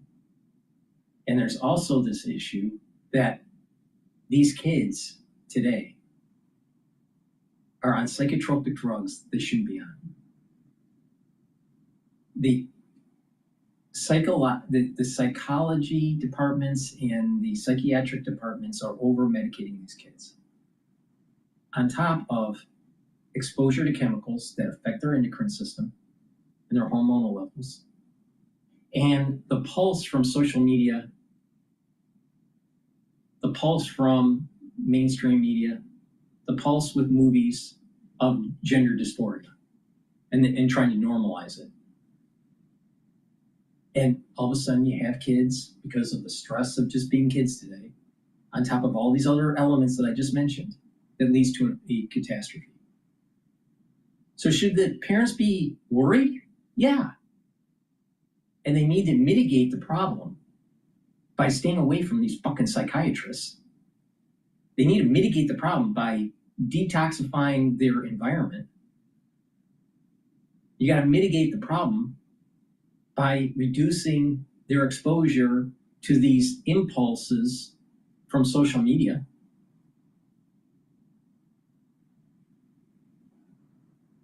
It's not gun control. It's the issue.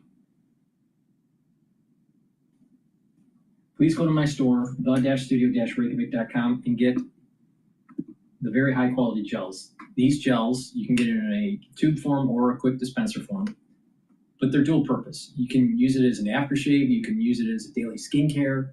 You can put it on a wound and it'll help to heal the wound. Cut, an abrasion, minor burn.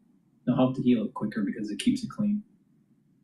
If you're not feeling well or someone around you is not feeling well, at home or at work, put it on your hands. You can put it around your mouth, around your nose, around your eyes, around your ears. Lightly coat your nostrils.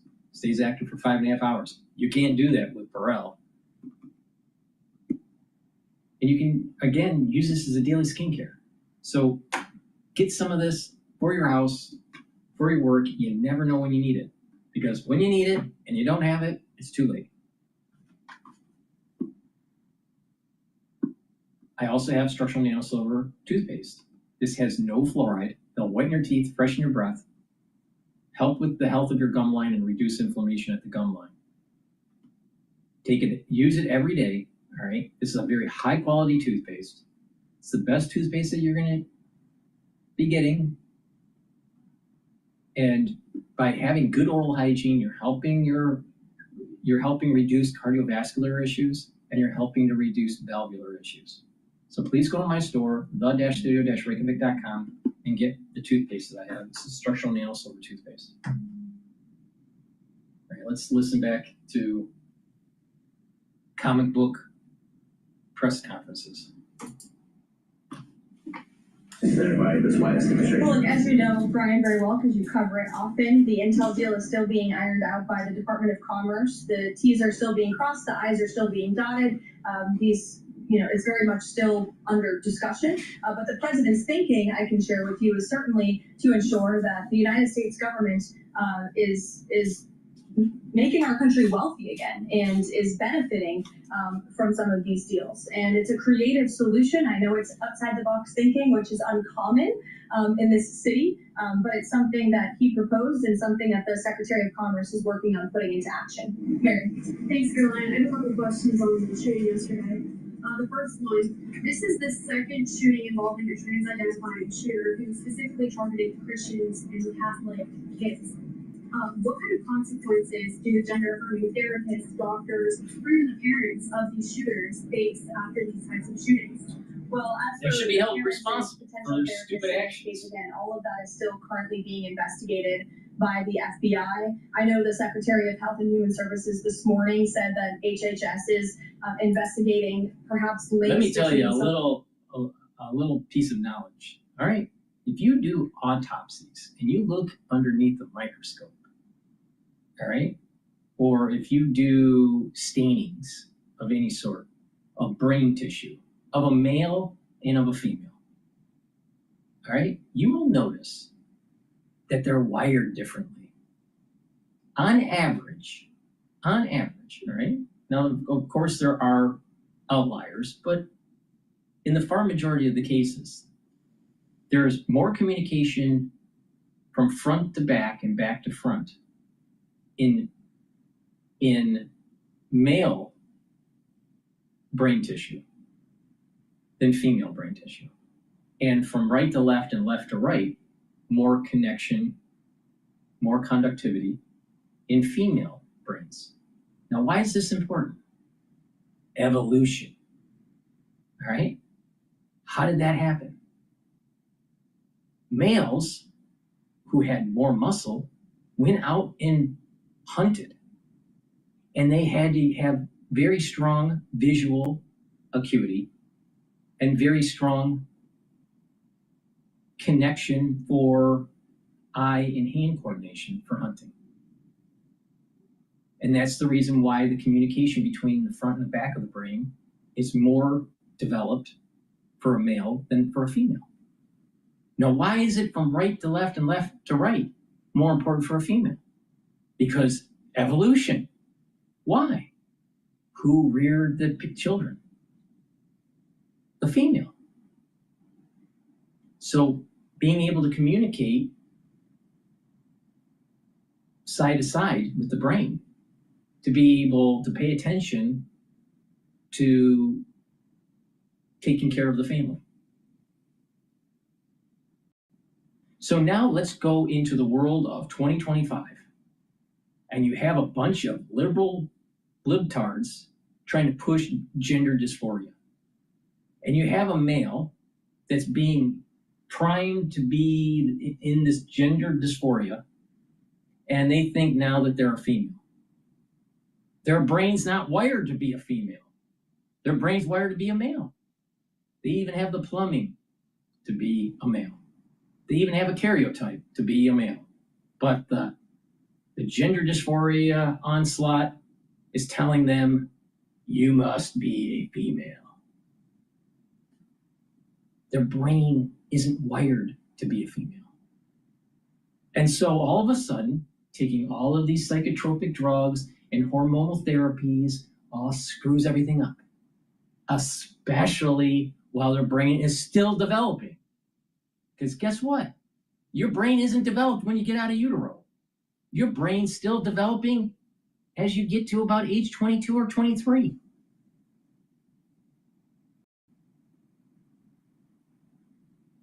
And this is the period of time where they want to pulse the body with these hormonal treatments. So as there's a miswiring of the brain and a miswiring of your endocrine system, don't be surprised that someone goes crazy. But the psychiatrists know better.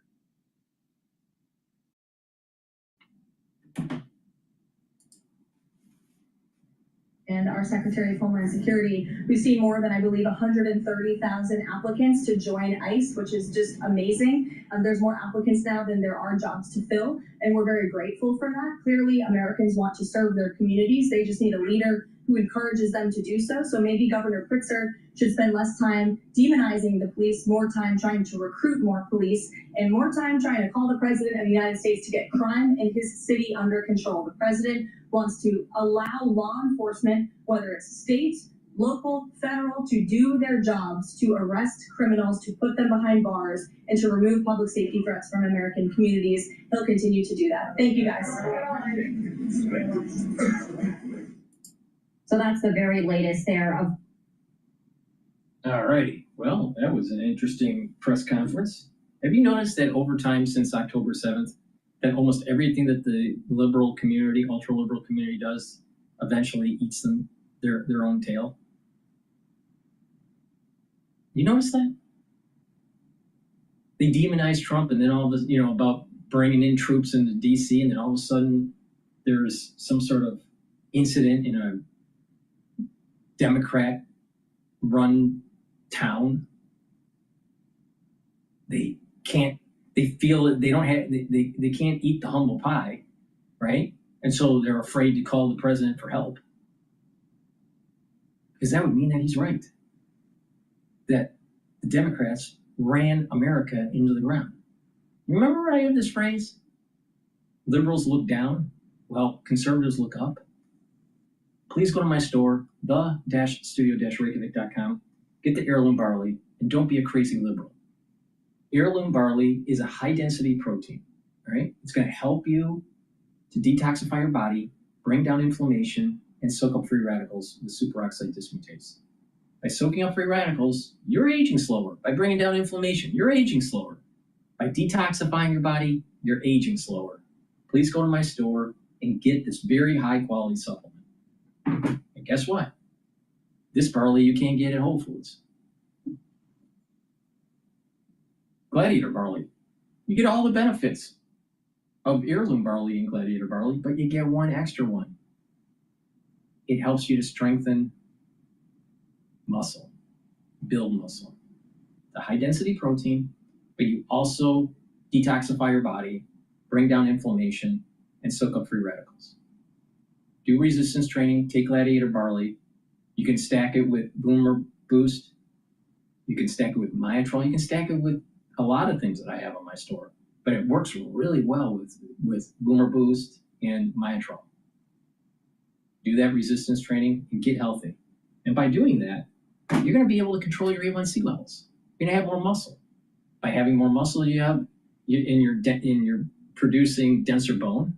You're going to be healthier in your geriatric years. If you look at someone that is atrophied in their 40s, you think that they're going to do well when they're 70? Probably not. Now, if you notice, there's this push in society of having males, having a thinner build. You notice that? All right. There is data that's coming out that suggests that muscle in your legs is a determining factor for longevity, especially for males. So if you have lost muscle mass in your legs, you are increasing your chances of problems in your geriatric years. So it behooves you to move around, build muscle, get into sports. Don't be afraid. Don't be one of these wine and cheese Democrats. These wine and cheese metrosexual Democrats. All right? What you want to be, if you're a male, be masculine. Don't be afraid. If you're a female, don't be afraid of being a female.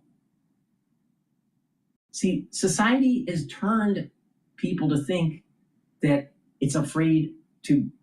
that you should be afraid of standing out from the crowd, right? They want you to be cookie cuttered. And they want everyone to go, everything is DEI, even though they say diversity is so important, they want everyone to think the same. No, stop thinking the same. Go in the different direction. This pendulum of conservatism is happening in the United States. So better be prepared. And there's ways to improve and undo some of this bullshit stuff that has been happening in our society. The people, you look at even people on Bloomberg, for example, all right? So you have this guy that does balance of power, all right? He's overweight, probably has low T. I don't know, I haven't done his blood work, but he probably has low T, low testosterone, just by looking at his BMI, right? Doesn't look fit. Why? But he always talks bad about Trump. Always talks bad about Trump.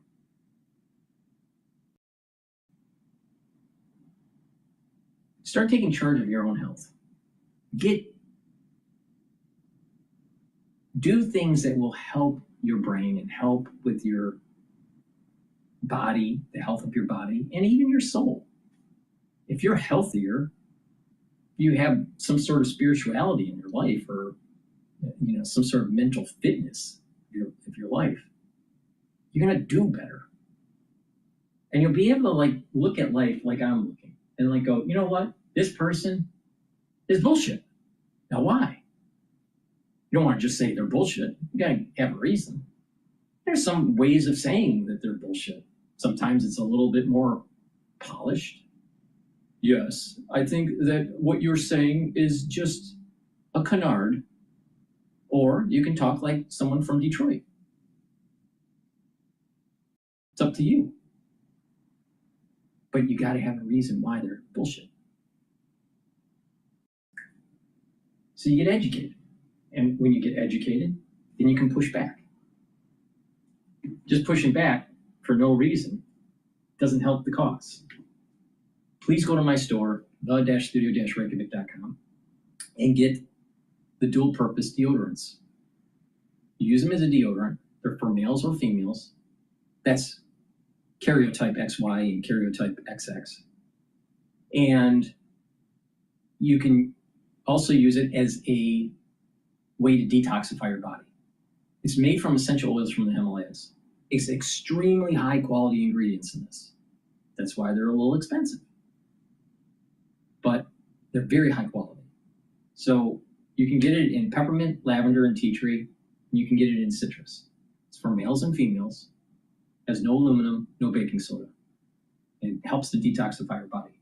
And when you detoxify your body, these different ways, like taking the heirloom barley or the gladiator barley, taking the zeolite, right? Taking the deodorants or even the Goodnight formula, because that helps to detoxify your central nervous system. By detoxifying your body, your endocrine system is better, your immune system is better. And that means that your body is getting into homeostasis. So it's super important. Be healthy. Don't fall into the trap. You don't want to get into your geriatric years and go, oh, you know, if I only did this or if I only did that, what if? Meanwhile, you keep on shoveling money towards big pharma because you're paying for the statins, you're paying for the beta blockers, you got to, you know, pay for metformin, and you got to, you know, and blah, blah, blah, blah, blah, blah. Right? You want that? Or you want to have vitality? I'm giving you the solution to the big problem.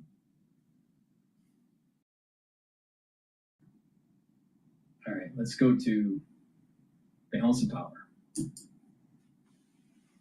His high tariffs cost us jobs and factories and income and higher wages. And then the taxpayers lose because we got to fund Modi's war. What's your thought on this? And what does it mean for India's relationship with China? Well, I think it is indisputable that the Trump administration's retaliatory tariffs on India are, encouraging the Indian government to consider some sort of détente, more significant détente with Beijing. The foreign minister was in India last week, early in the week, for talks that were billed as being about the border dispute that's been ongoing for a long time. But clearly the talks were covering other things based on statements from the ambassador to India, who basically asserted that the U.S. was bullying India by putting these tariffs on Russian oil. India and China have a lot of differences that won't be easy to smooth out, but they have some significant common ground when it comes to their desire and need to continue buying Russian oil. And China definitely sees India as a country they want to stay in that game so that it protects the flow of Russian oil. It ensures that Russian oil continues to flow out of Russia. There's Bloomberg reporting that Beijing, in fact, began a quiet outreach to India back in March when the president started beating the drum on tariffs. President Xi Jinping wrote a letter to India to test the waters on improving ties. We've got a little more than a minute. Anna Ashton, what will that letter lead to? Well, I think that the effort at détente from the Beijing side actually started even earlier, though definitely a letter from Xi Jinping to Modi is an inflection point that can't be ignored. At the end of the month, Modi is traveling to China for the first time since 2018 in order to participate in the Shanghai Cooperation Organization's meeting of heads of state. I think that speaks volumes about the prospects for a warming trend in response to the U.S. moves.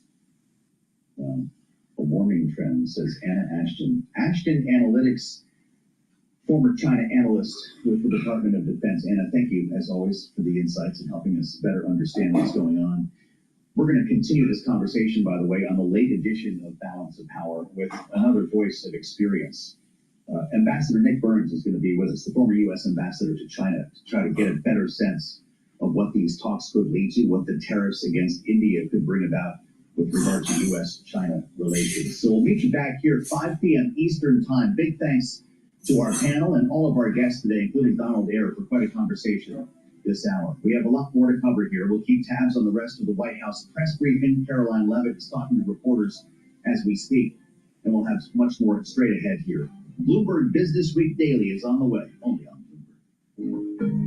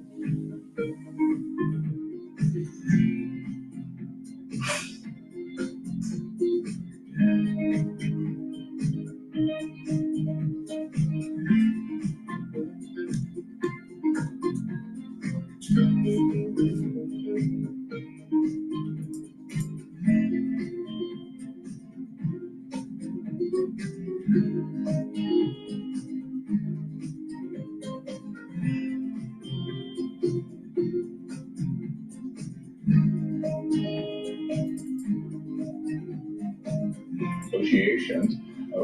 My guess is that we will meet again. I'll meet again with my Chinese counterpart, the vice premier, at the end of October, beginning of November.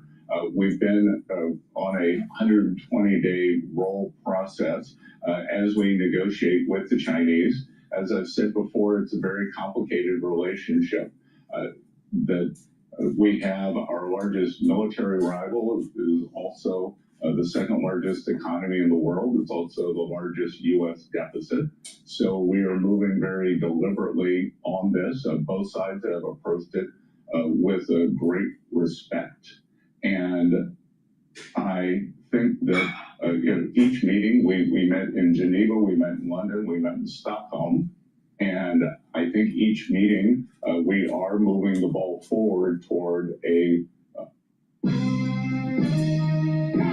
Paramount Plus is available on YouTube. Enjoy the Dexter universe. Forward toward a more permanent relationship. Is there any effort on the horizon or in the talks expected about removing those Chinese companies that trade on our exchanges to pressure the Chinese to stop supporting our adversaries like Russia and to start being a good actor on the global stage with Secretary? That would be an economic lever you can pull. Yeah, that hasn't been on the table yet. There have been other things. We have quite high tariffs on China. The Chinese are purchasing substantial amounts of Russian crude, but they also purchased substantial amounts before the Russian invasion. So everything's on the table, Maria. And the good thing here is President Trump has a very good relationship with Party Chair Xi. So when you have the leaders at the highest level in communication, it makes the job much easier. Yeah, great point. Ms. Secretary, I want to ask you about the Fed, President Trump firing Federal Reserve Governor Lisa Cook over the alleged mortgage fraud. The president says he wants to move quickly on announcing her potential replacement, hinting that he's already had somebody in mind. But Cook is refusing to resign. She's already planning a lawsuit, and as you know, her lawyer is the lawyer of Hunter Biden, Abby Lowell. But we know that President Trump now has a path to reshape the FOMC after this firing as Fed governor. Where does this go next? Is this going to be held up in the court, do you think? Well, a couple of things here, Maria. There are two kinds of people. There are people who think that President Trump is putting undue pressure on the Fed, and there are people like President Trump and myself who think that if a Fed official committed mortgage fraud, that this should be examined, and that they shouldn't be serving as one of the nation's leading financial regulators. And what we haven't heard from Ms. Cook is we haven't heard her say, I didn't do it. We haven't heard her say, I didn't do it. She just keeps saying the president can't remove her. The other thing, too, that I have called... And you know why she doesn't say that she didn't do it? Because there's evidence that shows that she did do it. Called a mortgage application. Now, let's think about this for a sec. You have a non-economist, but pushing DEI initiatives within the Board of Governors, female, black, doing mortgage fraud, pushing DEI. You think she's going to step down? Or you think she's going to roll the dice? She's got nothing to lose because she has no ethics.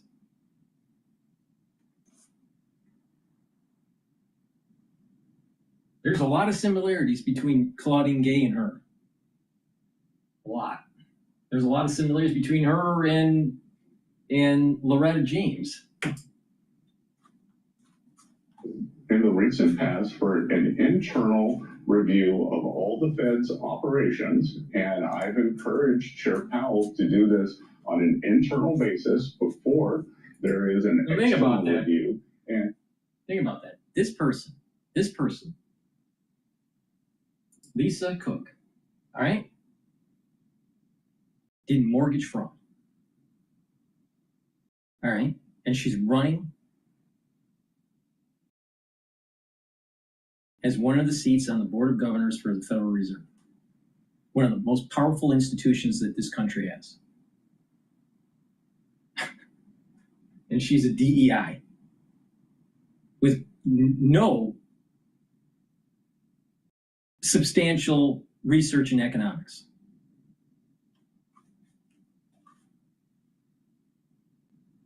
I'm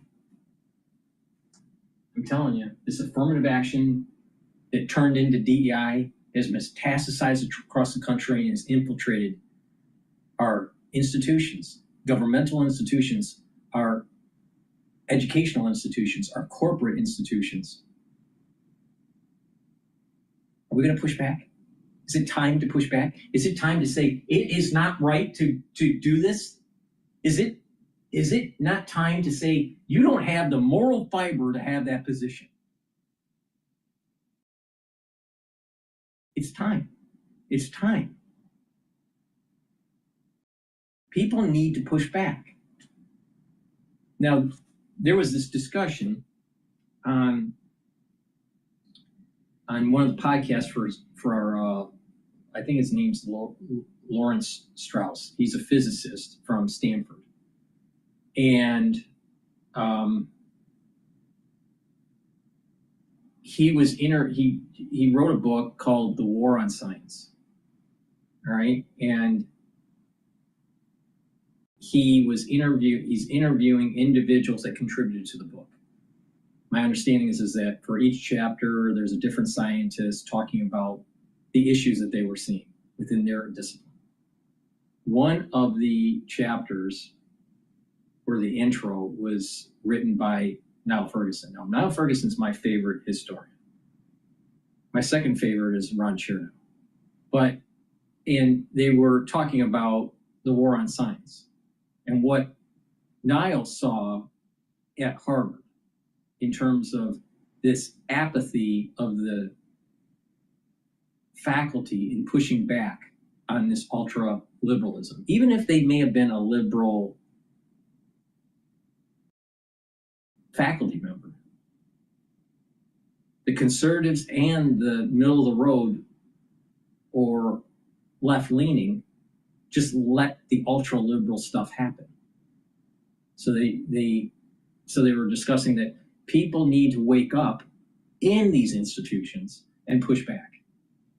But we need to take a lesson learned from that at the greater societal level and say, it is not okay for this. It is not okay for DEI. It is not okay for people to take advantage of the system. It is not okay for you to change words and their meaning. It's just not okay. So if someone says birthing person, I don't even know. I went to medical school. I don't know what birthing person means. I don't understand that scientific terminology.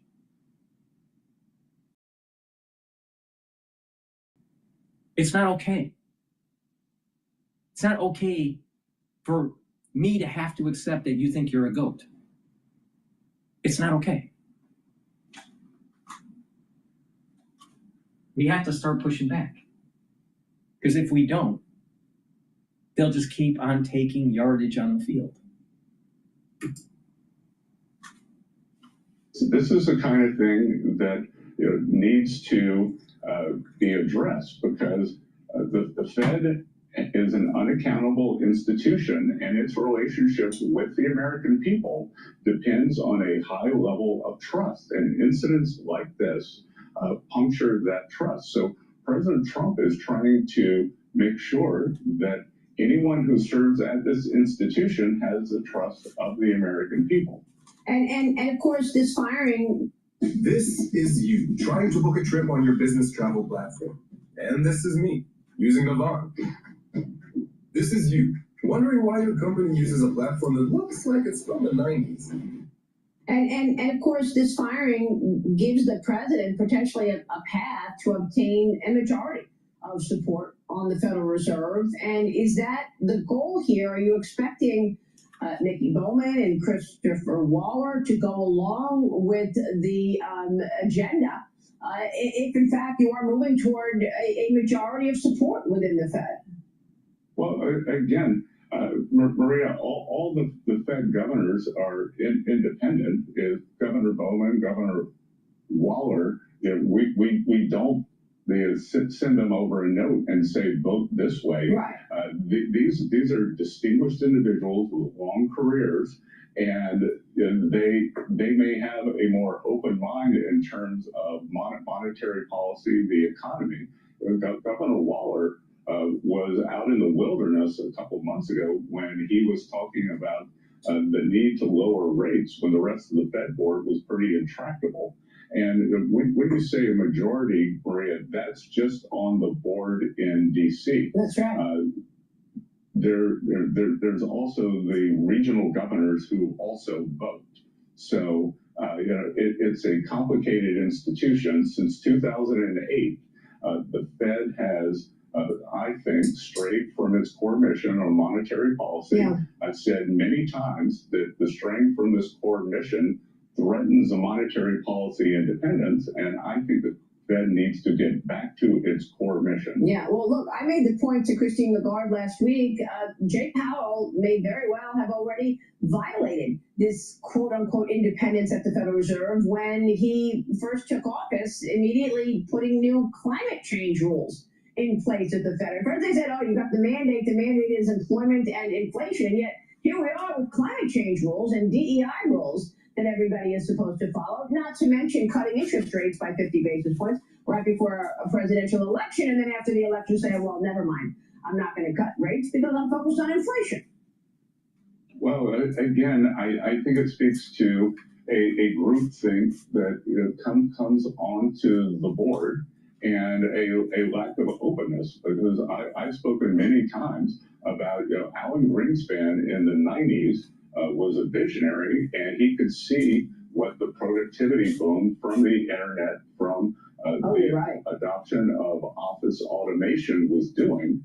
And there was this incredible productivity boom, and he knew what was coming because he was looking forward, not the rearview mirror. Yeah. And I think there's a very good chance with this AI boom that we're seeing, we're going to see the productivity kick in as soon as the first quarter of next year. So I think everyone who's setting policy at the Fed, whether it's the board, the regional bank presidents, the staff, should have a bit of an open mind here. Well, that's a great point, given the AI situation today and how it will change everything, growth numbers across the board and certainly business in general.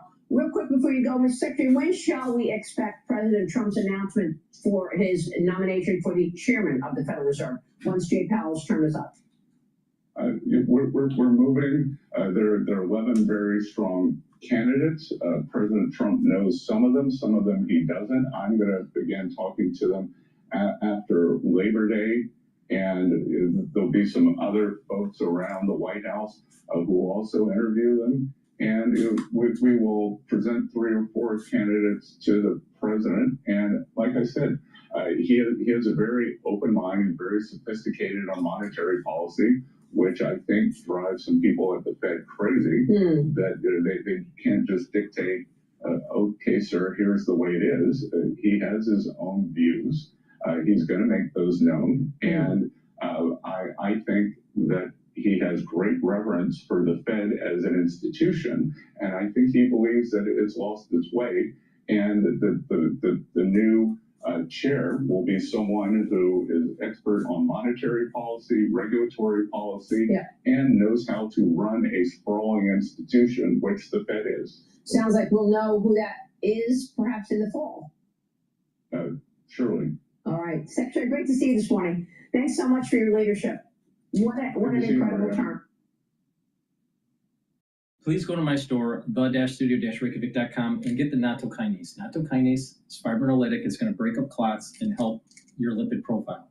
It's a great way to get healthy. So please go to my store, the-studio-reykjavik.com, and get the nattokinase.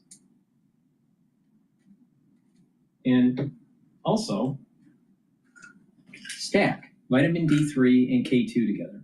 It's dual purpose. It's going to help build bone density and help with your cardiovascular health. Make sure you do resistance training and taking calcium to help build that bone density.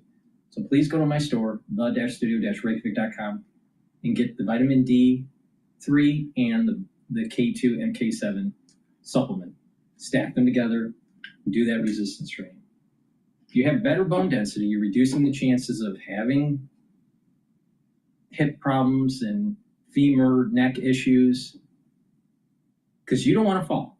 Because these geriatric patients that fall and they break their hip, guess what? 90% of the time, 2 to 3 weeks later, they're dead. I mean, that's one of the fastest ways to die, you know, in terms of geriatrics, right? They have brittle bones, they fall, they break their hip, they can't move around, and 3 weeks later they're dead. All right, you don't want that. Do some resistance training, build better bone density, and the earlier you do it, the better you are. Please go to my store, the-studio-reykjavik.com. Thank you for listening. That's the end of my broadcast. I greatly appreciate for the ones that have been listening on and watching on Rumble, YouTube, and X Spaces. Have a nice day.